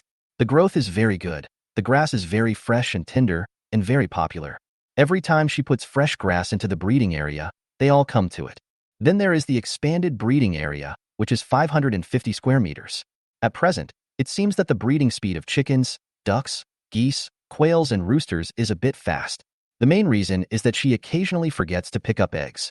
If she leaves a little bit, these little guys can hatch into a whole group. Next, she can consider expanding a little. Pigs, cattle, and sheep are all fine, as they all gave birth successfully, and the population has expanded a lot. However, the speed of viviparous births is far slower than that of egg-laying, so the living space is still quite abundant. However, they will have to expand by the second half of next year at the latest. The 200 square meters of space for the rabbits reflects Ji Young's awe for their reproductive ability, and the rabbits have lived up to her trust. It has been less than half a year since she got them, and the 5 rabbits have grown into more than 50. Of the 3 newly born rabbits, 2 female rabbits have now given birth to a full round. But most of them are still little rabbits and half-grown rabbits. But Ji Young is very skeptical. When these rabbits grow up and reproduce again, there will probably be hundreds of them. These rabbits are so fertile. 5, 6, 7, or 8 at a time. The joy she felt when she first saw the 2 female rabbits giving birth to so many rabbits after their prosperous life has turned into worry now. The more rabbits there are, the more they can eat. She should control it. Finally, there are 850 square meters of various vegetables. Some vegetables mature once a month, and some take 2 or 3 months. However, relatively speaking, they are the easiest to harvest. You can just pinch them off or pull them up by the roots. If you have nothing to do, you can pull off some of the outermost leaves and throw them into the rabbit nest. The area with the slowest growth is the 630 square meter fruit area. The strawberries are fine, but the fruit trees are basically motionless. They have grown taller and bigger, but have neither bloomed nor produced fruits. They are still trying hard to absorb nutrients and grow. With so much, Ji Young would be busy for hours every time. If it weren't for the fact that she didn't need to do anything physically in this space and her mental strength could be used in many ways, she would not be able to handle it at all. But the harvest is also rich. The potato and sweet potato planting area of more than 1,000 square meters yielded a total of more than 11,000 kilograms. Ji Young was too lazy to put them in sacks, so he just stacked them up in a static space, took out a part of them as seeds, and continued to plant the next batch. Of course, this is a long task, and Ji Young is still working on the planting step. At this time, she sighed. Sometimes, farming alone can feel helpless. Everywhere she looked, she saw the soil full of work for her, which made her feel very tired. Fortunately, she had Cece. When she was bored, she would put Cece in the hole. Dogs are born to dig holes, so one would dig and the other would dig. After they were done, she would scoop up some soil and spread it down, and then she would not have to worry about it anymore. Just letting the dog help, the consequence is that you still have to wash the dog. Ji Young tried it twice and gave up. Washing the dog was more tiring than farming. If she didn't wash it, she couldn't tolerate the scene of a dog covered in mud jumping on her. In the end, I had to bear it all by myself. On the day she finished her work, Ji Young received a message from Xiamuqi saying that he would send her jade the next morning. In addition, they had collected another batch during this period, a total of 3 sacks, and asked her where to send them. Ji Young perked up a little and asked them to take him directly to Jiafu community. The amount of jade she took away from the transfer station was actually not much, only 4 sacks at most, plus the 2 sacks she and Yin Chang had exchanged before, a total of 6 sacks. She had already taken 4 sacks in 2 batches, and there were 2 left. That is to say, Xiamuqi and his friends collected a sack of jade. Most of what they collected were made into jewelry, and they had higher requirements for quality. This sack was estimated to be worth several times more than others. Who would complain that space is not evolved enough? I wish the more the better. But she has to think about what to exchange. She has already exchanged a lot of fruits before, and she has to keep the rest for herself. After all, she depends on these for the rest of her life. As for the ones she planted herself, strawberries will be harvested soon, but others such as bananas and durian are still in the early stages. What if they don't grow well? As the temperature rises, although floods will cause many bad consequences, one good thing is that food can be grown during this period. In the previous life, the base harvested a batch of food during this period, which greatly alleviated the food gap in the early stage of the extreme heat. Of course, with so many people, there wasn't enough food in the end. But it also shows that the value of food is not that high at present. Ji Young quickly thought of it. She might as well exchange it with medicinal herbs. She had so many Chinese medicinal herbs anyway, so she didn't feel bad about it. She would be happier if she could exchange them directly with fresh herbs that had just been unearthed, but unfortunately she didn't dare to take the risk. That night, Ji Young packed up the medicinal herbs for exchange, which were basically the varieties that were currently being cultivated vigorously at the base. These would also be the main medicinal herbs for various epidemics in the future. Considering that these are still in the hidden period, there is a fear of causing panic, and also fear that the rich will hoard goods and ordinary people will get nothing. Therefore, information about the epidemic will not be released unless there is an appropriate time. Therefore, she only took out 2 sacks, which contained common but medium-value medicinal herbs. The next day was Ji Yang's day off. Getting up, I added firewood to the fireplace to keep the house warm, and then started to have breakfast. We had tofu vermicelli buns. The filling was spicy and very appetizing. A cup of hot soy milk and breakfast was over. During the waiting time, Ji Yang was not really idle, and started to do his daily task, picking eggs. I picked up a whole basket of eggs alone, and if I put together the remaining quail eggs and hen eggs, I also took up more than half a basket. There were fewer duck eggs and goose eggs, but they were bigger, so if I put them together I could also fill a basket. Thinking of the big bag of snacks that Xiamuchi forced on her when she came back last time, Ji Yang thought for 2 seconds, simply washed the basket of eggs in the space to remove the dirt on them, and sent them directly to the freezer. Then he lay down on the sofa and waved. The cute puppy immediately jumped up. Woof. Ji Yang pets the dog and watches TV using the projector. His life is perfect. It was not until a little after 10 in the morning that the sound of a car was heard from the balcony with a crack. Cici was immediately attracted over there. Ji Yang also went to take a look and saw a familiar off-road vehicle appear downstairs, followed by an ordinary van, which drove towards them and finally stopped at Building 9. Xiamuji's voice also rang out over the intercom. I'm here. No need to come down. I'll have someone carry the things up directly. Ji Yang was not polite and responded, okay, but he was not really idle. He took out a kettle filled with ginger and brown sugar water. When he almost heard the sound, Ji Yang asked Cici to go back to the room first. When he opened the door, he saw 3 middle-aged men who looked familiar, each carrying a bag of jade. Xiamuchi was walking in front, also carrying a large package in his hand. No one knew what it was, but it looked quite heavy. Seeing Ji Yang, he immediately quickened his pace. His face was not exposed because of the goggles and scarf, but one could still see the joy overflowing from his body. It's cold outside. You go in first. I'll take care of it. Ji Yang was exhausted these past 2 days and was feeling lazy. Seeing this, he retreated directly and said softly, put the things in the living room, and I'll deal with them myself later. Okay. Xiamuchi nodded, went in first, took off his goggles, and called the 3 people behind him to come in to put their things. As soon as he turned his head, he saw Ji Yang holding tea. He raised his eyebrows. Thank you. Then he took it and took a sip. It's a little hot, but tastes good, sweet, and has a gingery flavor. Ji Yang. She was amused for a moment, but then stunned. She prepared this for the 3 people who helped with the moving and had never thought of giving it specifically to Xiamuchi. Was she influenced by his attitude and subconsciously considered him as one of her own? Ji Yang swallowed his complaints and went to get another cup. Just then, 3 helpers unloaded the jade sacks and were stretching their shoulders. Please help me carry them up. Have some tea. Thank you, thank you. The 3 of them were a little flattered. They were paid for this trip, but they didn't expect to get such thick ginger and brown sugar water. As early as the beginning of the extreme cold, ginger is a good thing, and brown sugar is even better. Most people can't afford it. Instead, Xiamuchi looked at the cup in his hand, and then at the 3 people's cups. They were exactly the same. His eyes dimmed slightly, and his red lips, which had been touched by the hot water, were tightly pursed. Ji Yang didn't expect that this person took the cup and was upset about being treated the same as the other 3. He invited them to sit for a while to warm up, but the 3 refused. After they finished their work here, they had to go back to work harder and save more food for their family. They didn't know when these miserable days would end. Ji Yang didn't force it. He looked at Xiamuchi, who was staring at the cup, not knowing what he was thinking, and sent the 3 people away first. She closed the door again to block out the biting cold wind blowing in from outside. The door was a bit heavy, and the noise of closing it was a little loud. Cici immediately ran out of the room happily, but she found a stranger in the house as soon as she ran out. It was so frightened that its fur stood up and it barked fiercely, woof woof woof. Ji Yang quickly stopped him, Cici. At the stranger hesitantly, then at his owner. Xiamuji also came back to his senses and looked at the fierce dog. He had seen it many times, but he never had time to communicate with it. He never knew that the dog would think it was a bad guy. He quickly took out a piece of jerky from the bag at his feet. Cici here, this is a gift for you. A piece of yam jerky, estimated to be about half a pound. But Cici was not tempted at all. As a dog that ate meat every day, it still stared at the guy who suddenly appeared in its owner's territory without letting up.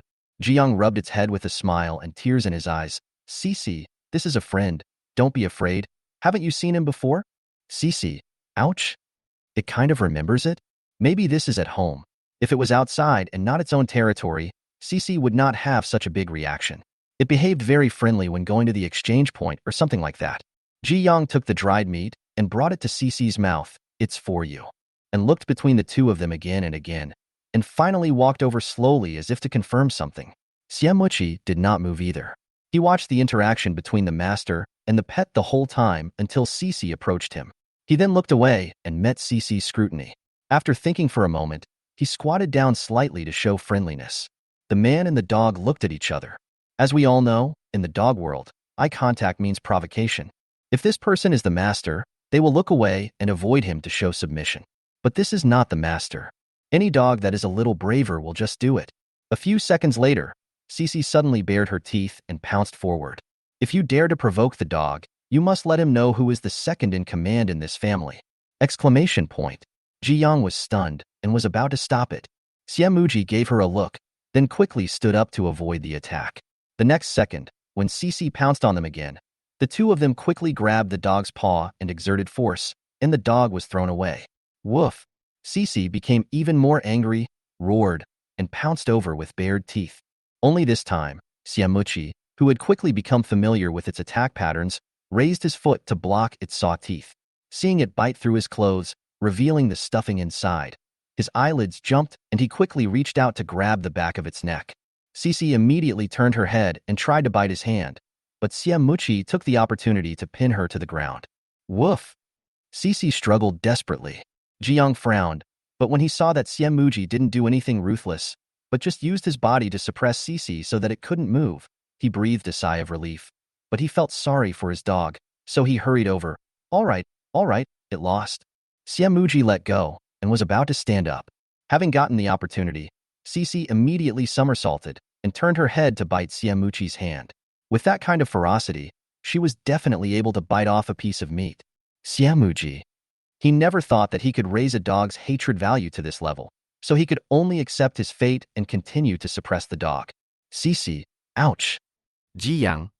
She rubbed the dog's head in annoyance. That's enough. You still want to fight when you can't beat him? Isn't this just asking for trouble?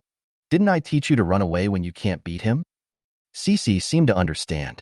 At first, he raised his head in dissatisfaction and wanted to fight back, but his head and neck were held down by a big hand, so he couldn't lift his head up. After realizing that he had no chance of defeating this man, the dog howled sadly and lost his strength. Xiamuchi noticed this and immediately let go. This time, Cece finally did not fight back. Instead, after being released, she threw herself directly into Ji Yang's arms, sobbing sadly. Ji Yang quickly coaxed the dog. Okay. It's okay to lose. It will increase your combat experience. Cece, ouch. The owner didn't understand, so it became the third child. Ji Yang didn't understand, but she still favored her own child, so she couldn't help but look at Xiamuchi. Why was this guy fighting so seriously with a dog? Xiamuji? He looked at his torn pants, then looked at the dog and felt a chill in his heart. Fortunately, Ji Yang didn't really forget about him and coaxed Cece. He saw it holding the beef jerky and chewing it. It seemed to have regained its liveliness, and its tail was still wagging. Cece's mind was full of thoughts. Hey, it seems it hasn't lost yet. The two-legged beast let it eat the meat first, so their tails wagged happily. Ji Yang stood up upon seeing this, and with this movement, he saw Xiamuchi's long legs stretched out as he sat on the single sofa. The pants on one of his legs were directly torn, which was very eye-catching. She coughed lightly and said, Sorry, I happen to have another set of clothes at home. Can I give it to you to change into? Xiamuji had stretched it out on purpose, but when he heard this, his eyebrows jumped. Men's? Ji Yang. Or is it a women's model? It's brand new, and the tag is still there when I receive it. Then he went to the room and came out with a whole set in his hand. Try it on and see if it fits you. Xiamuchi observed her expression suspiciously, and seeing that there was nothing unusual about her, he thought it was probably not something she bought for her ex-boyfriend. So he took it and changed out of his own set. This suit is white and blue, and seems to be the same color as the one Ji Yang wore before. He is in a happier mood. However, the indoor temperature is not low, so he doesn't need winter clothes. But he still wears it. But the clothes are not zipped up, but open. He put the changed suit in a bag to avoid wasting it, and could be used again after mending it. Ji Yang thought to himself, that's quite economical. At this point, Xiamuchi also remembered the purpose of coming here, and took out a rabbit, a large bag of skewers, and the tools needed for barbecue from his bag. I ate your rabbit last time. It tasted good. I just happened to get a rabbit and some mutton. Let's have barbecue for lunch? I'm also quite good at barbecue. Ji Young was shocked. He actually came to cook for her. Could she refuse? Of course not. Since Xie has come, I must seize the opportunity to eat more delicious food.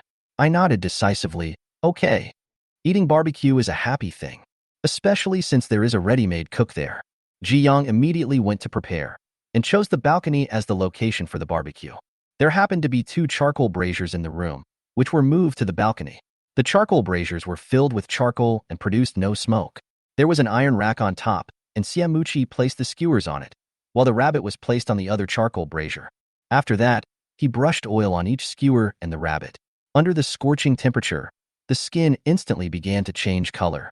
Xie flipped the rabbit over while worrying that it would be burnt and that other parts were not cooked through, so his hands never stopped.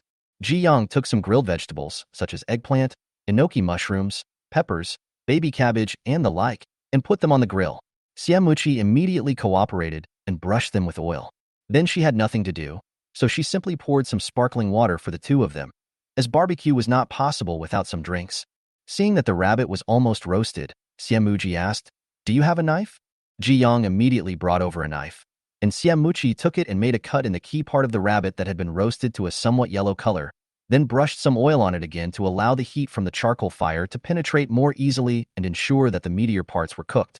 With each flipping, brushing with oil, and sprinkling of ingredients, the aroma overflows. Ji Young stared at the grilled skewers, which already looked very tempting. The outside was sizzling with oil and slightly browned, and covered with cumin, chili powder, pepper salt, and other condiments. The excess mutton fat fell off directly, and the greasiness was significantly reduced, making it look even more tempting. If there was internet access at this moment, she would have searched how many minutes it would take for the skewers to be ready to eat. She felt that it had been roasted for a long time and was really ready to eat. Just when she was itching to eat some, Xie had already picked up a bunch and put it to her mouth. "This one should be ready. Try it." Ji Young was stunned. When she raised her eyes, she met a pair of beautiful eyes. The dark gray pupils reflected her appearance, and the eyes flickered slightly, as if testing or nervous. When they looked at each other, he seemed a little uncomfortable, and his fair skin gradually turned a light red. But soon, Ji Young did not move. He consciously understood what she meant. His fingertips trembled, and the skewers moved along with them. He slowly retracted it a little, and was about to give it to her when suddenly an angry dog roar sounded between the 2 of them. Woof, woof, woof. Cece's roar and saliva were all directed at the barbecue. Xie? Ji Young? At this moment, the dog had no idea of the owner's heartache and was thinking, how dare this little guy challenge the owner? Does he want to die? Chapter 36. Finally, Ji Young rinsed the skewer in water, took it off, and gave it to Cece to eat. Then Xie brought the second one. This time, he did not test him again, but handed the skewers to Ji Young from a distance. Ji Young took the skewers, and his heart seemed to tighten. The skewers in my mouth were as delicious as expected, with the right amount of saltiness and a hint of spicy flavor. But Ji Young's mind was filled with the scene just now, and his tongue seemed to have lost its taste. She just didn't react. And because of that moment of staring at each other, thinking of this, Ji Young paused while eating the skewers. The next second, he bit down hard and bit the skewer. She didn't seem to mind getting a little more intimate, just like she didn't reject Xie active approach. Otherwise, when he said he wanted to send the jade over, Ji Young would have directly refused. She inadvertently tilted her head to see that Xie was turning the rabbit over. A new batch of barbecued meat was already on the grill next to him. The eggplants were roasted until softened and peeled in the middle. A layer of mashed garlic had been sprinkled on them at some point. When she looked at it for a moment, Xie had already finished with the rabbit. He even cut off a piece of roasted golden meat and placed it on the plate in front of her, which already had a bunch of grilled skewers on it. "Try it first. It's not quite cooked enough, but it's edible now," Xie said calmly. Compared to the obvious depression just now, he now seems very normal, as if he is not affected at all. But Ji Young narrowed her eyes slightly, and the corners of her lips, which had been raised since she entered the room, were now lowered. Her eyes were focused on the skewers. She silently picked up a piece of rabbit meat and put it in her mouth. The skin was a little crispy, but the meat inside was still tender. She was so absent-minded that she didn't remove the crushed peppercorns. As she chewed, The crushed peppercorns exploded in her mouth. In an instant, she felt the piece of meat that had touched the crushed peppercorns go numb. But the meat cannot be wasted. She swallowed the piece of meat bravely and quickly went to find a drink. Just as she was about to reach out, Xiamuji had already handed her the cup. Frowning slightly, "Too spicy?" Ji Yang shook his head, swallowed the cool, sparkling water, suppressed the numbing feeling, and explained, "I accidentally ate a piece of Sichuan pepper." Xiamuji suddenly looked at the rabbit. The rabbit was marinated first, otherwise it would be difficult for the flavor to absorb in such a short time. Therefore, he roasted the peppercorns directly. When the peppercorns were roasted and exploded, the spicy taste would also adhere to the meat, which could be swept away directly without affecting the taste. But maybe I was a little distracted just now and didn't notice that there was still one attached. He turned the rabbit over and over, scraped off all the chopped peppercorns that remained on top and refused to go down the rabbit grill, then continued roasting it, his eyes still on the person beside him. Seeing that she had returned to normal, was eating happily, and was in the mood to tease Cece, I felt relieved. It seems that the barbecue skills have not deteriorated. The delicious barbecue made both of them very happy, and they just ate the barbecue obediently in the second half. Ji Yang had some thoughts in his mind, but he missed the right opportunity and couldn't express them for the time being. So after eating the barbecue, Xiamuji said goodbye. Ji Yang went to see him off, but it was Cece who looked at Xiamuji, who was packing to go out with a bit of confusion, but soon saw him holding the bag and seemed to understand. The owner always carries a bag with him when he goes out hunting. Got it. The second child wants to go out hunting. Cece, woof woof woof. Xiamuji always felt that he saw encouragement in the eyes of this dog. He thought he was seeing it wrong, and then looked at Ji Yang to wash his eyes. After this look, he almost couldn't bear to look away. Ji Yang was a little annoyed by being stared at, and was about to urge him to leave quickly. Suddenly I remembered, "Oh, wait a minute." Xiamuji's eyes moved slightly, revealing a bit of anticipation.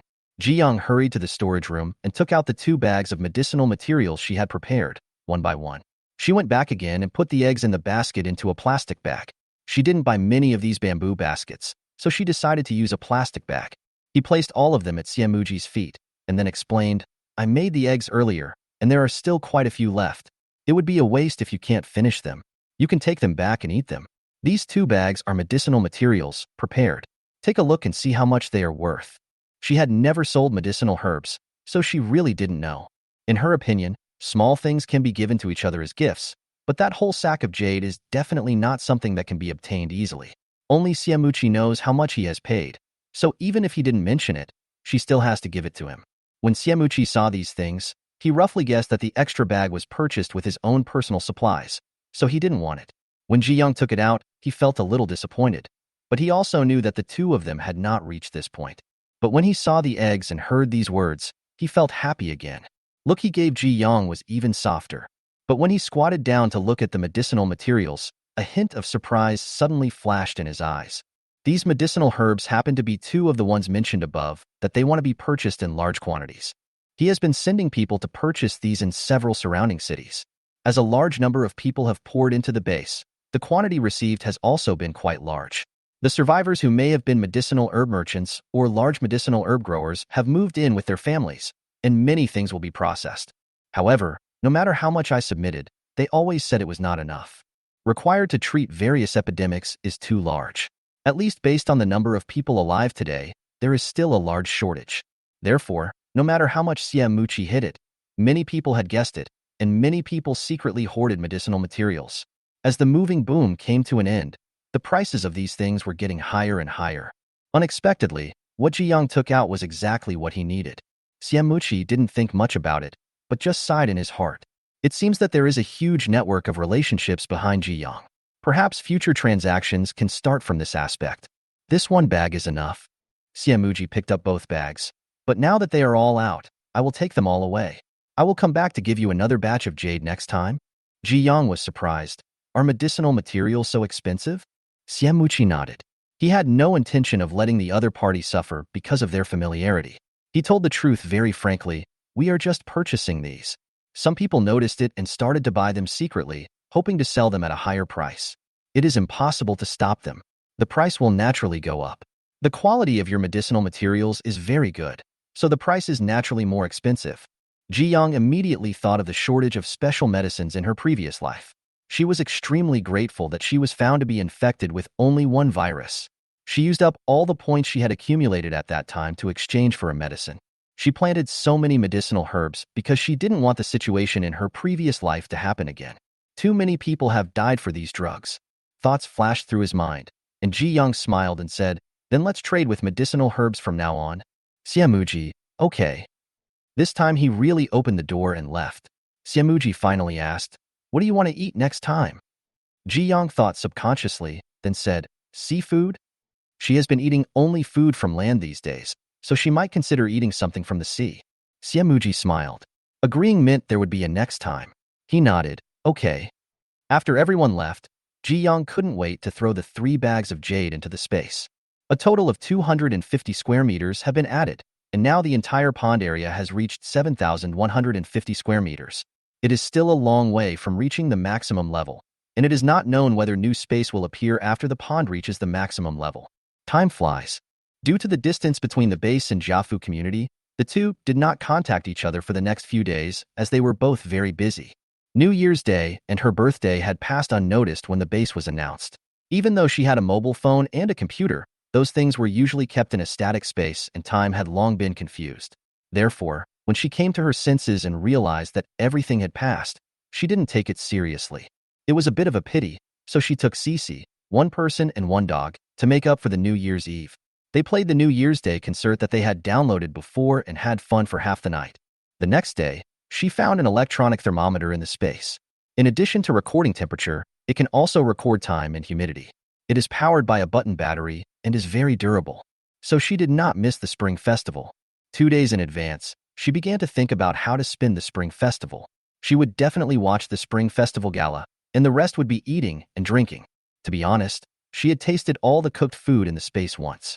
Although they tasted good, there was no novelty and no sense of anticipation, so she was unable to decide on a Spring Festival menu for a while. Until the day before the Spring Festival, Xiamuji contacted her. Ji Young, there is good news and bad news. Which one do you want to hear first? Ji Young tilted her head, thinking about the distance between the base and Jiafu community. She thought that Xiamuji might be chatting with her outside in the cold wind. She couldn't help but smile and said, bad news? In this way, the good news can offset the sadness of the bad news.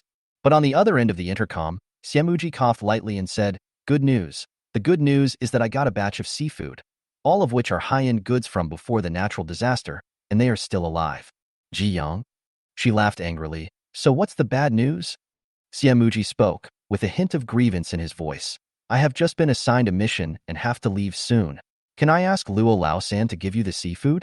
Ji Yang's heart felt like it was hit, and she felt a little sour. She pursed her lips and said, I can't cook, so it's useless to me. I can only freeze it. Not like she doesn't have frozen seafood. There was no sound from the intercom for a while. After a while, the sound reappeared. Xiamuji said, I know. Wait a minute. Time seemed to be very tight, and before I could even say goodbye, the intercom started buzzing, and then there was no sound. Ji Young stared at the intercom for several seconds. Wait a minute. What does that mean? Asterisk. 3 hours later. Ji Young knew what Xiamuji meant by, wait a moment. He prepared the seafood dinner before leaving and asked Luo Lao-san to pack it and send it over. A small part is placed in an insulated box, and most of the rest is packed in ordinary boxes. Luo Lao-san wrapped the food tightly and did not let Ji Young come down. He climbed all the way to the 15th floor and handed the food over.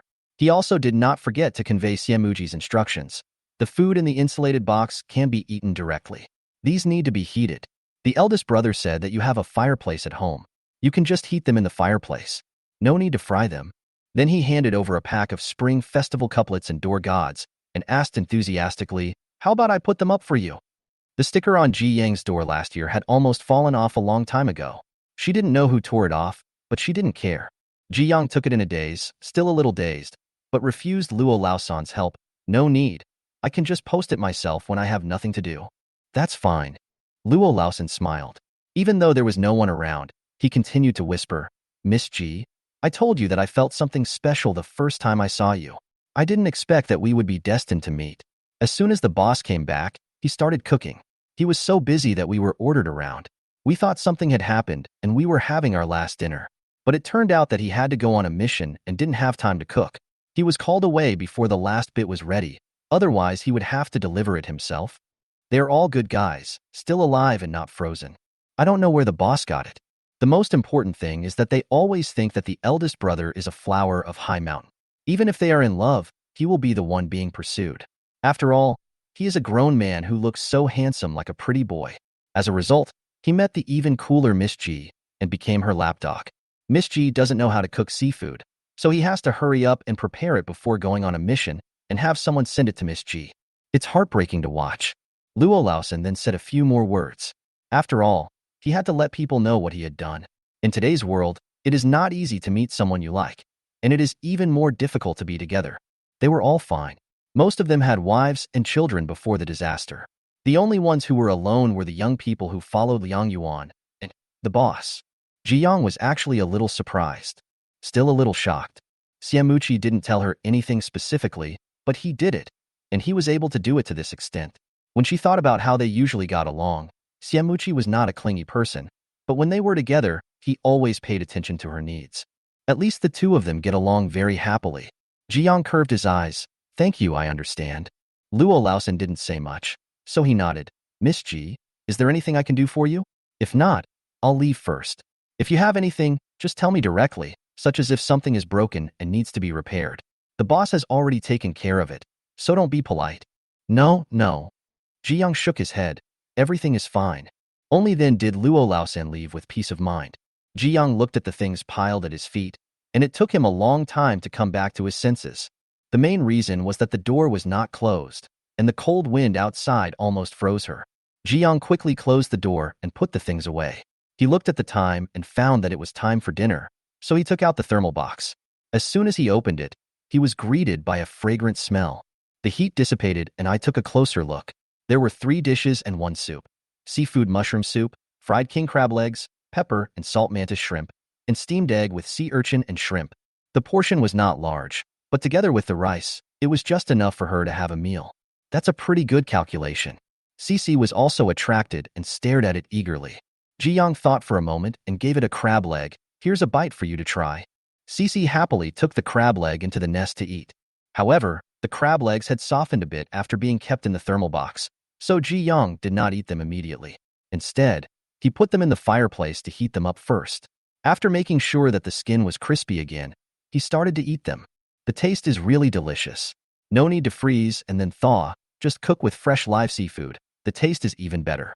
Ji Yang was very satisfied with the meal, and he couldn't help but admire the ability of Xiamuqi, the trader. He could get fresh seafood even in temperatures of -50 or 60 degrees Celsius. It was amazing. The next day is New Year's Eve. Ji Yang took out the couplet that Xiamuqi had asked Luo Laosan to send and spent some time pasting it up. She actually bought some herself, but the ones above were dated last year, while Xiamuqi's batch was dated this year, which was pretty good. Now that everything has been posted, all that's left is cleaning. Usually stays at home and is too lazy to move, but she has a sweeping robot, the latest model of 2060, which is powerful and can sweep and mop the floor very cleanly. It also cleans her long hair smoothly. Therefore, the house is generally kept clean. It is difficult to take into account the tables, chairs, benches, and some corners. There has to be a sense of ritual. Life is already so scarce, and these things cannot be lost anymore. Therefore, Ji Yang is full of energy. The first step is to put all the furniture into the space.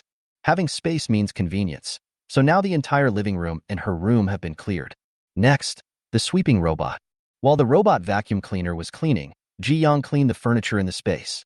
He simply wiped it with a rag dipped in detergent to remove the dust, and then swept it again with a rag with clean water, putting each one back after he was done. After everything was cleaned, Ji Yang came out of the space, and the sweeping robot went back to recharge and rest. She then put out the furniture one by one. It is just a simple cleaning, but the whole house feels brand new. The next step is to clean dead corners such as balconies and windowsills. After everything was done, Ji Yang first took out his mobile phone, recorded a video of the whole family, and then took high-definition photos one by one. When he gets old, these will all be memories. Of course, he did not forget to hold Cici and take some photos as well. In the photo, her hair is a little messy due to being busy, her cheeks are rosy, and her face is full when she smiles. It is obvious that she has never suffered. That's great. After throwing his phone into the space, Ji Yang was immediately so tired that he collapsed on the sofa for 3 hours. Cleaning up nooks and crannies is more tiring than exercising. But after all this trouble, it was time for dinner. Ji Yang took out the official seafood dinner that Xiamuchi had sent over, transferred it from the ordinary packaging box to a plate, reheated it all, and started eating dinner at 7:30. She had seafood and Cece had a whole rabbit. At the same time, a spring festival gala program she randomly selected was playing on TV. When she comes across a program that embarrasses her, she buries her head in eating. When she comes across one she likes, she watches it with relish. Before I knew it, it was almost 12 o'clock. Ji Yang went to the rooftop immediately. Light up the fireworks that have been prepared. Brilliant fireworks exploded in the sky, and the sounds of fireworks and firecrackers were also heard in other corners of the city. As for the base, it was too far away, and she could not see it from here. But even these are enough for one person and one dog to enjoy the fun. At midnight, Ji Yang hugged Cece and said in a clear and cheerful voice, "Cece, Happy New Year." Cece was still a little afraid of fireworks, but when its owner held it, it became energetic again and responded by wagging its tail, woof woof woof. After the new year, everything seems to be the same as usual. It is still covered with ice and snow, extremely low temperatures, and sparsely populated. But Ji Yang remembered that the temperature started to rise probably after the new year. Therefore, we have been paying attention to changes in temperature. During this period, she also harvested 500 square meters of rice in the space planting area, almost 850 kilograms. However, this was the weight with shells, and she had no intention of removing the shells. She would put them aside for later use when needed. For the time being, the rice she stored after her rebirth is enough for her to eat. It wasn't until the 10th day that the thermometer showed clearly that the temperature was indeed starting to rise. Ji Yang placed the thermometer on the window of the storage room. After the new year, she would record the temperature every day when she went in. Since the freezing rain, the temperature has been stable at minus 65 degrees for a long time, and minus 55 degrees during the day. But the last few times she went to see it, the temperature was minus 52 degrees Celsius or minus 51 degrees Celsius during the day. Obvious at first. If Ji Yang hadn't been looking at the thermometer, he wouldn't have noticed it. But after a while, you can feel that the temperature has indeed risen. In fact, Ji Yang is very opposed to rising temperatures. She would even rather be in extreme cold for the next few years. At least the food will not rot faster, and the ocean can still provide a certain amount of food source. But natural disasters will definitely not happen according to human wishes. They are capricious and powerful. Therefore, humans can only try their best to adapt to it. Floods are coming, and after the floods, the extreme heat and cold predicted will appear, plus the blizzards that have lasted for a year. It is impossible for the authorities not to believe this, so we must prepare in advance. Another 10 days, the temperature rose to around minus 20 degrees Celsius. There was no need for heating equipment anymore. 2 fireplaces were completely sufficient, or even a little too much. During this period, Ji Yang went out once. I found that more and more people were outside. The temperature was not above zero yet, and the ice was still there, but the temperature was not high enough to freeze people to death. Therefore, the scope of everyone's search for supplies became wider. The news of the flood was no longer a secret. Everyone knew about it, and they were even more crazy about getting more supplies to exchange points for food to store at home. Otherwise, once a flood occurs, it will be difficult for ordinary people to go out, and they will really starve to death at home. More and more people are coming to the base.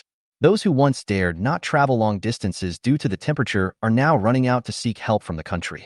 This was what Luo Laosan told her. Worried that she might need something and Xiamuchi hadn't come back yet, Luo Laosan would come over once every 10 days or so to bring some things, and Ji Yang would always bring back some fruits or medicinal herbs. The base used many methods to convey the news of the impending floods and heavy rains. For example, broadcasting, helicopters patrolling everywhere, and leaving notices, etc. Therefore, even those who still had food in the village ran away. This has also resulted in a number of people far exceeding the current capacity of the base. So the base is still expanding outward in an effort to accommodate more survivors, but the real core area is still the one planned at the beginning. If an earthquake or other situation occurs, these survivors will have to run here. The further out you go, the cheaper the houses are.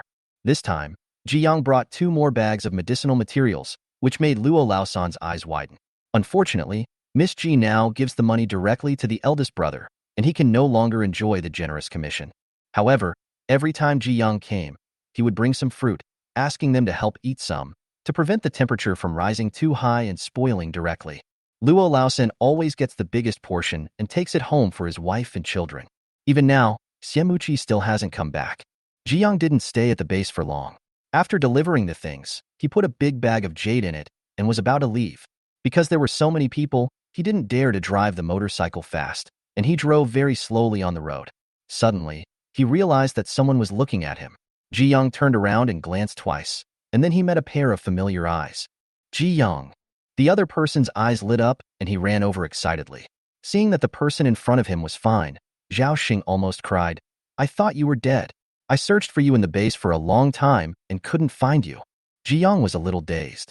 Zhao Xing was her friend. The two families had similar family backgrounds. Zhao Xing's grandparents lived in the same community as her grandparents. However, Zhao Xing's grandparents passed away later, and she never went there. But the two of them became friends because of this and often played together. In addition, there are many other similar friends. But Zhao Xing was the one with the best relationship. In his previous life, Ji Young went to Old Man Ji and never saw Zhao Xing again since then. He also didn't see her after coming to the base. I didn't expect to meet again so early in this life.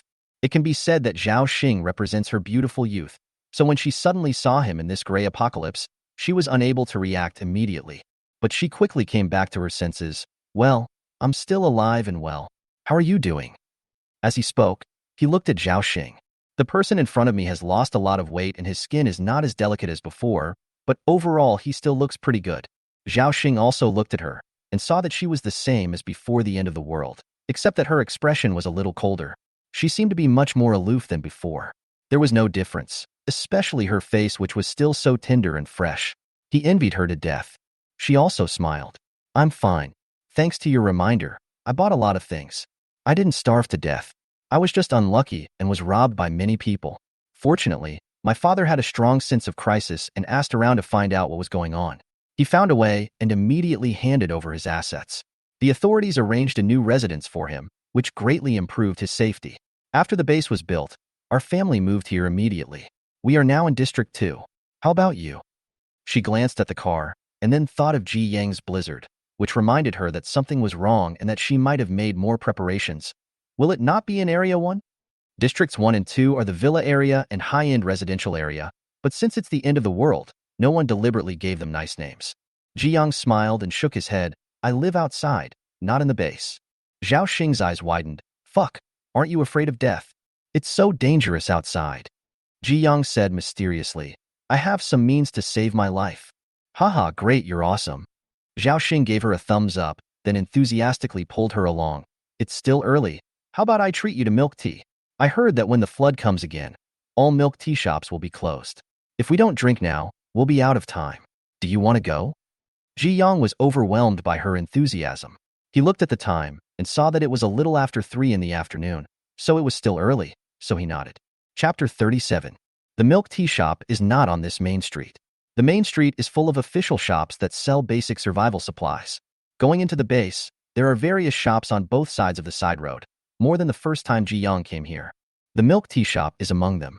At first glance, there is not much difference from before the end of the world, except that the decoration is more solid and thick and does not look so beautiful. You can't park in front of the milk tea shop. There are fewer cars nowadays, and the road is not wide enough to accommodate more people. It just so happens that Ji Yang's snowmobile is 2 or 3 times wider than an ordinary motorcycle. Fortunately, there is a small parking lot on every street. Zhao Xing and his friends hadn't touched a car for more than a year, so they had no idea where it was. It was Ji Young who knew there was a parking lot from Luo Lao San before, so they drove their motorcycle and searched for a while before finding the entrance to the parking lot. There was a small pavilion at the entrance. Just like before the apocalypse, 3 people were playing poker in the pavilion. It was very lively.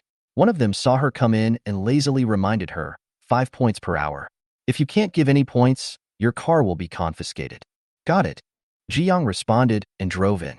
There are only dozens of parking spaces here, and there is a shelter sign at the entrance of the parking lot, which means that if hail or other situations occur again, you can run here directly to take shelter. Not just for parking. There were also very few cars inside. Including her car, there were only 4 cars, so it must be difficult to find a car. Ji Young randomly found an empty space to park the car. Then he imitated what he saw on TV and stuck a hair in a key place. He also took a photo of the car before he went out with peace of mind. As soon as I entered the milk tea shop, I felt a wave of heat hitting me. Zhao Xing waved, "Here, here."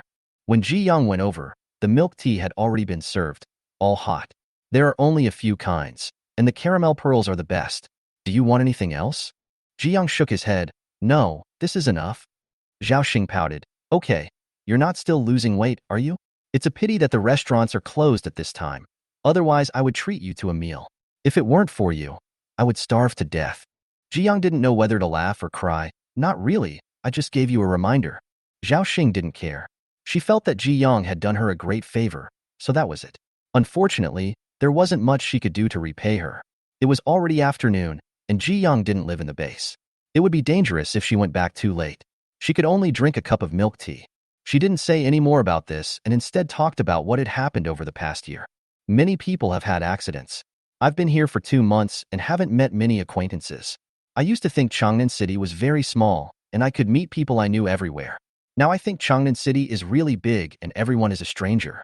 Zhao Xing said, his mood getting depressed. Luckily you are still here. Ji pursed her lips. Just get used to it. Zhao Xing smiled bitterly. That was right. She was actually used to it.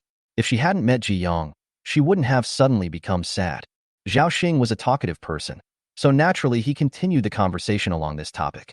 Ji mostly just listened. She used to join in the jokes, but after so many years of training, she spoke much less. But it was a nice feeling to listen to others talk. From Zhao Xing's words, she knew that life in the base now did not seem as good as she had imagined. Mr. Zhao is smart and ruthless enough, but the assets he has are of little use in a natural disaster, and the points and favors he can redeem are also limited. In their current situation, they are a little worried about running out of money, and they can't find a suitable job for the time being. Most urban people cannot adapt to the return to a more primitive life, but skilled workers can find jobs more easily. Doctors, researchers, car mechanics, construction workers, and even those who know how to farm can all find jobs in the base's special plantations and support themselves. But apart from that, most of what they can do is hard labor. Or you can risk your life and complete missions. There is a special place for issuing missions at the entrance of each base, and some mission points will be refreshed every day. It sounds interesting at first, just like playing a game, but those missions are usually, there is a batch of supplies at a certain location that needs people to dig up, and food and accommodation are provided on the way. You can get 100 or 200 points for completing the mission. If you want more points, you have to take on more dangerous missions, such as going to other cities. Because Changnan City has a base, a large number of people have gathered here, and the supplies that can be found are already very scarce, so other surrounding cities are also in the target. But the long journey means that more uncertainties will be encountered in the middle. Highway robbers, unpredictable natural disasters, and even attacks by hungry wild beasts. The highest compared to other jobs. Zhao Xing counted on her fingers and found that she couldn't do any of them. She grabbed her hair and collapsed. I suddenly feel like a waste. Ji was silent after hearing this. He couldn't go against his conscience and comfort her that everything would be fine. After struggling for a long time, he said, it's time to stop being afraid of this and that. Just try to save as many supplies and points as possible. Zhao Xing almost burst into tears. What you mean by this is that the natural disaster is really unavoidable. Ji looked at her quietly. Zhao Xing held his forehead with his hand. Let me calm down. Although their family was in a panic and was living beyond their means, in fact, compared with most people, the Zhao family was already wealthy enough, and the stored supplies and points were enough for them to live on for a year or two. And they always think that after 1 or 2 years, things will return to normal, right? So there is not a strong sense of urgency. But now after hearing Ji Yang's words, Zhao Xing felt that it was far from enough. He couldn't sit still for a moment and looked at Ji Yang with confusion. Ji Yang understood and immediately stood up. It's getting late. Let's go back. Now you know my home address. Next time you come over, just come to me. You can eat at home or out. Zhao Xing said with a smile. Ji Yang nodded. As for whether he would go to her house, the probability was that he would not. Drank the last sip of milk tea without wasting any of it before walking away. If we roll up our sleeves, life will get better and better. I am afraid that I will be too lazy to move and end up having nothing to eat, and my first reaction will be to grab other people's stockpiled goods. The chaos is caused by people like this. Ji Yang came to the parking lot again. Only half an hour had passed. She still had a smile on her face when she entered. As soon as she reached the door, she heard a cough, and then 2 men moved away from her motorcycle as if nothing had happened. The smile on her face disappeared, and she looked at the 3 people coldly. But they were probably repeat offenders, and they looked calm. Except for the one who was on guard who twitched his face when Ji Yang looked at him. The other 2 were still able to chat with a smile. When they looked up and saw Ji Yang's cold face, they were not afraid. One of them whistled arrogantly. Wow, beauty. Which big brother gave you this motorcycle? It's really nice. Ji Yang was wrapped up when he came in. But because he was drinking milk tea just now, he took off his goggles and scarf, revealing his whole face. Was healthy, rosy, and plump, which was rare in the last days, not to mention that she was beautiful. Even with a cold face, one of them still had some ideas. Ji-young ignored them and went straight to the car to check. The hair at the fuel tank was gone. He looked at other places. Every time he looked at a new place, his expression became colder. She tried to light the fire, but it went out immediately after it started. I tried again and it finally started, but the fuel tank showed that there was only a little gas left. At this point, she naturally didn't dare to open it. Ji-young still cherishes his life very much. She looked at the three people who had not really left and asked calmly, "Are you sure you want to do this?" The three smiled and said, "Look at what you said. Why don't I understand? Is the car broken? My brother can fix it, and I can return you a good car for only 100 points." The man who was pushed out 2 steps was full of expectation. "Don't worry, I have good skills." "Oh wow, your technique is pretty good, haha." The man suddenly let out an obscene laugh and touched the other man's arm. Ji-young looked at them with disgust and pointed a short knife at them. Is it funny? Being a rat in the official parking lot, stealing oil and damaging cars just to earn points? As disgusting as a rat in the gutter. As she spoke, people passing by the parking lot also noticed the movement here. This is still considered the main area, with a large flow of people. The parking lot gate is not easily closed. It is open at this time, and many people sneak over to watch the fun. In the end times, there is less entertainment, and gossip is also a good pastime. The three men's smiles suddenly stopped, and they were afraid for a moment, but they soon realized that the person in front of them was a very beautiful and young woman, and the fear disappeared instantly. Zhong Hongwon has been bullying here for 2 months. He had sharp eyes and knew that those people had connections in the base and should not be offended.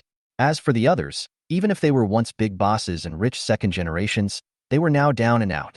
They only had supplies, but still had to bow and scrape to the official people.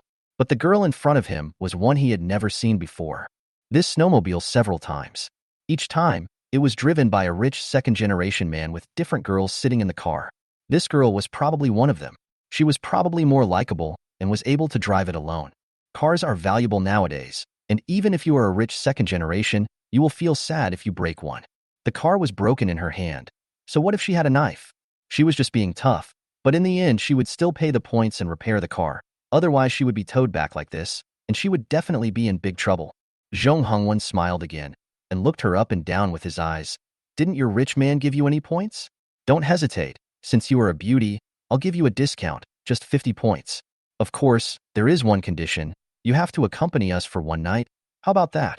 This person finished speaking. The mechanic next to him immediately said, I advise you not to be shameless. Our parking lot is running smoothly, and you suddenly come over to scam me. My brother one is already very easy to talk to. If you really want to get serious, do you think we are afraid of you? As he spoke, he pulled out a wrench from his pocket, looking like he was ready to fight. Another person also stepped forward and stood in front of Zhong Hongwon, looking like a loyal brother. The three of them sang in unison, and Ji-young was so angry that she laughed. She had been concerned about the base and didn't want to make too much trouble, but since this was the case, she went straight forward. Zhong Hongwon and the others thought that she had accepted her fate and thrown herself into their arms, and their smiles became more and more presumptuous. But then they saw Ji-young, who was an arm's length away from them, suddenly kick one of them in the face. Ah! With a scream, the man was kicked down. Outside immediately cried out in surprise, staring at the scene in amazement, with some people muttering, "It's his time. Someone finally got rid of this bastard." Zhong Hongwon had a feeling something was wrong, and subconsciously pushed the mechanic in front of Ji-young. But Ji-young had been prepared for this. He gathered strength in his foot and kicked the man in the stomach. The man flew backwards and hit Zhong Hongwon, who turned around and ran away, pinning him down. Fuck. Zhong Hongwon was angry and anxious. Do you know who I am? Don't regret it. Ji-young stepped directly on the top of his head, smashing his raised head to the ground. With a bang, the eyelids of the people listening nearby twitched. Oh my god, this girl is so cruel. Ah! Zhong Hongwon screamed in agony, his head buzzing, but he still shouted, Go and call my brother. Go. Third brother, go for me. The boss, who was quicker to react than him, had already run away after being hit the first time. When he heard this, he had just entered and exited the crowd, and he did not forget to swear, Just wait for me. Wait for my brother Wu to come over. Zhong Hongwon also heard it and laughed immediately. The next second, The foot on his head pressed even harder, causing him to grimace in pain. Fuck, bitch, I'll remember you. Wait for my brother to come. I'll make sure you pay. Ji-young looked down at him. Okay, I'll wait. She looked toward the parking lot entrance. The commotion here has attracted a large number of onlookers, who have blocked the door so tightly that no one can see what is happening outside. But soon, a voice outside shouts, "Get out of the way! Get out of the way!" The faces of the onlookers changed, and they tried hard to squeeze out a spot.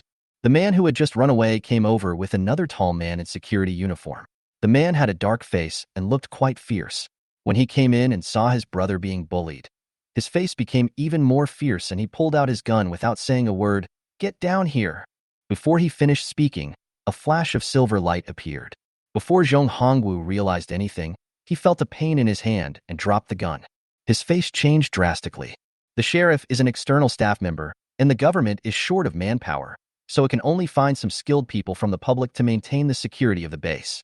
The Zhong family has connections and knows that they can only live well by relying on the government, so they asked someone to send their 2 sons in for training early on. Unfortunately, the eldest son became a sheriff because he had been a fitness coach before, so the younger son was eliminated. Later, with the help of his brother and family, he got a leisurely job as a parking lot guard. During Zhong Hongwu's 3-month training, the coach emphasized from the first lesson to the last lesson that he must not let go of the gun. This environment, if ordinary people get their hands on guns, it will definitely be a disaster. Of course, what he feared was not the disaster that might happen, but his career. Zhong Hongwu ignored his painful hand and rushed over to grab the gun immediately. But Ji-young was faster. She was well prepared, so she rushed over as soon as the gun was knocked down. With a sweeping kick, she kicked away Zhong Hongwu's outstretched hand. The gun fell into her hand. She loaded the gun and aimed. "You, get down!" The situation suddenly deteriorated, and Zhong Hongwu didn't even have time to react to what was happening. He quickly fell to the ground, not daring to move. On the other side, Zhong Hongwon, who was expecting his brother to come and make the woman kneel down and beg for mercy, was also dumbfounded. "Brother, what are you doing? Beat her." "Zhong Hongwu, are you fucking blind? She has a gun." Zhong Hongwon was furious. "Do you think she can open it?" Zhong Hongwu, when he thought of the smooth series of actions of knocking down the gun, grabbing the gun, loading it, and pointing it at his forehead. Is this called not daring? He didn't quite believe it. But how much hope did Zhong Hongwu have? If he had seen the same scene when he first arrived, he would definitely be angry and would even want this person to kneel down and kowtow before he would necessarily forgive her. But at this moment, he did not want to make a big deal out of it. So he looked up tentatively. As soon as he looked up, he saw the muzzle of a gun. He couldn't even see the woman's face clearly. He felt ashamed and angry, but he still gritted his teeth and said, "This is our brother's fault. Miss, you can't do anything with a gun. Once you are discovered, you will have to do hard labor. It's really unnecessary. How about we just let it go?" Ji-young ignored him, put down the bag with one hand, and took out 1, 2, 3, a total of 10 strawberries. Everyone around was staring at him. Even Zhong Hongwu and his brothers were dumbfounded and couldn't help swallowing. Nowadays, fruits are at a low price but not in demand. But why pick out strawberries at this time? Ji-young looked at the crowd in front of him and said loudly, "Whoever helps call their leader will get the strawberries." "Really?" someone asked immediately. Zhong Hongwu's face changed drastically. He wanted to turn back to warn the group of people, but he was afraid of the gun. Zhong Hongwon and others also knew that the situation was serious, so they quickly glanced at everyone fiercely, which made some people who were ready to make a move dare not do so again. These 2 brothers are the bullies here, but they have many connections, so they are complaining, right? Then don't leave the base anymore. Otherwise, once you go out, you won't be able to come back. Who often live here know this. Otherwise, why has no one done anything for so long? In the end of the natural disaster, everyone minding their own business is the greatest kindness. Seeing that they had calmed down, Zhong Hongwen looked at Ji-young provocatively. Ji-young was unable to handle everything by herself and was in a passive position, but she was not annoyed and continued to take out strawberries from her bag. They were all big, red and palm-sized strawberries. He quickly took out 10 strawberries and asked, "No one wants these yet?" With the sign of floods, the price of fruits has dropped a lot, but compared to ordinary food, it is still sky high. These 10 strawberries can be exchanged for 20 kilograms of food, or even more, at an exchange point. A big reward will always bring out the brave. Just as Ji-young was about to continue digging, A man who was wrapped so tightly that his parents couldn't recognize him stood up and said, "Hey, leave the strawberries for me." After saying that, he ran away immediately. Others who were about to move suddenly slapped their thighs in pain. "Oh, I should have gone earlier. You shouldn't have been so greedy and wanted her to give you more. What a loss, what a loss." The Zhong brothers and others were dumbfounded. They didn't expect that someone would dare to do that. Their ferocious expressions froze. They ignored the threat of the gun and shouted, "Stop! Stop right there." However, the man ignored him and ran away very quickly. This place is not far from the main street, and someone will come over in a few minutes. In this environment of -20 to 30 degrees Celsius, Zhong Hongwu was so anxious that he was sweating profusely, and finally he couldn't help but make a gesture to his brother. Zhong Hongwen understood, but did not dare to do it. "My head still hurts from being kicked on the head by that woman just now." But his brother is now the hope of the whole family, and nothing can happen to him. Otherwise, he won't be able to live such a comfortable life. So he hardened his heart and sneaked forward with the mechanic. They thought Ji Yang couldn't see it, and they became even more proud. Zhong Hongwu also looked at it expectantly. Suddenly, Zhong Hongwen pushed the mechanic towards Ji Yang. I thought this man would catch Ji Yang off guard, but at this moment, Ji Yang quickly turned around and dodged, kicking the man away while shooting without hesitation with the gun in his hand. Bang! Ah! Shooting! Run! They're really shooting! The scene suddenly became chaotic. Zhong Hongwen rolled on the ground in pain, holding his shot thigh. The mechanic covered his stomach and dared not move. Zhong Hongwu was about to get up when he was pointed at by a gun again. He dared not move at all. Others ran away or screamed, and only a few brave ones were still watching. Such a voice suddenly appeared amid the messy and noisy voices. Then a group of people in green clothes with upright postures came in. Ji Yang turned his head and looked. His eyebrows twitched slightly. "Wow, it's still an acquaintance." Ji Yang? Feng Yexing exclaimed. Lin Zhong, the leader, also recognized him. "Ji Yang, why is it you?" Zhong Hongwu thought to himself that something was wrong and rushed over quickly. "Captain Lin, she stole my gun and injured my brother." Feng Yexing's face changed drastically. After seeing the situation, he immediately said, "Captain Lin, Ji Yang is not that kind of person. There must be a reason. We carried out the mission before the new year together, and she contributed a lot." Lin Zhong gave her a soothing look, then glanced around, focusing on the man who was shot. Seeing that he was still alive and kicking, he breathed a sigh of relief. He did not show the anger that Zhong Hongwu thought, but asked Ji Yang, "What's going on?" Zhong Hongwu's heart sank. But now that his boss's boss was here, he dared not do anything and could only desperately think of a solution. Ji Yang had just given the strawberries away when he heard the situation and looked directly at Lin Zhong. "I thought this was an official parking lot shelter, so I parked here without worry. As a result, the gas ran out and the car broke down. If the authorities can't give me an explanation, I will ask for it myself." Lin Zhong's eyelids jumped. Considering his previous contact with Ji Yang, he probably guessed what would happen if Ji Yang asked for an explanation himself and quickly comforted him. "Calm down, don't worry. I will definitely not favor this group of people in this matter." Ji Yang's expression looked a little better, and he took the initiative to hand over the gun. Lin Zhong was a little flattered for a moment. "I almost thought she was the one who took the initiative to hand over her gun, and I wondered why this girl was so cooperative today." When he saw the feel of the weapon and thought of what Zhong Hongwu had said before when he complained, his face suddenly darkened. He asked people to send the person who was shot to the hospital first and take the rest away, and then said, "We will repair your car and fill it with gas, but it will take 2 days. I wonder where Miss Ji lives. We can deliver the car directly to her when the time comes.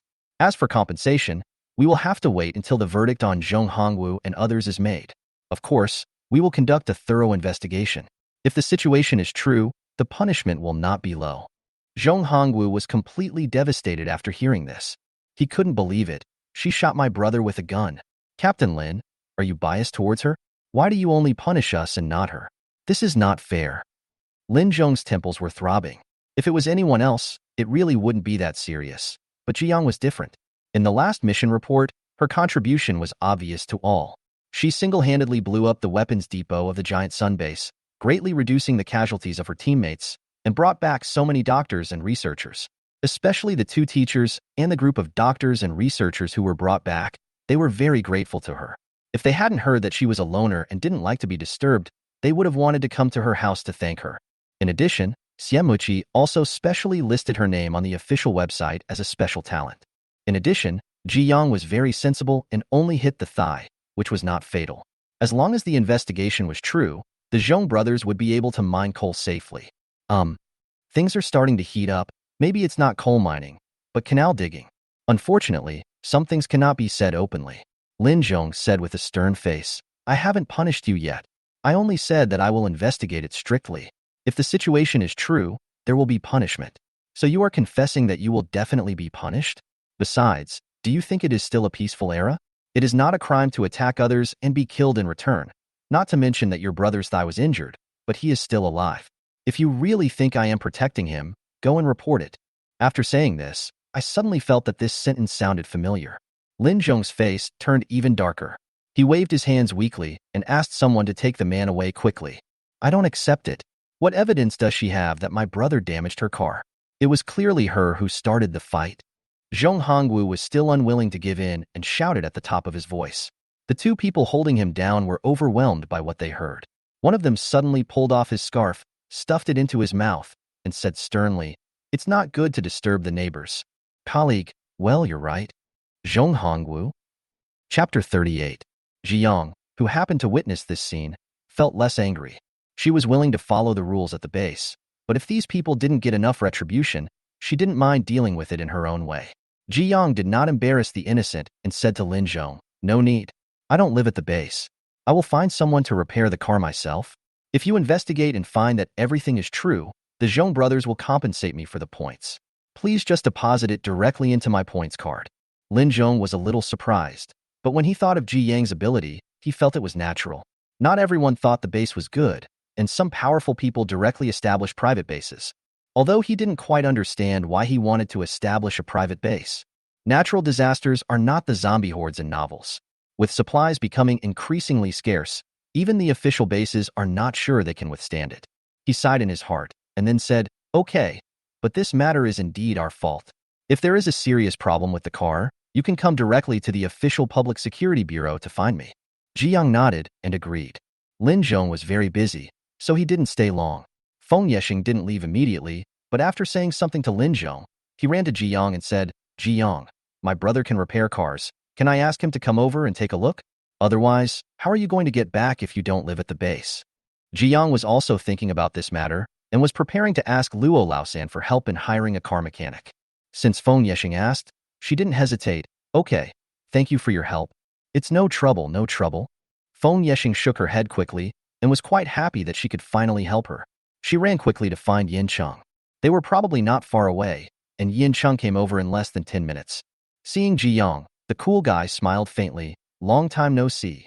Ziyang also greeted him. Yin Cheng immediately went over to check the car. He looked quite professional. He tried to start the engine first, then tested it again and again. He quickly removed a lot of things. After checking, he said seriously, It's a bit troublesome. The engine is broken, and the brake pads have been tampered with. If we need to repair it, we have to wait until tomorrow. Feng Yexing was a little worried when he heard this. So long?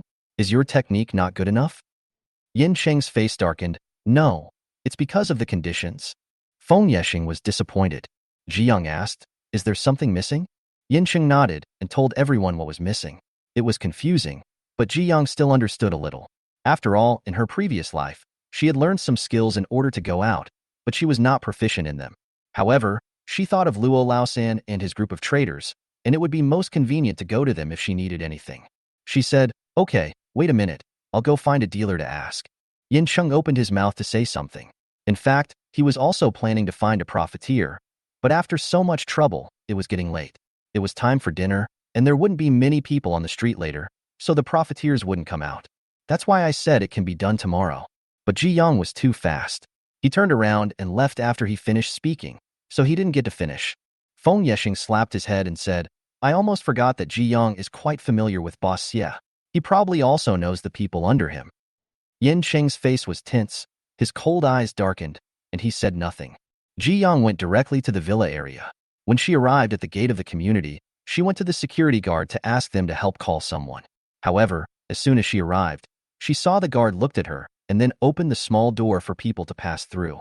She hesitated for a moment, but finally went in by herself. All the way to the villa, before entering, I heard the group of traders shouting and chatting, showing off how many good things they received today. Ji Young knocked on the door, and the noise in the yard immediately stopped. Then someone came over and asked, "Who is it?" At the same time, he opened the door. When he saw Ji Young, a smile instantly appeared on his face. "Miss Ji, why are you here at this time?" "Yes, something delayed me," Ji Young said. Before he went in, Luo Laosen ran out. "Hey, Miss Ji, you haven't gone home yet? Is there something wrong?" Ji Young repeated his intention. Luo Laosen yelled, "Hey, why don't you just come to me? Why bother others? We have those things here, and if we don't have them, we can exchange them for you. By the way, it's so late. It's not safe to go back. Why don't you just stay here?" In the past, dinner time was too early. But things are different now. Ji Young hurriedly shook his head. "No, if it can be repaired, it will be more convenient for me to go back directly." Luo Laosen lamented, "I originally wanted you to stay here, so you can take a look at the second floor." He got stuck and shut up halfway through his speech, saying with a smile, "Okay, then I'll ask 2 mechanics to bring the things over." Ji Young looked at him suspiciously, then looked at the second floor. There are 3 rooms on the second floor of the villa. One is where Siamuchi lives, one is a training room, and there is another one that she has never been to. Siamuchi did not open it to show her. Is there any secret hidden in it? Still about her. She didn't think that Luo Laosen had let the secret slip. Those who could become profiteers were all smart, and it seemed that she couldn't be one, so she must have revealed it intentionally. But after all, this was someone else's house, so Ji Young didn't delve into it. He took a look and then looked away. Still thinking about waiting for her, smacked his lips regretfully and went to find someone to get tools. Ji Young reminded him, "I'm out of oil too. Bring some oil. The cost will be included in the medicine." "Look at what you said. Who are we talking about? That's too polite." Luo Laosen grumbled in pretended displeasure and quickly picked up his things. "Keep accounts? If I record this little bit of stuff, the boss will hit me on the head when he sees the account book when he comes back. Once you have the stuff, you can get it done quickly." Less than 30 minutes later, Ji Young lit the fire again and felt that the feel was no different from before. Luo Laosen didn't say hello, fearing to waste her time. He just said hello and left. Ji Young wanted to thank Feng Yeshing and his sister, but they refused. Feng Yeshing looked at the darkening sky and was a little worried. "Try to drive faster. There are too many dangers on this road. My brother and I were planning to go back after the mission. We even used the mission points to follow a caravan, but we were robbed 3 times on the way.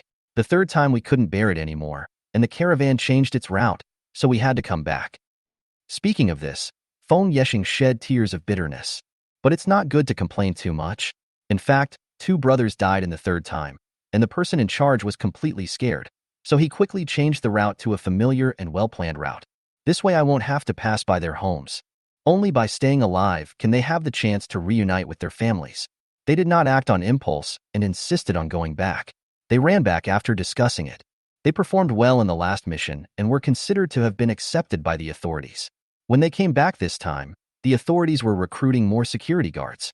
When they came back, they saw the recruitment notice at the gate of the base and were directly accepted after signing up. It was a blessing in disguise as they now had stable jobs. Ji Young nodded, accepted the kind reminder, said goodbye to the 2 of them, and left the parking lot. At this point, the streets outside the base were much less crowded than before, so the motorcycle could be driven directly. But it's not fast. As soon as she left the base, Ji Young immediately felt many covetous eyes looking at her. She silently stepped on the accelerator and increased her speed, thinking that she could easily shake off those eyes. But after driving for about 10 minutes, there was still a group of people following us. She looked back through the rearview mirror, but unfortunately the distance was not close enough and she could only see some blurry figures. But she was sure that they also had a car, but she didn't know where it came from. "Since I can't run away." Ji Young simply stopped running. When she reached a corner, she stopped and waited, taking advantage of the tall buildings to block her view. Behind her noticed that she had disappeared and thought she had hidden herself, so they immediately sped up to catch up with her. Unexpectedly, as soon as they turned the corner, they saw the person they had been chasing sitting on a motorcycle and looking at them. Several people were stunned, and then one of them grinned wildly. "Are you accepting your fate because you know you can't escape?" Ji Young also laughed, and the next second he had a grenade in his hand, which he threw directly at the feet of the group of people. Several people hadn't reacted yet, probably because they had never seen this guy in Changnan City. They looked in the direction of the noise with a blank look, and when they got closer they saw it clearly. What the hell? A grenade. Fuck. How did she get this thing? Bang. As I jumped in panic, the explosion came as expected. But there were also people who reacted quickly. They quickly ran back and lay on the ground. Although their bodies were shaking from the explosion, at least there was no blood or flesh flying everywhere. Then he took out his pistol and pointed it at Ji Yang. Ji Yang didn't expect that they still had this thing. No wonder this group of people chose to take action after dark. In broad daylight, if someone discovered this and reported it to the authorities, they would definitely conduct a strict investigation on this group of people. Of course, Ji Yang did not relax either. She had been observing this group of people since she made her move, so she noticed the man's movement at the first moment and quickly dodged to the side. However, she was untrained and was dizzy from the explosion, so her shooting was not accurate and her shot hit the wall. The man was not surprised when his attack missed, but he continued to attack. But at this moment, Ji Yang's counterattack also came quickly. The same gun, but faster and more accurate than theirs, instantly penetrated the man's head. Bang! The sounds were all small. The man was shot in the head and died. Remaining few who were still struggling were stunned, staring at the thing in her hand with their mouths wide open. How did you get this thing? After saying this, the man was stunned, and then he regretted it very much. This person even had a grenade. They could have chosen anyone else to attack, but they chose her. They really hit a wall. It's over now. Ji Yang did not answer, but shot them one by one, sending them to hell. After making sure that they were all dead, she picked up the gun on the ground and searched the bodies of these people. She found 3 guns in total. She frowned. The authorities have been controlling these things. It's not that they don't want ordinary people to protect themselves, but it's not certain whether ordinary people can protect themselves if the guns are in their hands. There is a greater chance that it will fall into the wrong hands. Therefore, in the previous life, the authorities had openly never let go of guns. However, because there were many dangers in carrying out the missions issued by the authorities would be equipped with guns. Over time, there was still a black market for trading guns. But definitely not this early. And there were 3 guns at once. There is a loophole in the official management, and someone smuggled this thing out and sold it? Or does it mean that the guns from Yun City have already flowed here? Thinking of the 2 brothers of the Zhong family whom she met this afternoon, she sighed. Most of the official power was used to figure out how to fight natural disasters, and immediately someone took advantage of their lack of attention to seek personal gain for themselves without caring about the lives of ordinary people. Ji Yang searched them again and found a dozen bullets. He put them all, along with the 3 guns, into a plastic bag and rode his motorcycle back home. Early March 2061. The temperature has reached -10 degrees. This is the current temperature in the air. The temperature underground is much higher than that on the ground. Officials have detected that the ice and snow at the bottom seem to have begun to melt, so they have accelerated the process of stockpiling ice. Luo Laosan came to see Ji Yang. He also brought her the news. Even if she didn't need anything, Luo Laosan still came over regularly, and every time he would bring some small gadgets he had received as gifts. He knew it was Xiamuqi's order, and he had to follow the orders. Ji Yang was still very interested in the news he brought, and she didn't reject it. When she heard the news, she couldn't hold back. Since the bottom has started to melt, it means that the heat is coming up. Then she could also stock up on some ice, and besides that, see if she could get any fish or shrimp. But you have to wait until the people leave. Ji Yang called Luo Laosan and, in addition to giving him some fruit as usual, handed him the 3 guns and bullets he had received earlier. Luo Laosan was stunned. Give it to me? Ji Yang smiled. What do you think? Luo Laosan pretended to sigh in loss. Ji Yang explained the origin of this thing, and then said, you decide whether to wait for Xiamuqi to come back and get it, or find a way to hand it over yourself. Of course, you can keep one. Luo Laosan looked solemn. I understand. By the time Xiamuqi came back, it was too late. He had heard some rumors during their trip that they were going to get some ships for the official base in High City, and also get some small ships for them. I heard that the floods will last for at least 5 or 6 months, and we can't stay at home during this period. But Changnan City is not near the sea, and there are not many sea transportation tools. What has been collected during this period is far from enough for so many survivors. Anyway, all the miscellaneous items are related to ships. Therefore, for Xiamuqi to come back, he must at least wait until the ice melts. Ji Yang didn't ask any more questions. After Luo Laosan left, she took Cici with her and went directly to a rural reservoir in the opposite direction of the base. This is a small reservoir. Ji Yang found out about it when he went to collect vegetables during the stockpiling period. It is located in a remote area, but the water quality is very good. She didn't go before because she thought that with such low temperatures and freezing rain, how thick would the ice on the reservoir be? Even if she carried a chainsaw, she would complain that the teeth were not long enough. Now is the right time. There was no one living here anymore, and Ji Young reached the reservoir smoothly. Maybe because it is far away from the city, the ice here is particularly clean, and it looks quite beautiful at first glance. The reservoir is also covered with ice at this time. Ji Young stopped his motorcycle and was reluctant to step on it for a while. It would be great if we could preserve all this clean ice. She felt regretful for a moment, but finally stepped on it. Cece had already jumped down, but she was strictly forbidden to go to the reservoir. But she seemed to have worried too much. Even after so long, Cece still could not adapt to the tragedy of slippery ice. She fell twice in 3 steps, but continued to struggle angrily. Ji Young looked for a while and walked to the edge of the reservoir. Due to freezing rain, the reservoir area has increased a lot, but it is still lower than the surrounding area. She could step directly on it, and after jumping a few times to confirm that the thickness of the ice was okay, Ji Young took out the electric saw and started cutting the ice. The huge noise scared Cece, and when she saw it was her master, she continued to struggle on the ice.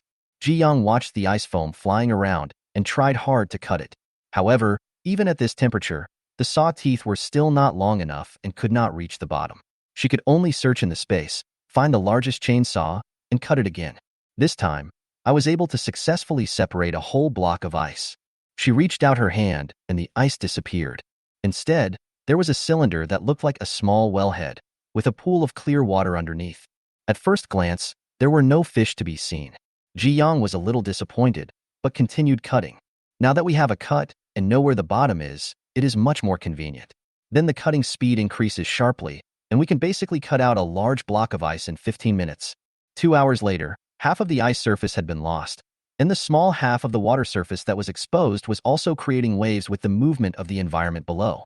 Ji Young sat down to rest, and then he discovered that there were fish swimming under the water surface, crying to death. Actually live fish. Ji Young couldn't help but admire their vitality, but she still decided to go to her pond. She didn't even rest, but excitedly took out the fishing net to catch fish. First put the fish food she had prepared in advance in it, and then put the fishing net down. She didn't need to worry about it anymore. She continued cutting, trying to make more space for the net. After about 10 minutes, I tried to lift the first fishing net. Just when he had taken out half of it, he felt his hands were heavy. Ji Young took a deep breath and pulled up the fishing net in one go, and saw half a bag of fish in it. How could so many of them survive? Ji Young untied the net bag and took a closer look. There were several kinds of fish, including common carp and crucian carp, but they were all very small. It was normal. They hadn't had anything to eat for such a long time, so they were lucky to be alive. In addition to fish, there are also some river shrimps, but no crayfish or crabs. The temperature in reservoirs is generally low, and crayfish are afraid of the cold. But it was hardy enough. She carefully transferred all of them into the bucket, which had been half filled with pond water. At this temperature, the fish would not freeze immediately. After transferring all of them out, she threw the bucket with the fish into the pond. With a few plops, the bucket was empty. Instead, there is a pond with living things at last. Ji Young used his consciousness to check and saw that the group of little guys suddenly entered the water. Unable to adapt, they fell straight down one by one, but soon realized that this was a very comfortable area of water. They immediately swam around in it, wagging their tails and scattering. In an instant, it disappeared. A pond of 7,000 square meters with so few fish and shrimps is not enough. Worried that they would be hungry, Ji Young quickly put some fish food in the water, and then continued to lower the net, cut ice, and fish out the net.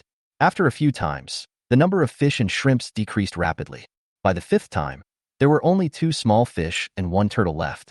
Thinking it was almost done and most of the ice in the reservoir had been cut, Ji Young stopped playing and went back contentedly with Cece, who was lying on the ice to rest after playing tired.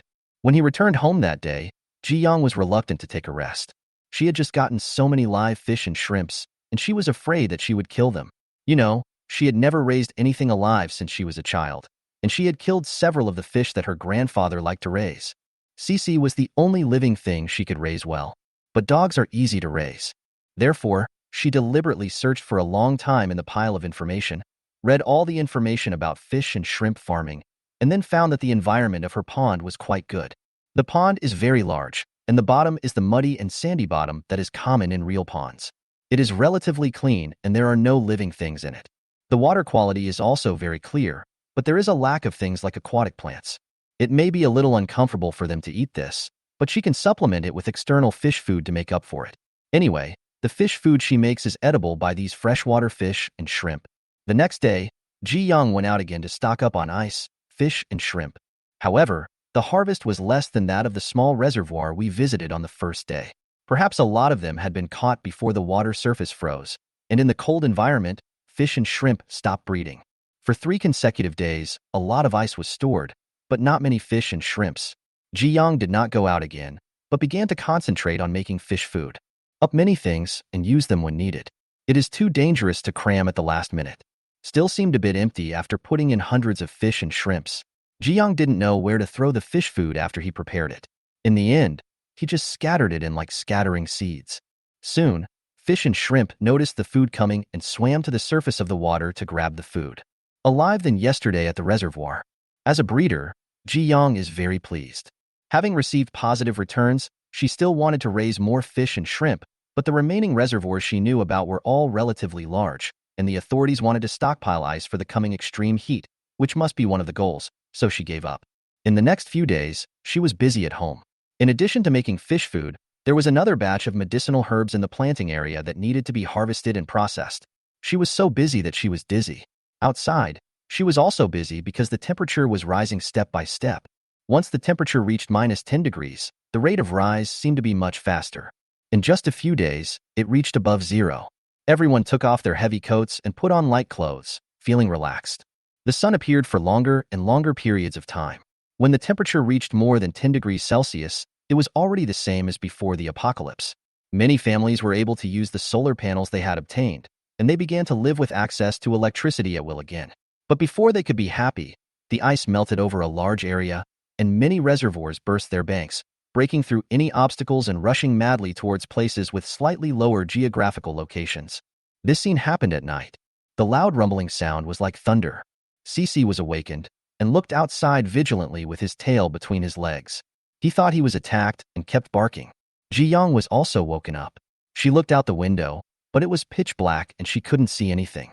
There was no reflection from the ice or snow, and she couldn't see the moon at night. It was too dark. Through the night, she seemed to still be able to feel the turbulent world outside. When Ji Yang woke up the next day, he found that the flood had completely hit.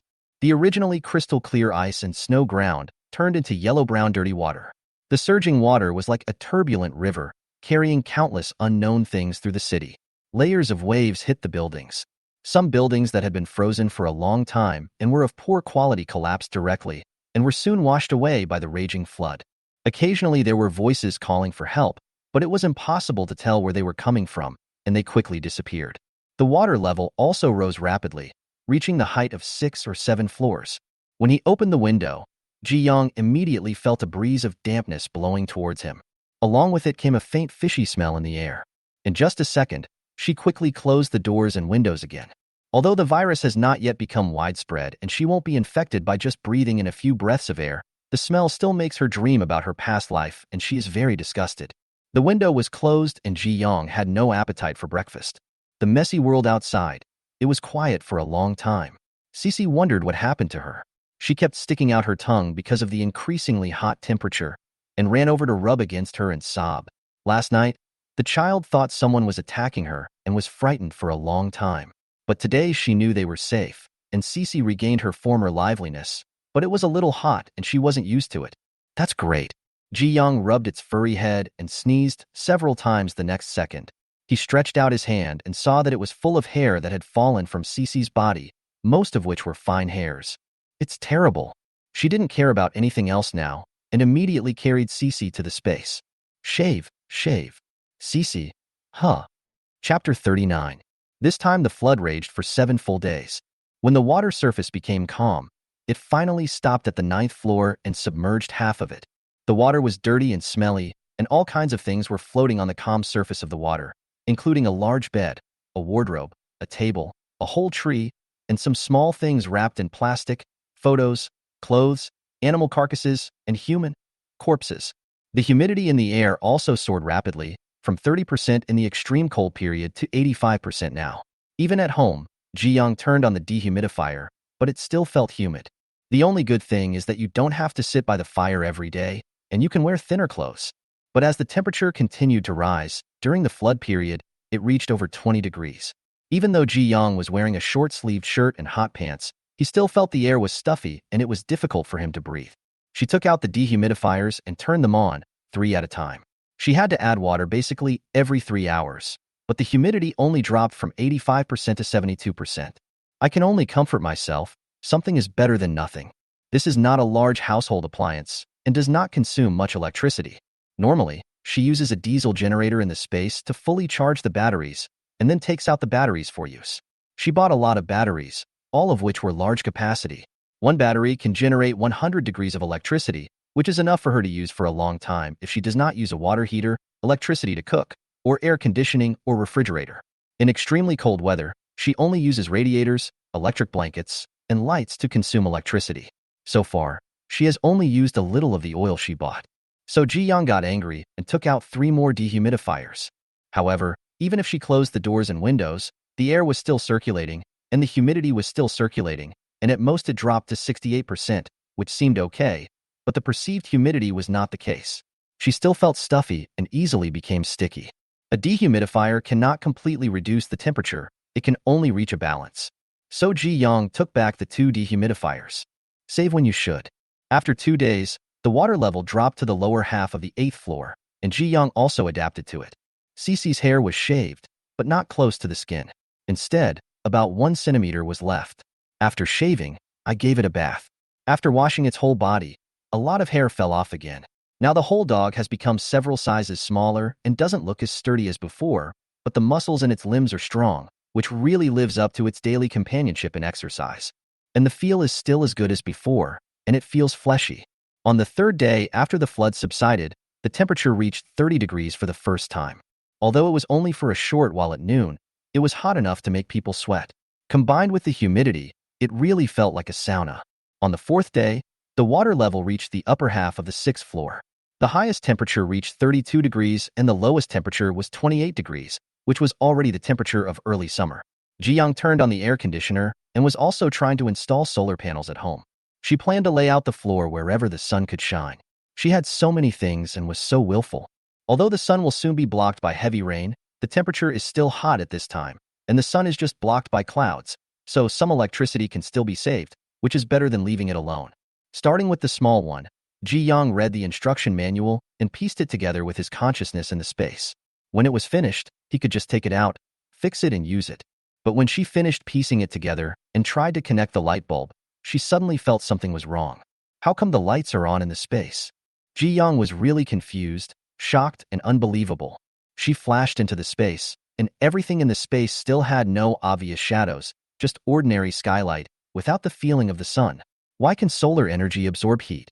In order to verify his guess, Ji Yang quickly took out a larger solar panel, read the instructions, and installed it on the top of the space room little by little, and finally connected the battery.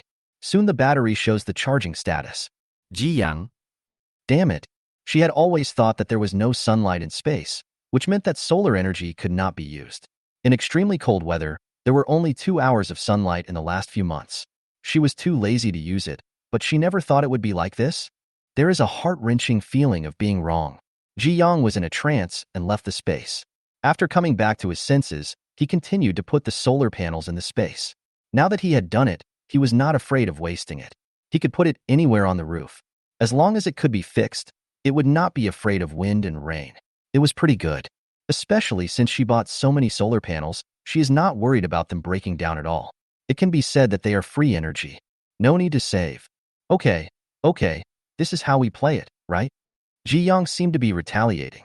In order to install more solar panels, she directly built a shed in the breeding area. She actually installed several more. The batteries were charging loudly, which made her happy and angry. Because of this episode, Ji Yang was in a complicated mood. She spent most of the day fiddling with the space, so much so that she had just taken out the equipment that was going to be installed on the balcony, and before it was even finished, she was no longer very interested. The space now has 12 batteries charging simultaneously, and there is more power than she can use up. Take out a battery and connect it to the central air conditioner separately. With a ding sound, the air conditioner turned on. A cool breeze blew, instantly blowing away the heat that Ji Yang had felt because of his mistake. The world is still a beautiful place. Although she lost a year, it's not that bad. She didn't use much electricity and didn't waste much diesel. After all, She had already fully charged those dozens of batteries before the power went out, which helped her get through a long time. And now she is truly free in using electricity. After comforting himself for a long time, Ji Yang was completely happy. People are really greedy. Even after getting sudden benefits, they still don't forget their previous losses. She laughed at herself and suddenly realized that it was getting late. The sun had just set, and the sky had already darkened. Thick clouds blocked the remaining light. It was probably going to rain. Ji Yang thought about the situation in his previous life. When the flood came, the base noticed it in advance and notified everyone to move to high-rise buildings. Ji Yang also moved with the majority of the team. Before he could stand firmly, he saw the overwhelming flood outside the window, which directly destroyed some of the buildings in the base. Many people who did not have time to evacuate were swept away by the flood and disappeared between heaven and earth. Later, several days of group living did not seem as long as 7 days. In any case, she was in a daze during that period. She was always on guard against others stealing her supplies. She was also afraid that the flood would wash away her place. She was so tired that her brain was about to explode. The base was located on high ground at the time, and taking earthquakes and other factors into consideration, the accumulated water only reached the 3rd floor of the base. Even so, many people were left homeless. Ji Yang was lucky because the house she rented was on the 5th floor, but due to special circumstances, the house was requisitioned, and 3 homeless survivors were arranged to move in on the condition of compensating her for a portion of her points. It was simply a nightmare. If Ji Yang hadn't been ruthless and strong enough to beat them into submission, they would have really died of overwork. In the midst of this collapse, heavy rain came. She couldn't even remember when and which day the rainstorm came. This is also the reason why she is still reluctant to enter the base even though she sees that the base is getting better. Floods can be stopped, but rainstorms may not be. Without a place to live and a stable home, he himself may not know what the survivors of the collapse will do. But this time the base is definitely much better than the previous life. Ji Yang sighed and began to think about what to eat. After thinking for a long time, he finally took out the electric oven and decided to have barbecue tonight. The battery in the living room was running low, so she prepared to take out a fully charged battery from the space. She also checked the status of other batteries that were being charged in the space, and found that the speed was twice as slow as that stated in the manual. I guess there is sunlight, but not enough energy? It was no wonder that she hadn't noticed that there was sunlight in the space before, mainly because she hadn't stayed in the space for a long time. Without paying any more attention to this, Ji Yang took out a fully charged battery and plugged in the electric oven. Then he heard some noise outside. It's raining heavily? Cece ran to the kitchen to take a look. Ji Yang glanced over there and didn't see any rain, so he simply turned off the electric oven and went over to take a look. He saw some people sitting on 2 rubber boats and heading straight towards Building 9. Ji Yang? She took out a small telescope and looked carefully, and found that she didn't recognize any of these people, and they were all men. Through the gaps between people, she seemed to see that there seemed to be weapons on the rubber boat. Seeing that he came with ill intentions, Ji Yang just wanted to raise his gun and shoot. But the location was different. This group of people happened to come from the other side and quickly entered her blind spot. Since there is no chance, just give up for now. Ji Yang was not annoyed. This group of people were driving a rubber boat without an engine and paddling over with their hands, which meant that they were not powerful people. The news of the flood has been circulating for so long that those who are really capable have already obtained speedboats and even some small fishing boats. If she didn't open the door, this group of people couldn't even open her front door. Ji Yang simply continued to eat, and seeing that she was not afraid, Cece calmly came over and squatted beside her, coveting her master's food, looking forward to the surprise that might drop randomly. After plugging in the stove, she took out slices of meat from the space and placed them on the stove. She put the pork belly first, hoping that it would fry out the fat. Then she took the time to cut onions, garlic, etc. in the space and marinated the remaining meat. There are also various vegetables, mushrooms, etc., which also need to be washed and put on the baking tray. It's busy here. The other side is busy too. After nearly 2 months of mission time, Xianmuqi successfully returned to Changnan City with a large number of rubber boats, speedboats, and small fishing boats. These things will add a lot of income to the base during floods and heavy rains.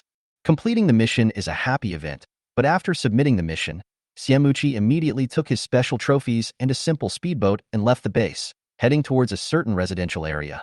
The flood had just passed, and most people were still afraid to go out, mainly because of the lack of transportation. Therefore, the journey was very smooth and there were no obstacles. The rising water level buried some low buildings, leaving only some tall buildings standing in the water, which greatly reduced obstacles. Soon the roar of engines appeared in the community. Before he even put the first piece of barbecue into his mouth, Ji Young heard some noise. He was a little surprised. Did this group of people actually have helpers behind them? Where did these people come from? Why did they mobilize so many people to deal with her? The speedboat was moving very fast, and Ji Young was too lazy to go over to see it. He decided to wait for them to arrive and take care of it all at once. So I ignored it. And downstairs, when Xiamuchi arrived near Building 9, he felt something was wrong. He came over from the balcony, and before he reached the corridor window, he felt several dangerous eyes looking at him. Didn't they say that this building is empty? Xiamuchi realized something was wrong and immediately stepped back, using the building to shield himself, then pulled out his gun, ready to fire. At this time, in the corridor, the 5 men were staring at the speedboat that suddenly appeared outside with greedy looks on their faces. They had received a bounty to kill Ji Young and had been waiting in the base for a while, but the man never showed up. In order to get points, they spent some supplies to find out where Ji Young lived. Quite a few people actually knew who this Ji Young was, and they easily found out her address. They also learned that her family had a lot of supplies hidden, allowing them to live a very comfortable life during the extreme cold. Therefore, when they came, they deliberately used 2 rubber boats to take away all the supplies of the woman. It was simply a wave of wealth. Surprises came one after another. As soon as the group got off the rubber boat and were about to go upstairs, they heard the sound of an engine. So after hesitating for a moment, they found that the speedboat was parked in front of them. This is simply a free gift. Kill this man first. Everyone decided unanimously. It was this person who was alerted in advance and hid himself directly, but they were in large numbers and were not afraid. They walked forward cautiously step by step. When they reached the corridor window, one of them immediately threw a brick over. But as soon as he stretched out his hand, bang! Severe pain hit him. He screamed. His wrist seemed to be broken and unable to open. The brick fell into the water. He covered his hand in panic and stepped back repeatedly. There is a gun. This man has a gun. Ah, run. Here. Some people rushed upstairs in panic, while others immediately picked up the rubber boat and headed towards another window in the corridor. Xiamuchi over there also judged that this group of people did not seem to pose much of a threat, so he went straight in. As soon as he jumped in, he found that there was no one in the corridor, only some bloodstains dripping on the ground. He carefully placed the large package on the ground and quickly chased after the group of people. There are 2 more people. Go upstairs directly. They fled in panic and found that the doors were either closed or the locks were broken and could not be used. They were so anxious that they were sweating all over.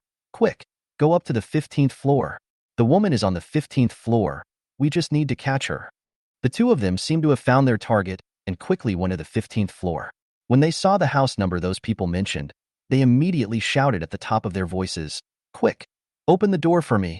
As he spoke, he banged on the door desperately, kicked, and chopped it with the knife in his hand. However, the door did not move at all. With such great force, the knife only left a little white mark on it. Fuck. The 2 men were in despair. What the hell is going on? Why is there such a door? Are you crazy? So many people had died with this machete before, and he had specially sharpened it before coming here, but it was completely useless. The other man was hacking with a knife, but there was still no reaction, sweating all over. It's over. I said it was just a woman with so many supplies. Why didn't these people do it themselves, but had to spend points to let me do it? This door needs to be blown up with a cannon. What made them even more desperate was that the man with the gun seemed to be coming up. To their ears, the rapid footsteps sounded like the call of death. When a sliver of black clothing appeared before their eyes, one of them knelt on the ground and shouted, "Boss, spare our lives. We were also entrusted by others. Don't kill us. Ji Young, who came over after hearing the noise, happened to hear these words and was stunned for a moment. He was about to open the door, but when he heard there was another group of people coming, he immediately stopped moving. In the corridor, Xiamuji looked at the 2 people crying in front of him with an indifferent expression, but he stopped the action at this moment and pointed the gun at them. "Who asked you to come here?" The 2 looked at each other, hoping, if we tell them, will they not kill us? Xiamuchi suddenly smiled, and then shot at a man's thigh with the gun in his hand without hesitation. Ah! The man screamed and curled up on the ground, covering his legs. Xiamuji said in a cold voice, "You said you could die more easily." The remaining person's face turned pale, regretting his decision in the first place. He thought he was an easy target, but ended up underestimating these 2 people. The muzzle of his gun seemed to still be smoking, and seeing that the man's face was already impatient, he did not dare to delay and told him the whole situation in a rush. It's Zhong Hongwu. It's him. His brother was sent to do hard labor because of Ji Yang. His crime was not serious, but he felt resentful after paying the fine, so he found us. If you want revenge, you must take revenge on them. After the man said this, he suddenly stood up and rushed towards the open window. There is still a glimmer of hope if you jump into the water. But Xiamuchi was faster. Just as he jumped out of the window, he was shot in the back. He fell quickly and entered the turbid water with a splash. There were a few gurgling sounds, and a trace of blood appeared, which was quickly washed away. Xiamuji shot another man, picked him up and threw him out of the window, then knocked on the door. Ji Yang, it's me. The door opened with a click. Ji Yang immediately looked at the man outside the door. I haven't seen him for almost 2 months, and he seemed a little strange at first glance, probably because he had lost a lot of weight and was a little darker. However, his skin was originally very fair, so a little darker skin didn't affect him much. But his clothes were no longer bulky, just a short-sleeved shirt and black trousers, revealing the bulging muscles in his arms, which was surprising. When Ji Yang saw him wearing training clothes before, he just thought that he had a good figure, a little thin, but also okay. I didn't expect that after taking off clothes, the muscles would be so obvious. He was carrying a large bag on his back that looked heavy, and there was some fatigue on his face that could not be hidden. But when his pair of peach blossom eyes looked over, there was a hint of smile and tenderness. Ji Yang looked at him and smiled. You're back? Yeah. Xiamuji nodded. Seeing that she didn't move, he raised his eyebrows. You don't plan to let me in? I also brought you a gift. Ji Yang was speechless. The familiar feeling seemed to return with these words. She turned and walked into the house. Come in. Xiamuji quickly followed and closed the door. He saw Cici, who had not returned to the living room, still staring at him covetously. He casually took out a smoked ham sausage from his pocket and handed it to her. Try it? It tastes very good. Cici was happy, wagging her tail, and walked forward gracefully to take the intestines and go to her nest to eat. Without the dog's disturbance, Xiamuchi entered the living room smoothly. It looked the same as usual, but the 2 fireplaces were not turned on. Instead, there were a few more dehumidifiers and the air conditioner was also on. The temperature was a suitable 26 degrees, and the humidity in the air was obviously much lower than outside. Of course, the most important thing is that there is a rich aroma of meat in the air at this time. Ji Yang is indeed a person who knows how to enjoy life. Xiamuji felt relieved that the flood had no effect on her. He put down his backpack, sat on the single sofa, took out the things inside one by one, and placed them on the coffee table. Ji Yang looked curiously and saw all kinds of jewelry boxes. There are 8 in total. Xiamuji stopped. There were still many things in the bag, but he pointed at these 8 things with a little more expectation. Open it and take a look. Ji Yang glanced at him and opened it cooperatively. I was amazed by the exquisite and gorgeous jewelry inside. They were all various jade ornaments, 3 necklaces, 2 jade bracelets, a jade Buddha, a pair of earrings, and a ring. Based on Ji Yang's knowledge of jade, he estimated that each one would be worth hundreds of millions before the end of the world, especially the 2 jade bracelets, which were top-grade jade, large in size, and clear in water. She picked one up. The light in the room was not very bright, but the pure green color of the jade bracelet made her hand holding the bracelet look particularly white, tender, and delicate. Look at the 2 necklaces again. They are jade wrapped in silver. The silver-white luster is very dazzling. There are also many diamonds inlaid in the middle.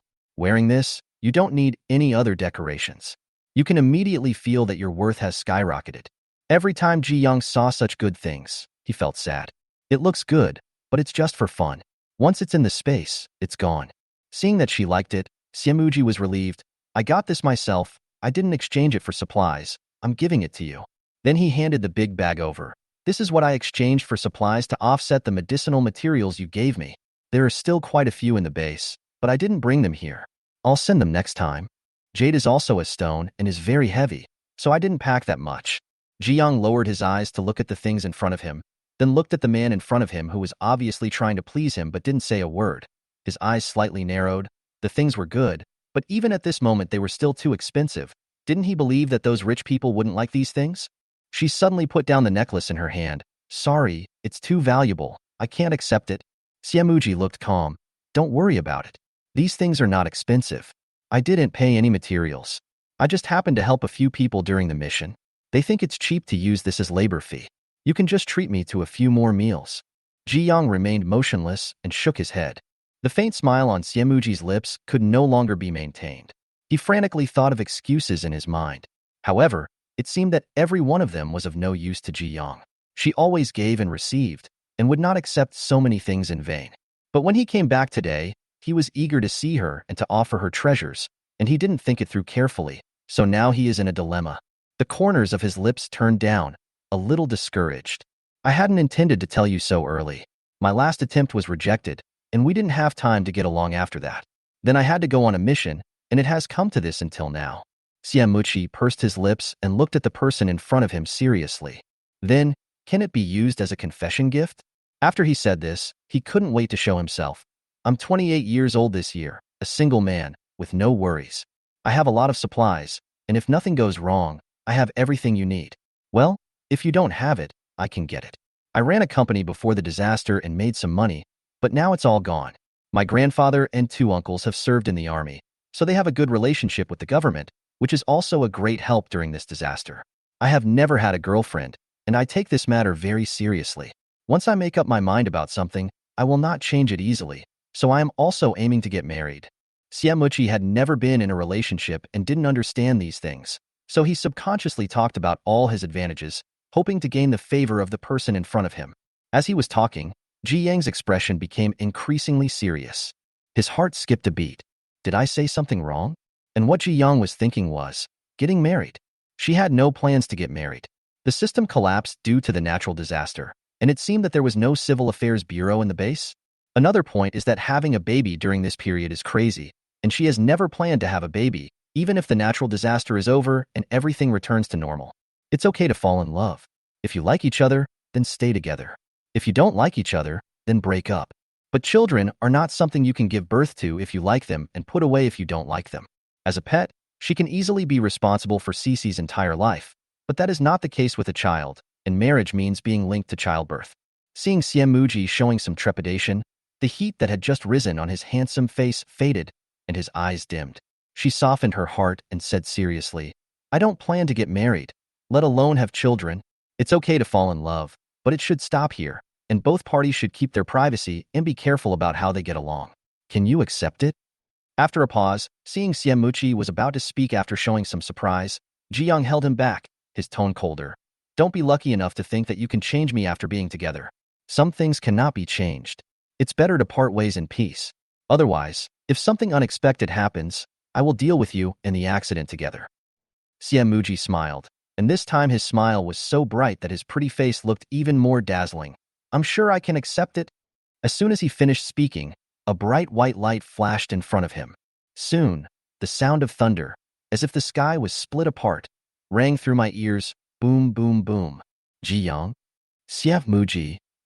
He looked at the pitch-black sky outside the balcony, which was still thundering and lightning, and then the sky cracked. Chapter 40. The deafening thunder interrupted the somewhat awkward and ambiguous atmosphere between the two. Amid the constant lightning, the two looked at each other, not knowing whether to laugh or cry. But then he looked towards the balcony and his expression became solemn again. The lightning was accompanied not only by thunder, but also by heavy rain. People used to joke that the sky was leaking, but that was just a joke. Now it seemed to have come true.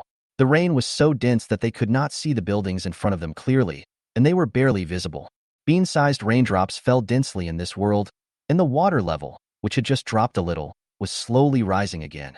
Cece was afraid of thunder and had already thrown herself into Ji Yang's arms, sobbing. Ji Yang held Cece in his arms and began to worry. It's raining so hard. How are you going to get back? Siemuji was also a little worried, but also a little, secretly happy. However, since they had just confirmed their relationship, it didn't seem right to do this. He coughed lightly and said, let's see if the rain stops in a while, or if it gets lighter so I can go back. The speedboat is pretty fast. Ji Yang glanced at him. So what if it's fast? He had no idea how long this first rain would last. There were continuous lightning and thunder in between, which might strike some unlucky person at any time. If he dared to go out, he would be gambling with his life. Had felt that it was getting dark too quickly when she was looking at the sky while having dinner, but she didn't expect him to come, and therefore, she forgot about these things. He would be hit by the heavy rain halfway, and even a strong man might die. This heavy rain is also a big test for the base's drainage system. Hope everything is okay. No one can interfere with what God has done. The heavy rain has already fallen and cannot be controlled. Ji Yang cleared his throat. Then let's eat. Eating in the heavy rain is also a good choice. Siamuji immediately said, okay, whatever you want to eat, I'll grill it. But the thunder continued. Ji Yang looked at it for a while, worried that it would hit his electrical appliances and batteries, so he searched in the space for a while, pretending to go to the storage room to get something, took out a charcoal grill pan, and took out the marinated meat in the space. As for the vegetables, you can take some mushrooms, but not the others. It turns out that falling in love is still a bit of a hindrance. Did she agree too impulsively? But as soon as she arrived in the living room, the things in her hands were immediately taken away by Siamuchi, who then busied himself with making a fire and helped her move the bench over. Ji Yang lazily leaned back in the chair and watched, and thought that it was actually not so bad. At least she could eat and enjoy delicious food openly without having to do it herself. Besides, even if he doesn't agree, you can't chase him away now. Anyway, we were just in love. When the rain stopped, everything returned to normal. At most, he would come over more often. As Ji Yang was thinking, a plate appeared in front of her. On the plate was freshly roasted pork belly, with the skin just as crispy as she liked. She probably knew her preference when she ate grilled skewers last time. She picked up a piece happily, dipped it in some chili powder, and put it in her mouth. Her teeth were filled with the aroma of fat, but it was fat but not greasy. She had made a good choice of pork belly. Having just confirmed their relationship, Siamuchi was still a little uncomfortable and nervous, fearing that Ji Yang would feel uncomfortable because of being trapped here with him. He kept paying attention to her with the corner of his eye until he saw her happy expression after eating the meat. His heart finally settled down, and he also tasted a bite of the freshly roasted beef. It tastes like ordinary beef, but the meat is tender and delicious after being marinated and grilled. TSK, abundant inventory. Fortunately, he also has a rich inventory. Otherwise, I would be too embarrassed to confess. It took about an hour to finish dinner, mainly because we ate slowly and sporadically. When we felt sick of it, we would drink Fat House Happy Water. Since we didn't have to grill the meat ourselves, Ji Yang ate quite a lot. Together with Siamuchi, all the meat we took out was eaten up. The last person to clean up was naturally Siamuchi. It was raining heavily outside, so there was no need to go through the trouble of fetching water. He simply extended the bucket out, and in a short while he had filled most of the bucket. It was surprisingly convenient. Siamuchi was also very diligent. After cleaning, he also wiped the wet floor clean. At this point, the thunder outside finally subsided. The only sound left was the sound of the rain, but because it was raining so heavily, the sound was still very loud. Fortunately, the sound of the rain was at a constant speed, without any sudden bang. It could be considered white noise and was not noisy. While Siamuchi was busy, Ji Yang also went to the storage room, actually searching through the space. When she was shopping for clothes, she bought quite a lot, taking many situations into consideration and buying clothes for men, women, old and young. Therefore, she quickly found 2 sets of men's clothes, covering everything from top to bottom and from inside to outside. I also took some toiletries, including toothpaste, toothbrush, cups, towels, and slippers. Then I thought about where to arrange Siamuchi for the next few days. Her house is not a large one. The whole house is only about 200 square meters. At that time, she considered that she would live alone, so it didn't need to be too big. Comfort was the most important thing, and she might not live in it even if she bought it. Therefore, there are only 3 rooms, each of which is very large and has a private bathroom. There is also a separate bathroom in the living room for temporary guests. Ji Yang herself stayed in her own bedroom most of the time. As for the other 2 bedrooms, one was used as a freezer during the extreme cold and is now also a storage room. The other bedroom was where she put some sundries before the extreme cold, and later, to deal with official people, she put a lot of dirty things such as wood and charcoal. Can't we clean these out? With so many supplies, she needs a place to store them. No. Ji Yang walked out, closed the door, and handed the toiletries to Siamuchi. I don't know how long this rain will last. It looks like I can't leave today, but the other 2 rooms have things stored, so I'll let you sleep on the sofa in the living room, okay? How could Siamuchi refuse? It was common to have no place to sleep when doing missions, but he was forced to stay overnight when the 2 of them had just confirmed their relationship, which always made him feel a little awkward and embarrassed. He coughed lightly, not daring to look at Ji Yang. I'm not wronged, as long as you don't think I'm in the way.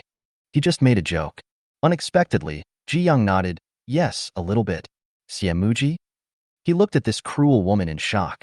When she was about to leave, he grabbed her wrist and said, are you really in the way? If that's the case, he must be considering running away early, right?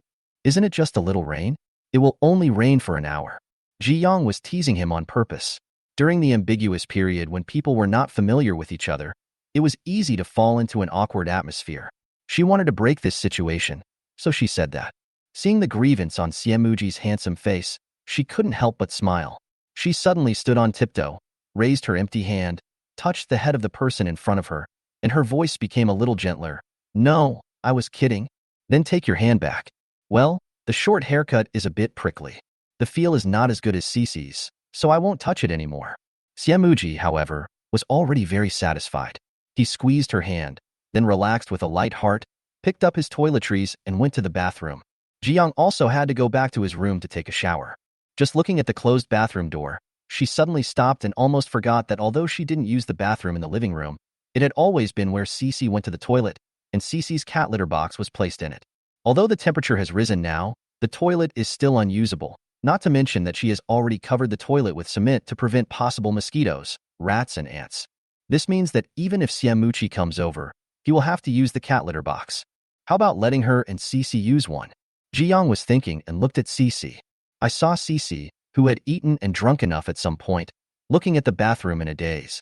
Noticing the master's gaze, Cece came back to her senses, anxiously circling at the bathroom door, looking at her from time to time, and constantly motioning to her to come over here. Jiyoung. She silently took out a new cat litter box, poured most of the cat litter into it, and placed it at the door, hoping that Siemuji could understand what she meant. The newly married couple was temporarily forced to stay in the same space awkwardly due to the heavy rain. However, even after confirming their relationship, they still didn't feel that familiar with each other. Maybe Siemuji was forced to live here, and he was worried about putting pressure on Jiyoung, so the two of them were very careful about the proper manners when getting along with each other. After dinner, we chatted for a while and then took a shower and rest. To talk, he used the intercom. I would never knock on the door or open the door to disturb Jiyoung when she was resting. Jiyoung didn't know how other newly married couples got along with each other, but this method was very suitable for her. She herself lacked a sense of security, not towards herself, but towards others. After experiencing the end of the world, it is still too difficult to trust someone easily. If she hadn't been with Siemuji in her previous life, and the moves he taught her had saved her many times, she wouldn't have become familiar with Siemuji so quickly. So it is best to proceed step by step. For a moment, both of them were very satisfied. It was Cece. Maybe because its territory was occupied, it disliked Siemuji even more. However, it did not take the initiative to go up and do it now. It just felt a little more repulsive. It usually slept in the living room with the door ajar, which could serve as an alarm, and it could come in by itself if anything happened. But after Siemuji moved in, Cece would drag her own nest directly to Ji Yang's room at night. Now that we have other companions, the night watch will be left to him. Cece made arrangements as a matter of course. Jiyoung didn't understand its thoughts, but he knew what it meant and welcomed it. The two of them were happily communicating with each other through the intercom through a door. At first, it was Siemuji who tried to find a topic, and then Jiyoung remembered the incident with the 3 guns last time. It was just a casual question, thinking that he didn't know, but Luo Laosan reported it in time, and Siemuji really knew that the gun was indeed passed over from Yun City. Xia country has a relatively advantageous geographical location, abundant assets, and a well-known habit of hoarding grain. Therefore, during this disaster, many foreigners took the opportunity to sneak over, wanting to take advantage of the chaos to cause trouble and force the authorities to be unable to cope with it. Once they are given the opportunity, they may really rely on those weapons to become the king and dominate the world. The authorities immediately conducted a strict investigation of all the survivors and arrested many people who secretly robbed with guns.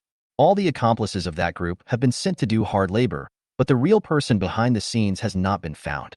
As they chatted, they talked about Siemuji's mission this time. We are going to Changyang province this time to get enough rubber boats and assault boats, so that during the flood period, the survivors will not have to wait for official relief. However, it took so long because most of High City's resources are controlled by a private base. Changyang province is a coastal province, and there are several small islands around it. Therefore, it is rich in various marine resources and has countless ships. Changnan City can only be considered inland. If you want to survive better during the flood period, you really have to get something there.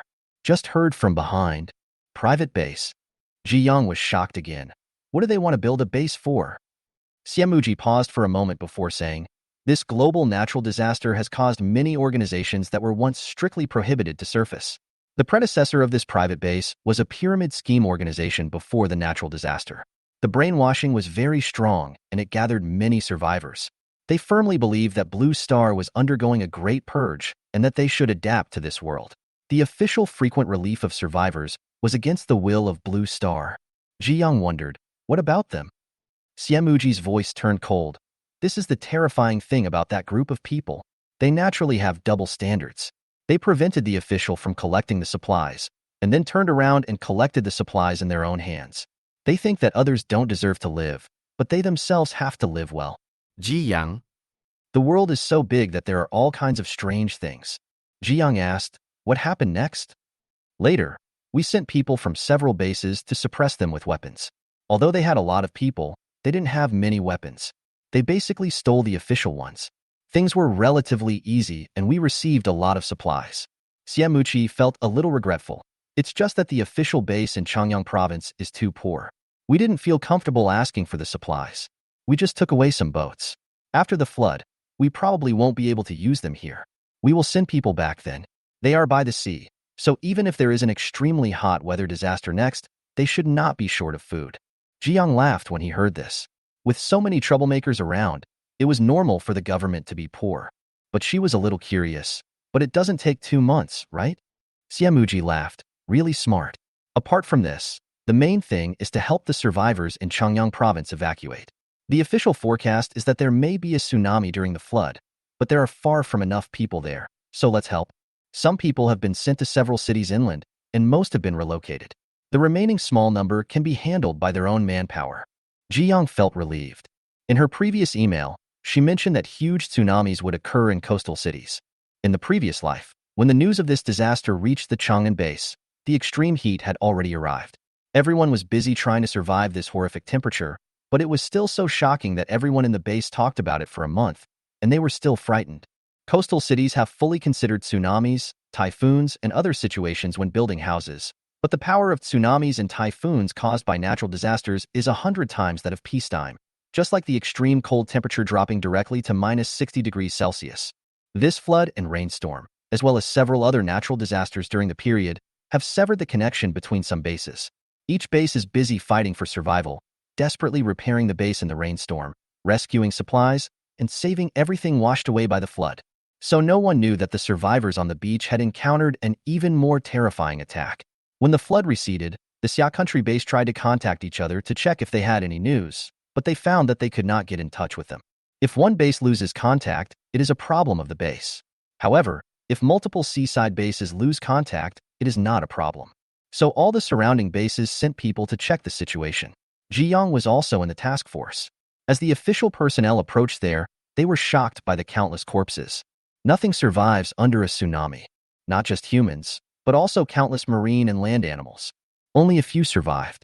They only met a dozen survivors who were washed to the top of the mountain and stuck between the trees and survived by accident, but they did not live long.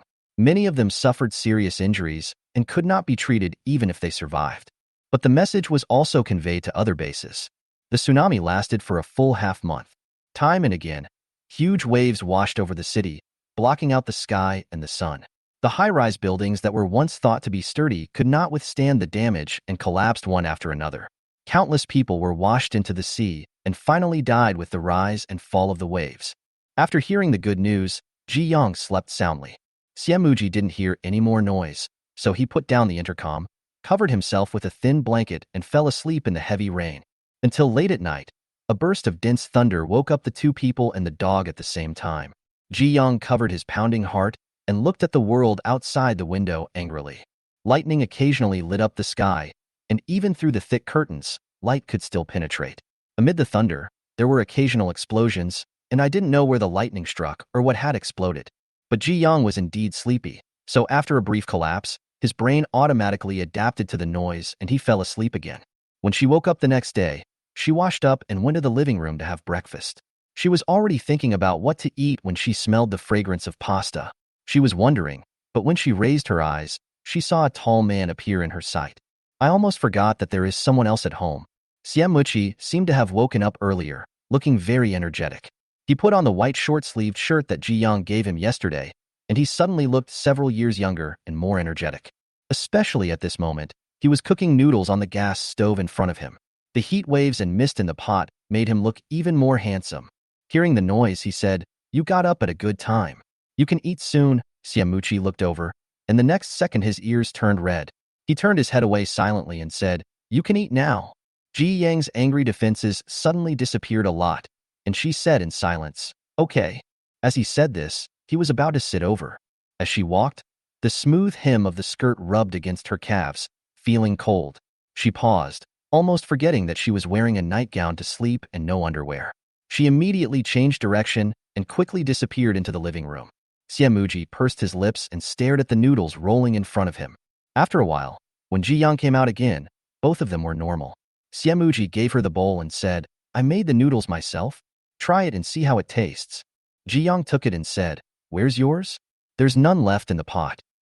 Siamuji, "I don't know when you got up, so I only made one portion. It's just right for you to eat first, and I can cook some more." Ji Yang nodded and said nothing more. Last night, while he was taking a shower, she took out a lot of food and drinks and placed them in the living room, so that she wouldn't have to pretend to go to the storage room later, which was too troublesome. These things are also durable. Rice, flour, seasonings, eggs, and the like, as well as some meat, fish, shrimp, and the like are placed in the refrigerator, and the frozen vegetables are still in the freezer. She pretended to move them out and placed them all in the living room. At least it is enough for 2 people to eat for half a month. About half a month later, the rain will stop for a while. After that, Siamuchi will definitely leave as he has a lot of things to do.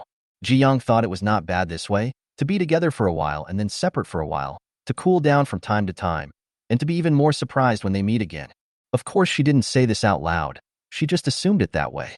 The most important thing now is to eat breakfast. The hot breakfast was no longer the various cooked meals she had packed from restaurants, but very light hand-rolled noodles and clear soup, with a fried egg, 2 lettuce leaves, and a little chopped green onion on top. When you take a bite, just the simple fragrance of pasta, and if you taste it carefully, you'll find it has a sweet taste.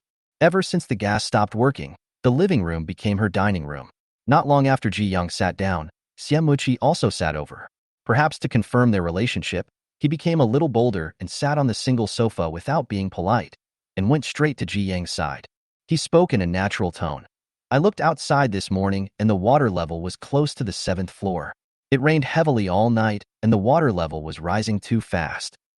Ji Yang was calm, having experienced this once before, and was not panicking. "If I can't hold on the 15th floor, then the base will probably be in trouble too." Fortunately, according to the water level in her previous life, she remembered that Changnan City was flooded to about the 9th floor, which was almost the same as the highest point of the flood. Siamuchi nodded and began to worry about the base again. But he didn't say this, so as to avoid making Ji Yang worry with him. "We can only hope that the base is located at a high enough location and has a strong enough drainage system."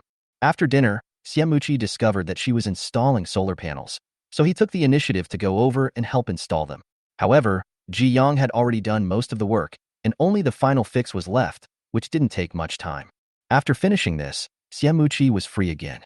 In order to find something for him to do, Ji Yang took out a bunch of fish and shrimp from the storage room and asked him to help fry them. After these things are processed, coated with flour paste, fried, and sprinkled with a little pepper and salt, they will be delicious. She has a lot of theoretical knowledge, but she has never put it into practice, and she doesn't want to waste ingredients. It's not that she is lazy. Now there is finally someone who can make it. Anyway, these things can be stored for a long time. She can secretly put them in the space and take them out whenever she wants to eat them. They will definitely still be crispy. Siamuji. It's really making the best use of everything. He looked at the pile of fish and shrimp in front of him, smiled, then rubbed the head of the person in front of him in annoyance and started to work. Kill the fish, cut the fish into pieces, remove the shrimp thread and shrimp heads. The shrimp heads can be used to make soup, and the rest can be ground into powder, which is also a good way to supplement calcium. Seeing that Ji Yang didn't want the shrimp heads, he decisively said, "Then I'll keep them and take them to the base. If you don't want the fish heads, I'll keep them too. Even a small piece of meat is meat. These things can be sold to the base, and then sold by the base to survivors who are living in difficult circumstances, or given as snacks to ordinary survivors who are doing hard labor. It is very good." Ji Yang naturally didn't mind. Instead, she felt a little guilty looking at the free labor. Siamuchi would definitely not want any compensation, so she chose to provide her with food and drink. What she drank was the milk tea made by Siamuchi, which he gave her last time but never used. But she brought this from the refrigerator. Frying produces a lot of fumes, and Siamuchi didn't want to fumigate Ji Yang. So he simply took the gas stove to the kitchen and easily replaced the gas stove with a gas one. He then plugged the range hood into the battery, and the range hood could be used. Siamuchi felt that he had done a good thing, and subconsciously looked at Ji Yang, as if asking for a reward. Ji Yang took a look and nodded, remembering that this place must also be sealed with cement after Siamuchi leaves to prevent strange things from getting in. I didn't feel Siamuchi's gaze at all. Siamuchi lowered his eyes in disappointment and lit the fire to fry skewers. Oh no, fry fish and shrimps. Then he heard the sound of da-da-da, and then a cup of milk tea with a straw was brought to his mouth. Turning around, the girl in front of him smiled narrowly. This is a reward for you. How about serving you personally? Siamuchi. He also laughed, a little embarrassed at being exposed, but still moved closer, took a big sip of the sweet milk tea, and continued to fry, and said enthusiastically, Look, what else do you want to fry? It's just right to fry in this pot of oil. If you can't think of anything, think about what you want to eat in the fried skewers shop. Ji Yang actually thought of it. A lot. Just wait. Crab claws, chicken fillets, chicken legs, chicken feet, chicken racks, lotus root slices wrapped in batter. There are so many of them. So that day, except for the 2 hours in the afternoon when the two of them took time to practice sparring, the rest of the time was spent frying skewers.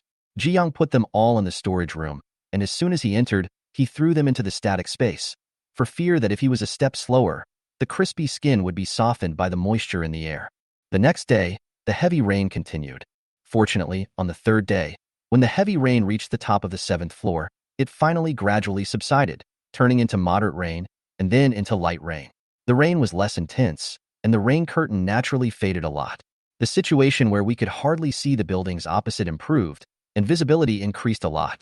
Siamuchi thought the rain would almost stop. For a moment, he looked at the girl next to him with some reluctance. She had just eaten and drunk her fill, and her face was slightly flushed. She curled up on the sofa, hugging a pillow. She was usually quiet and cool, but at this moment she was very lazy. Her white arms were hugging the dark pillow, which was very eye-catching. But he still has a lot of things to do, so he has to go back early. Next time when the weather is better. Just as he finished talking about leaving, he stood up, and Ji Yang also sat up and held him. Wait a little longer. Wait until the rain really stops before we talk.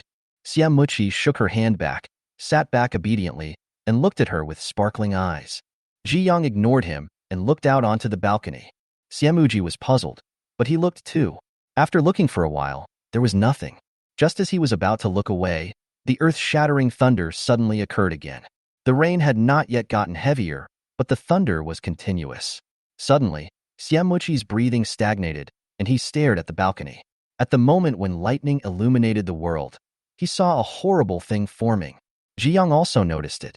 She slowed down her breathing, as if she was afraid of disturbing the giant outside, and whispered, "A tornado is coming." Chapter 41. What happens near the sea is a tsunami, and what happens in inland areas is naturally a tornado. Ji Yang mentioned in the email that the officials of Changnan Base would definitely take precautions in this regard. Siamuchi might have heard about it, but compared with tornadoes and tsunamis, many people did not really take it seriously. It seems to have little power. Ji Yang had never experienced one even in his life, but when he searched for other possible natural disasters after his rebirth, he also saw a tornado.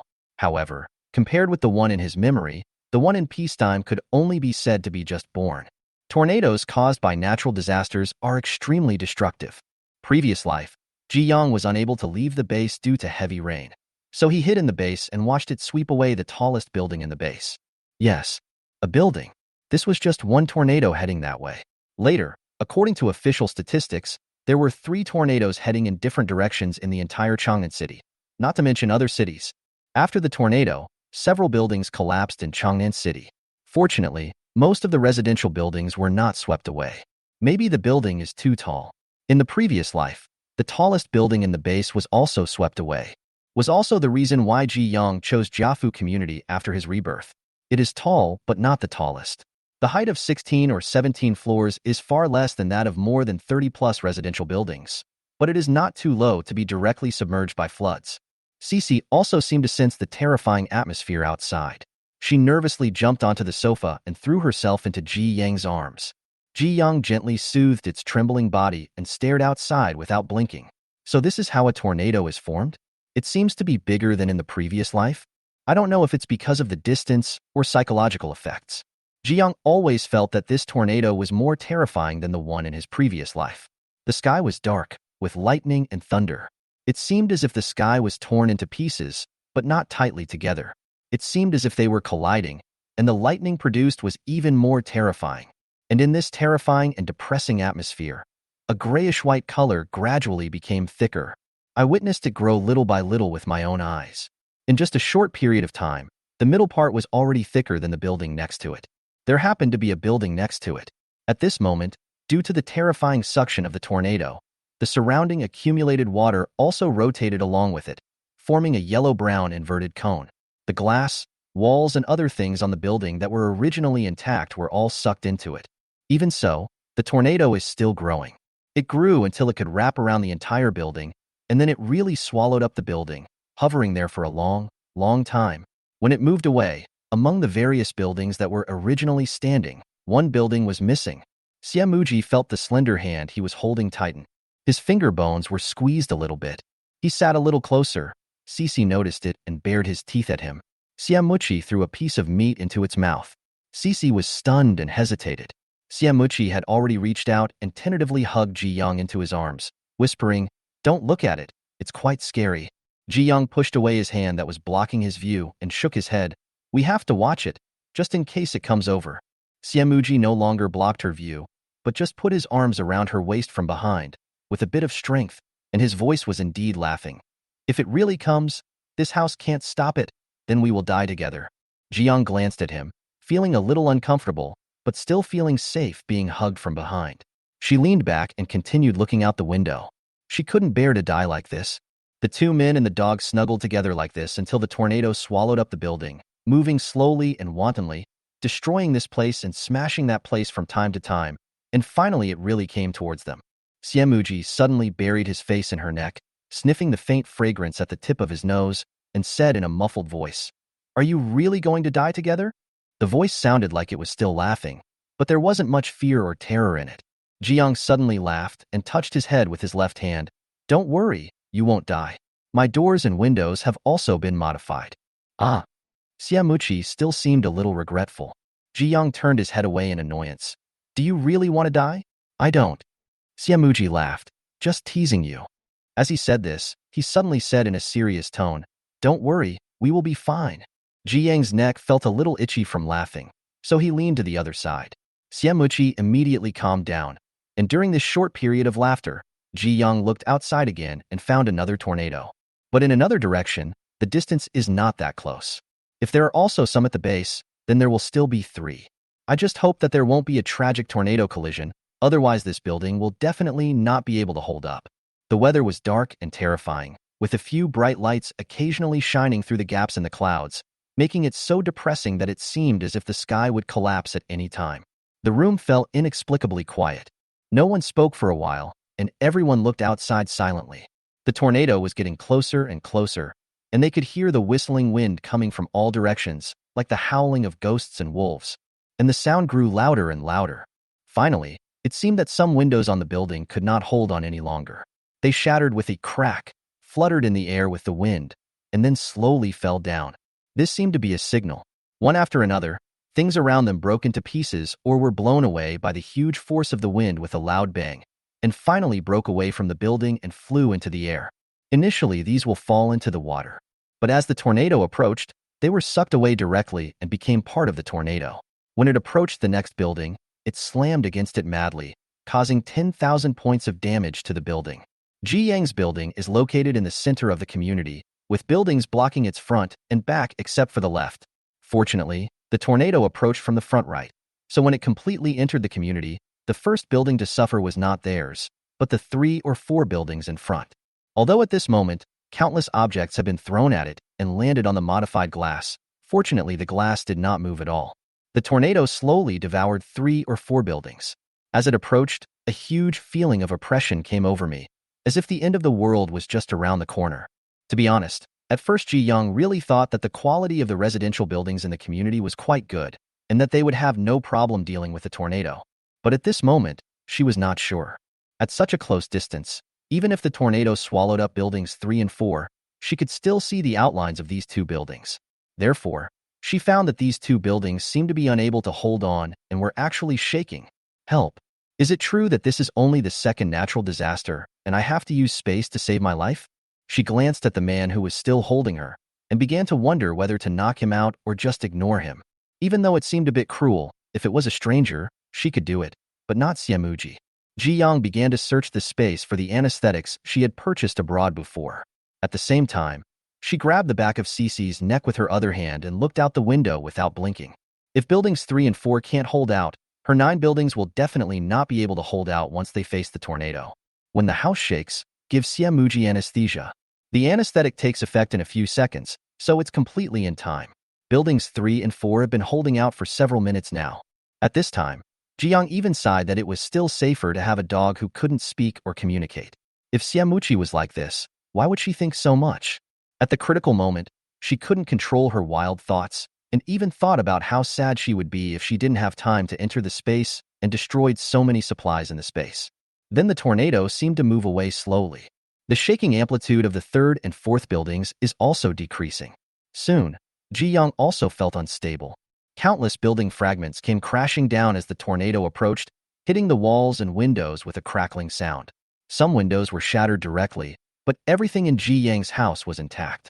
Until the whole building was shaking slowly and was shaken from time to time by the attack, but it showed no signs of collapse. The 3rd and 4th buildings were also gradually and completely released by the tornado. Only a few fragments were left, breaking the windows and destroying part of the wall, but the rest was still intact. Can you make it through? Ji Yang's heart was pounding. The scene at this moment was really too exciting. Like she was hovering on the brink of life and death, but was about to be pulled back. She dared not move, fearing that if she misjudged something, something might happen to the house. I don't know how much time passed, but the shaking amplitude decreased. She looked the other way. The open kitchen door allows you to see the scene outside the window directly. The tornado left, heading towards the building behind. Only a little of the power was still blowing hard. Fortunately, this building survived. After surviving the disaster, Ji Yang smiled with relief. The feeling of being almost powerless in the face of this natural disaster was too terrifying. The breath-holding and concentration just now seemed to have used up all her strength. She leaned her body weight back completely. Xiamuji also smiled, his voice a little hoarse. It's safe. Well, it's safe. Ji Yang affirmed his words. As soon as I finished speaking, I met his burning gaze. And a soft murmur, Ji Yang, can I kiss you? Ji Yang was stunned, but she didn't refuse. The man's big hand had already touched the back of her neck. He lowered his head and held her bright lips, and a clumsy but passionate kiss fell on her lips. It feels a bit strange, but she didn't hate it. After the catastrophe, she also wanted to vent the excitement in her chest. She loosened her hand that was holding Cece's neck and instead hugged her neck, immersing herself in the ambiguous entanglement of lips and teeth, forgetting the thrill just now. When Cece, who was finally freed, looked up, she saw this scene and her eyes widened. It was about to call. A piece of delicious meat was stuffed into its mouth. Ooh, he can actually create meat at any time. Cece was still in a daze, and the next second she used her big hands to pull it off the sofa. Cece really wanted to curse angrily, but the delicious taste in its mouth made it hesitate. It sniffed the air, tilted its head, as if it understood something, and took the meat back to its nest to eat slowly. This time, the sound of rain falling outside the window again covered up the howling of the strong wind. Asterisk. After the kiss, the two leaned against each other to calm their pounding hearts.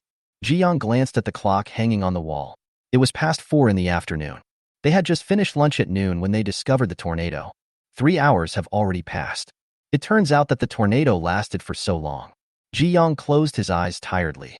Staring at the tornado for so long made him nervous and exhausted. I'm going to sleep for a while. Okay. Xiamuji nodded and let her go. Ji Yang got up and went back to his room. Cece had already finished eating the piece of meat and was playing with the small toy out of boredom. Suddenly, she looked up and found that her owner had returned to the room. What's going on? Isn't it time to? The second one is not working? Cece dog showed a look of disgust on its face, glanced at Xiamuji, and quickly followed its master.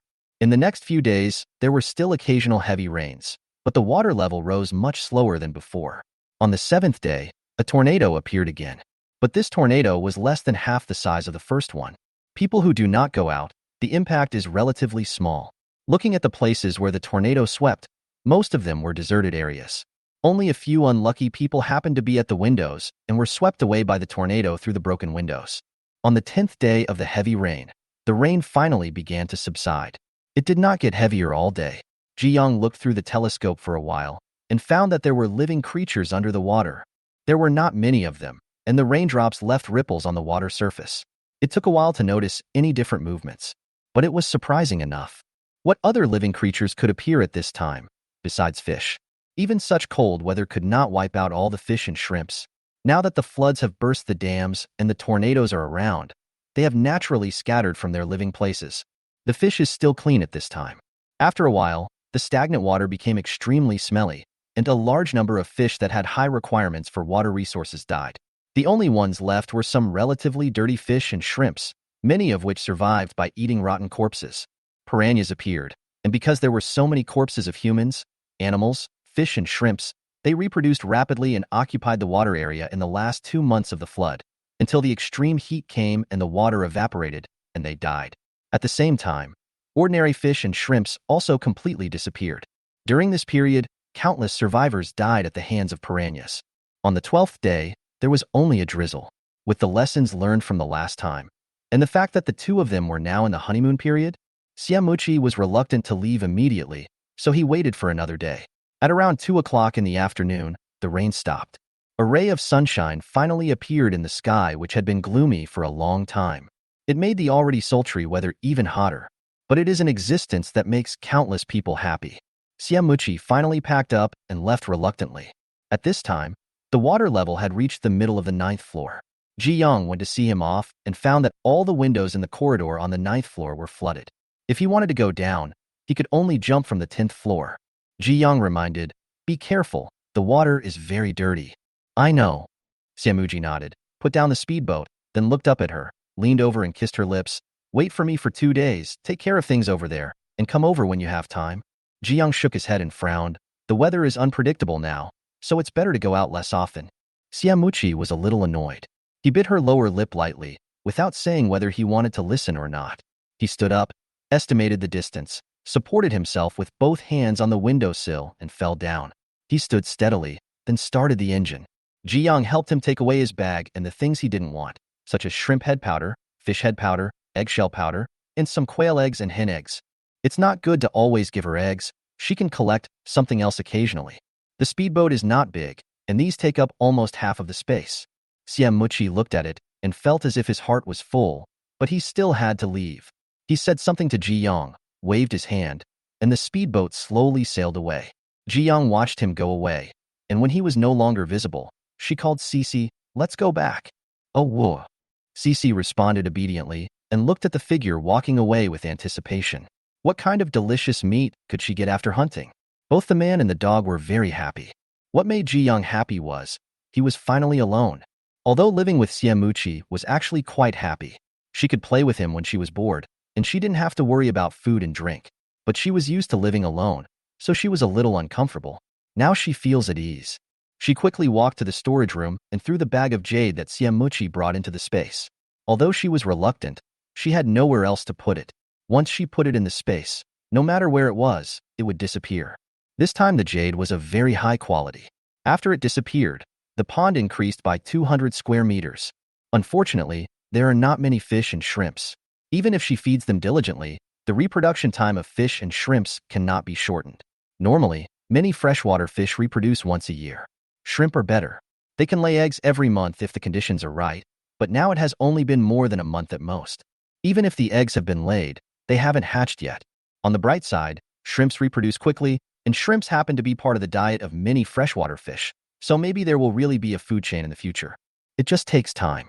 She had long known that space could only provide a suitable environment, allowing these animals and plants to grow more comfortably and thus speed up their growth a little bit, but it could not really shorten the time. What is most lacking in the end times is time. When the natural disaster began, species were dying every moment, including plants, animals, fish, and shrimp. There should be many kinds of fish and shrimp in the pond, but due to limited conditions, the only ones she could find were those that were still alive in the reservoir. Ji-young curled up on the sofa, holding a map in his hand, and began to think. Now everything is flooded, The only difference is the water depth, so it is still very difficult to find so many kinds of fish by himself. She was afraid of being exposed if she asked Luo Laosan and the others to look for her. You want some live fish and shrimps in order to eat them fresh, but it's a bit strange to want a part of different kinds, as many fish and shrimps may not be suitable for eating. Maybe they had too much contact with her, and Xiamuchi would continue to have contact with her in the future, so Jiyang subconsciously didn't want them to know about these things. She felt guilty like a thief. Even if they knew, normal people would not think that she had a pond to raise fish and shrimp, so she had to look for it in other cities. There are benefits to dating Xiamuchi at this time. Through him, she knows a lot about the situations of several bases around, including official bases and private bases. The freshwater fish and shrimp she wanted could be found in the largest quantities in whose city. It was named so because all the rivers, lakes, and reservoirs passed through this place, and the freshwater resources were extremely abundant. Moreover, the distance is very close, just near Changnan City, about 100 kilometers away in a straight line. It is also the city where the Chao family is located. Address of Hushur Base is near the most famous lake in the original Hushur. The key is to live by the mountain and the water, and the location is easy to find. She circled it on the map and compared the direction. It was probably northeast. The next day, Ji Yang started packing up enthusiastically. He only left some things at home as usual and took away everything else, including the solar panels that had been installed only a few days ago. Strangers can break in, so it's not convenient for them. After checking that everything was correct, Ji Yang took out the speedboat from the space, took Cece with him, opened the door and went out. Cece was very happy to know that they were going out too. Dogs still like to play around everywhere. If they were not naturally well behaved, they would have destroyed the house countless times. Ji Yang estimated that it would take a week to go back and forth this time, so he was afraid that Xiamuchi would come and find him empty-handed. So he took a detour for more than 10 kilometers in the direction of the base and began to try to contact him using the walkie-talkie. After waiting for a while, I received a response. Ji Yang, I have to go out for something and won't be home for the next few days. You don't have to come over. The man who was thinking about her was so happy that he immediately asked, Is it urgent? Why don't you wait for me for 2 days, and then I can be free to go out with you? It is too dangerous outside now. Ji Yang refused coldly. No, it's not convenient. Xiamuji, then be careful. He tried to steady his voice, but his suddenly low tone still made people feel his loss. Ji Yang's soft voice, I will contact you as soon as I come back. Xiamuji, okay.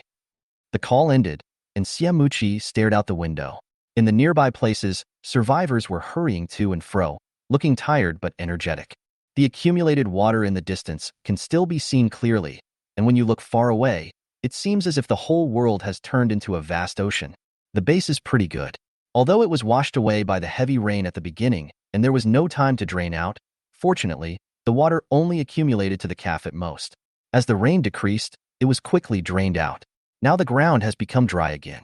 Base also experienced a tornado and lost some things, but fortunately, they had already moved everything that could be moved indoors in advance, and the only things left were some doors and windows that were damaged.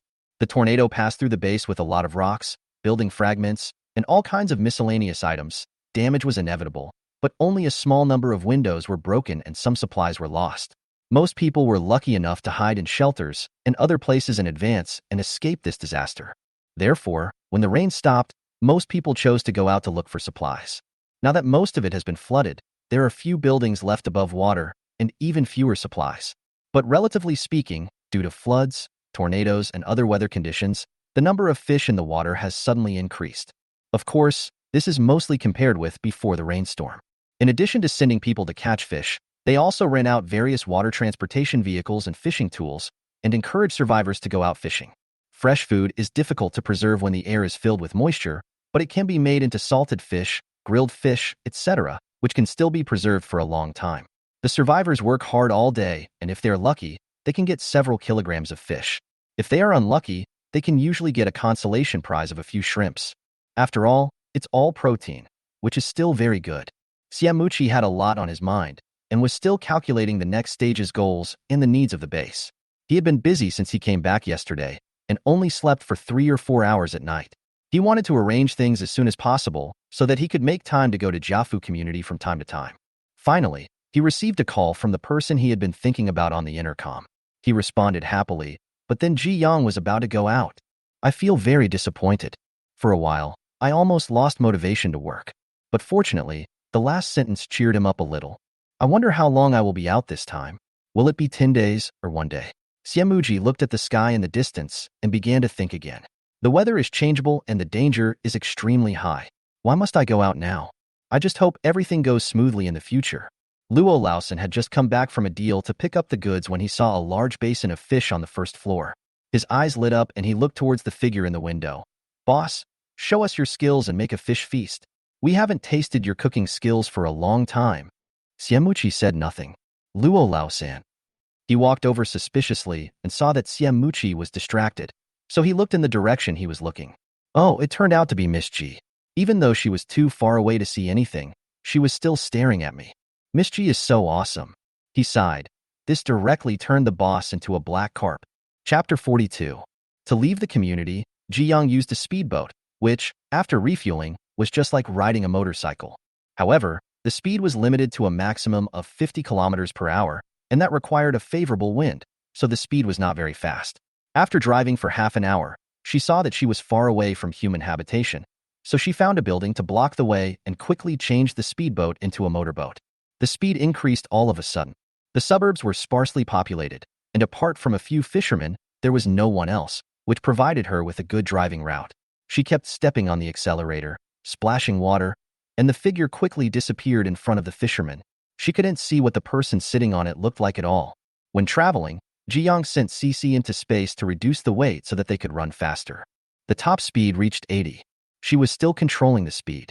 If it went any faster, she would be afraid she would lose control and capsize. However, the faster the speed, the more water splashed. After the continuous heavy rain, the stench in the water was reduced a lot, but this situation still tortured Ji Yang's nose. He stopped halfway and put on a mask. They drove for nearly 2 hours in one go, but it was difficult to determine the direction in this vast expanse of water. Maybe there was something wrong with the magnetic field, and the compass was a bit inaccurate, which caused her to take the wrong road and end up in a city next to Lake City. If she hadn't seen a sign sticking out of the water, she wouldn't have known it at all. Fortunately, the two cities are not far apart, only about 30 kilometers. It was almost noon when Ji Yang took some time to rest and have lunch. Sitting on the motorboat, she looked around and finally chose a residential building that was closest to her. There is a hotel next to the residential building, but hotels are usually where the most people go, and the ventilation and other conditions are definitely not as good as those in the residential building. She was afraid of running into a dead body, and the smell was a bit unpleasant. This is not extreme cold. Once someone dies, it won't take long for the body to rot and stink. The stench of a human corpse is unmatched by any other smell so far. There was no plan to change to a speedboat, so Ji Yang did not go to the upper floors, but temporarily camped in the corridor on the 9th floor of this residential building. After tying the motorboat to the window frame, she took out a gas stove and a pack of instant pig intestine noodles from the large bag she was carrying. She had been on the road all morning and hadn't even had a drink of water. After she had a gurgling, she ate 2 cherries and strawberries to replenish her thirst. Now she wanted to have some soup. Light the fire first, then tear open the bag and put the things in according to the instructions above. Ji Yang didn't eat these before, thinking they were too weird, but after starving, she could eat anything. Compared with worm cakes, pig intestines were simply heavenly delicacies, especially since the instant food itself tastes very good. She bought it because the picture on the packaging bag looked so attractive. She thought the picture was for reference only, but she didn't expect that the real thing was not much different from the picture. Just a few pieces of meat missing. It doesn't matter. She has her own space. When the pig intestine rice noodle was almost cooked, Ji Yang swiftly put a handful of marinated beef in it and stirred it with chopsticks. The meat broke into pieces and soon changed color. She was not used to eating the beef rare, so she waited until the beef was cooked through before turning off the heat. At this time, the small cream yellow pot was already filled with food, and the rich aroma made her mouth water. Really delicious.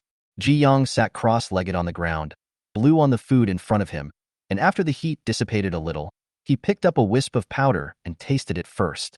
Delicious as always. He took another bite of the beef. Although it was cooked for a little longer, it was still very tender and soaked with juice. It tasted as delicious as vermicelli. However, while eating, Ji Yang suddenly heard the sound of a motor coming from far away. She immediately looked out the window. I saw a group of people slowly approaching. 2 rubber boats, 2 speedboats, and 7 or 8 people mean a pretty good force. Ji Yang put down his chopsticks, holding the crossbow in one hand, and the gun in the space was also ready to fire. Fortunately, The group of people were about 20 meters away from her and were almost stopping. One of them looked at the young man who was more delicate than the others and stretched his neck to look at her. He asked curiously, "Well, I don't mean any harm. I just happened to smell the fragrance when I passed by. What are you eating? Can I exchange with you?" Ji Yang? She paused, still a little unaccustomed to such polite communication, and after a moment's hesitation, she replied, "Sure, but the pig intestines rice noodles are only left with pickled cabbage flavor. Do you want it? But I can only accept jade jewelry. The one she's eating right now is the spicy flavor, and there are several other flavors, all of which are delicious, except for the sauerkraut flavor, which she doesn't like. If this person wants, she can change it up." It looked like this group of people came here to search for supplies and catch fish. There were fishing tools on one of the rubber boats, but the bucket seemed to be empty. The group of people seemed to be a little embarrassed by what was said and hesitated for a while.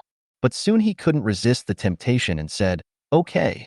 Then they came closer, and the young man took off a jade ornament from his neck. Even from a distance of several meters, Ji Yang could see that the jade pendant was very valuable. It was a jade guanine. It is said that men wear guanine and women wear Buddha, but to be able to buy such a good quality jade guanine, this person's family must have been very rich before the natural disaster. But is it really okay to just use it to exchange for food? Ji Yang was confused, but seeing that man's face was full of expectation, the remaining few people felt helpless but did not stop him or say anything. When he got there, the young man looked expectant and said, "I spent tens of millions to buy this jade guanine. How many bags can I get in exchange?" Ji Yang, 3 packs at most. The young man felt a pain in his flesh. A man next to him also felt that it was not worth it.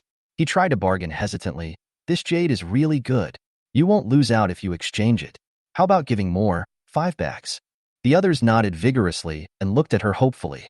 Ji Yang, I haven't seen such a cowardly bargaining in a long time.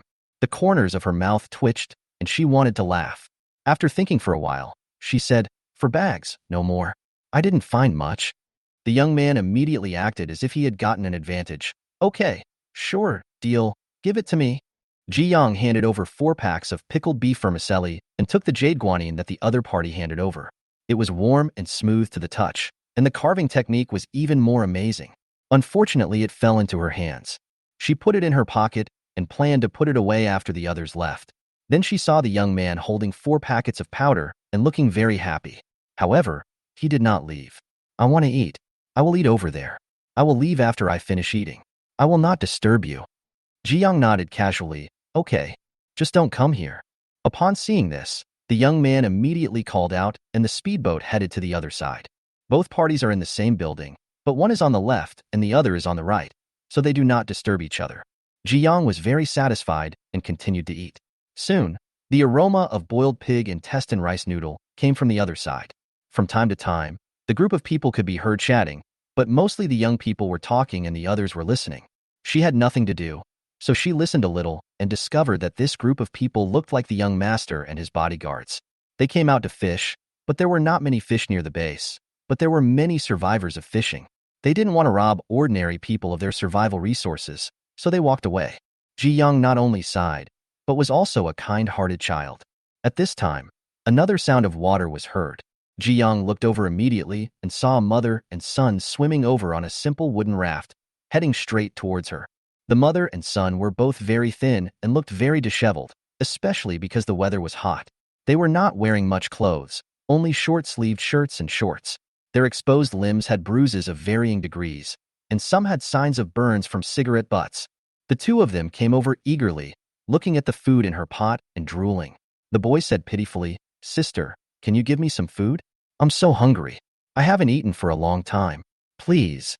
The woman also begged, "Please give the children some food. Every day when we go out to look for food, my husband and his friends eat it all. We don't have a fishing net, so we can't catch any fish. We've been hungry for a long time. Please." Ji Yang silently swallowed the vermicelli in her mouth and asked curiously, "Why do you want to give it to your husband?"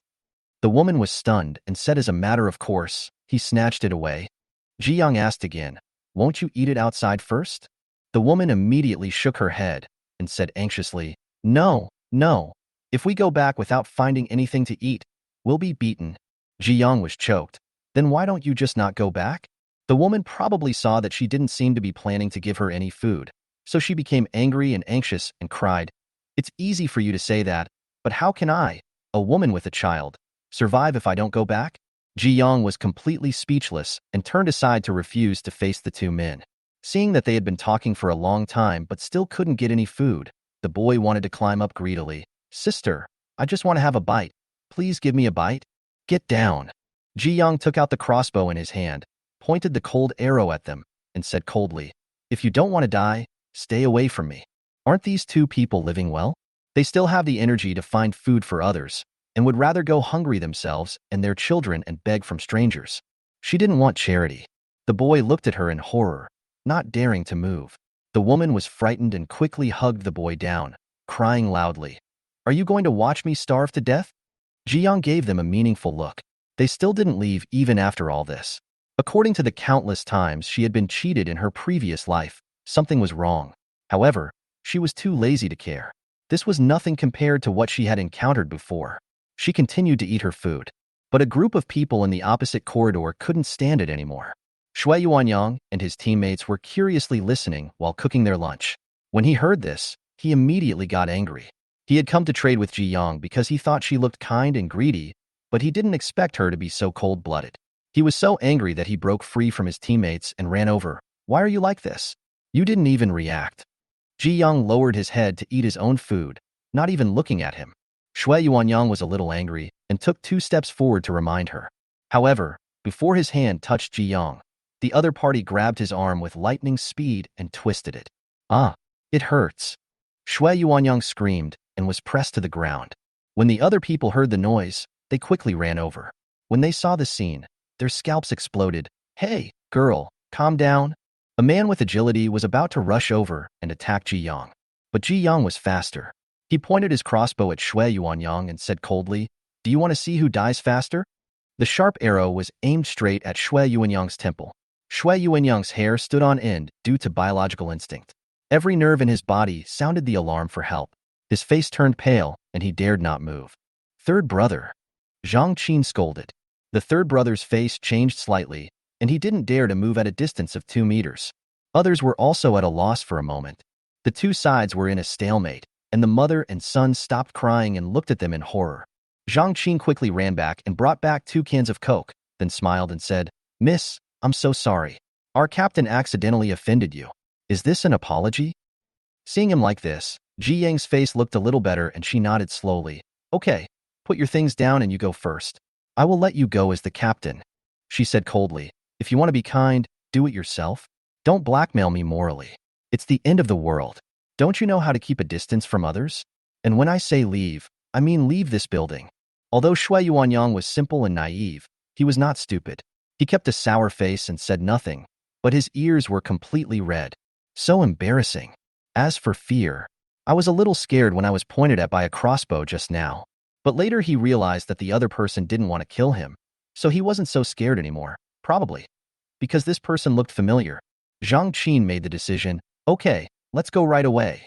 He winked, put down the Coke, and then waved to the others to leave. Soon the sound of an engine was heard. Seeing that they were obedient, Ji Yang kept his promise and let go. Shui Yuanyang, who was already hunched over, was knocked to the ground with his face on the ground, looking even more embarrassed. After getting up, he looked at Ji Yang with lingering fear and was about to run away. But soon, he remembered something, looked at the mother and son standing outside the window in a daze, and said through gritted teeth, Hey, go over there. We brought some food and can share some with you. The woman looked at him, hesitated for a moment, but nodded, Okay, thank you, handsome. You are such a good person. Shui Yuanyang was not in a good mood, but he still managed to smile when he was thanked. At a time like this, I will try my best to help. I'm just not cold-blooded. After saying that, he looked at Ji Yang warily and ran away quickly. The mother and son looked at each other, and both slid the board hard to the other side. Ji Yang didn't even glance at him the whole time. As long as this group of people don't bother her, she's fine. Soon, the sound of an engine was heard. Ji Yang took a look, and the group of people went directly to the next building. The distance is not far, but not close either, which is good. The mother and son followed. The raft was tied to the window, and people entered the corridor.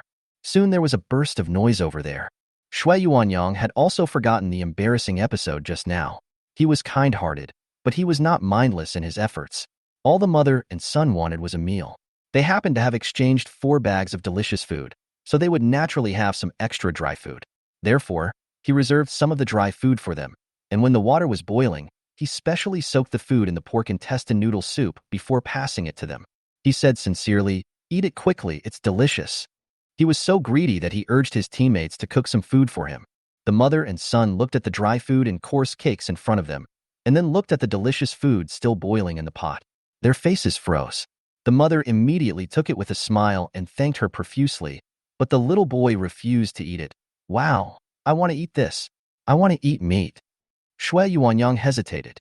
There were so many of them, and these 4 portions were not enough. Besides, there were no extra bowls and chopsticks for them. The woman quickly covered her son's mouth and said, "It's good enough that you have something to eat. Do you still want to starve?" As he said this, he pinched his son secretly. The boy felt the pain and was about to scream, but when he met his mother's eyes, he backed off and could only hold the cake and eat it. The woman was satisfied then, and she apologized to Shui Yuanyang embarrassedly and asked about the situation at the base. Shui Yuanyang breathed a sigh of relief and felt a little favorable towards the woman for disciplining her son. He also said enthusiastically, "The base is good. You can always have a meal if you work for the government. You should not stay here. There is nothing good about staying outside." The two chatted happily, with others occasionally interrupting. The deputy captain Zhang Qin, who was actually leading the team, was used to it.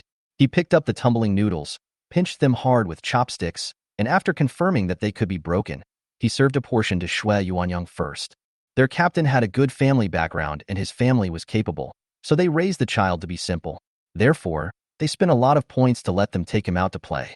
As long as he didn't get hurt, everything else was fine. This person was also very generous and would eat everything together, which made them even more happy. Isn't it just serving people? Simple.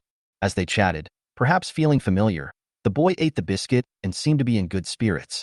He came over with a smile and said, "What are you eating, uncles? It smells so good." This time no one objected, but it was not convenient to feed them, so they pretended not to see it and turned their backs one by one. No one noticed the boy approaching the pot of fragrant pig intestine rice noodle inconspicuously. The other side, Jiyoung finally finished eating, had filled with other domestic water after she finished drinking it, so that she could use it at any time.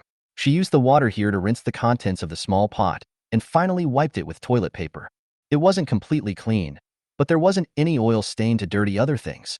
Jiyoung packed the things into the bag one by one, and was about to leave.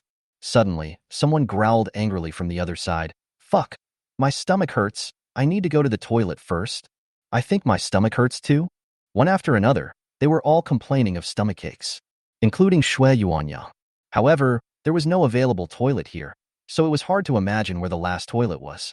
Jiyoung quickly quickened her pace to pack up and wanted to leave quickly, otherwise she was afraid of vomiting the lunch she had just eaten. But just as he got on the motorboat, a man called Lao San popped out from the window of the corridor of the next building, pointed a gun at Jiyoung, and yelled, "Don't run! Did you drug those things?" Jiyoung didn't expect that they had guns. He was surprised for a moment, but soon calmed down and said unhappily, "Didn't you check the packaging bags when you unpacked them? They were all intact and airtight. Besides, I have no grudge against you. What good would it do to drug you? Clear your mind."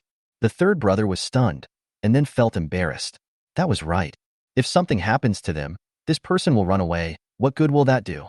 And for the sake of caution, they checked before eating, and found that all 4 packages were airtight, and each small package inside was intact, so there was no way anyone could put drugs in it. The most important thing is that besides the girl in front of them and their own people, there are other people here. He suddenly felt something was wrong and was about to turn back. Suddenly, the back of her head hurt. The woman said with a pale face and a trembling voice, "I'm sorry, don't blame me. If I didn't do this, I would be beaten to death, woo woo." The third brother subconsciously hid the gun, covered the back of his head, and turned around to see what this group of people were going to do. Then a group of people came out from the hotel, also on a bamboo raft, but they were all strong young men and women, and they paddled straight towards the building. One person said with satisfaction, "Well done. I'll let you have an extra bite of rice tonight." The woman immediately smiled happily. Shui Yuanyang, who was still holding his stomach in pain, said angrily, "Fuck, I've already said I can take you to the base. You can try hard to get enough food in the base." The woman said aggrievedly, "Where can I go with my child? I can't leave the child without a family, right?" Shui Yuanyang. Jiyoung almost laughed when he heard this, and quickly stepped on the accelerator and drove away. It took almost an hour to find the location of the base. The Hushur base is similar to the Chang'an base. Both are built on the water. Tall and majestic buildings stand on the water. It is the only large-scale building complex in the surrounding area. Maybe there is more water here. The base has been submerged a little, and you can see that the open gate of the base is filled with water that is level with the water level outside. Many people came and went on various water transportation vehicles, which carried more or less aquatic products such as fish and shrimp. The weather was very hot, and the closer to the base, the stronger the stench became, with the smell of rotten fish and shrimp in the middle. Many vendors at the entrance sat on floating boards, wearing straw hats and shouting, "Fish! Buying lots of fish! 12 points per pound." In a short period of time, their skin became tanned and they smiled whenever they saw people. The base seemed to be doing well. Although the conditions were difficult, they still lived positively. After Ji Yang circled around and confirmed the target, he found a remote house and replaced the motorboat with a speedboat before driving towards the base. The security at the Lake City base was okay. He encountered many greedy eyes along the way, but there were many people on the water and many patrolling security teams, so no one dared to approach. Let her arrive safely near the gate of the base. Ji Yang was too lazy to collect the fish herself. She touched her mask and made sure it was on properly, then went straight to the fish vendors. "What are you doing collecting fish?" The vendor smiled and said, "Of course it is useful. Pretty girl, are you selling fish? Our price is much higher than the official price, so you won't lose out if you sell it to us." Ji Yang shook his head. "I want to buy fish. How much is it?" The vendor was stunned for a moment, and after confirming that Ji Yang was not joking, he asked, "How much do you want to buy?" Ji Yang said, 300 kilograms. If one vendor sells 300 kilograms, 10 vendors would sell 3,000 kilograms, which is almost enough for so many live fish. The rest can be left to reproduce on their own. She added, "These 300 kilograms cannot be just one type of fish. There must be many types, big or small. I am not picky, but they must be alive. If they are all common species, then I don't want them." The vendor hesitated. "You don't want to raise fish, do you?" Ji Yang suddenly had an idea and thought of the naive rich second generation he met at noon. He lamented, "Yes, my boss, is sentimental and kind. Look at the water quality. It's getting worse and worse." There was nothing he could do about it because of the extreme cold before, but now, he wants to build a breeding farm to preserve these species as much as possible. It's really amazing. The vendors were stunned. They probably didn't expect that there were people who could think of this and be willing to do it. They also felt sorry for the fish, but they really didn't have the ability to do it. This approach is a bit beyond one's ability, but it is worth encouraging, especially if it succeeds, he will also be a beneficiary. The vendor immediately smiled enthusiastically. "This is a good thing. I will do this business. Isn't it just fish? I'll give you a little of each kind. Don't worry. I'll try to make them small so that there are more of them and they can reproduce more easily."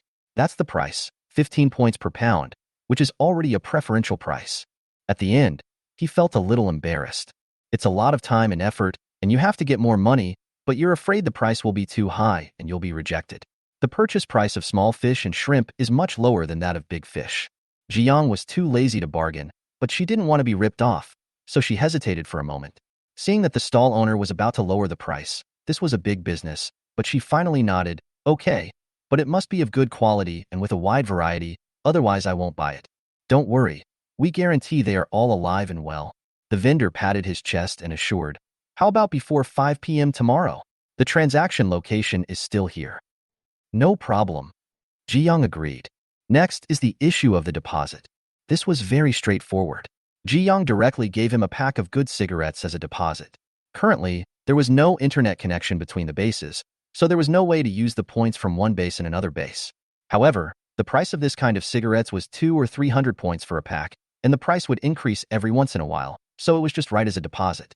The other party then wrote a handwritten contract, using the ID number on his residence permit, clearly stating the requirements in black and white, and made some promises, saying that he would at least get her some rare items.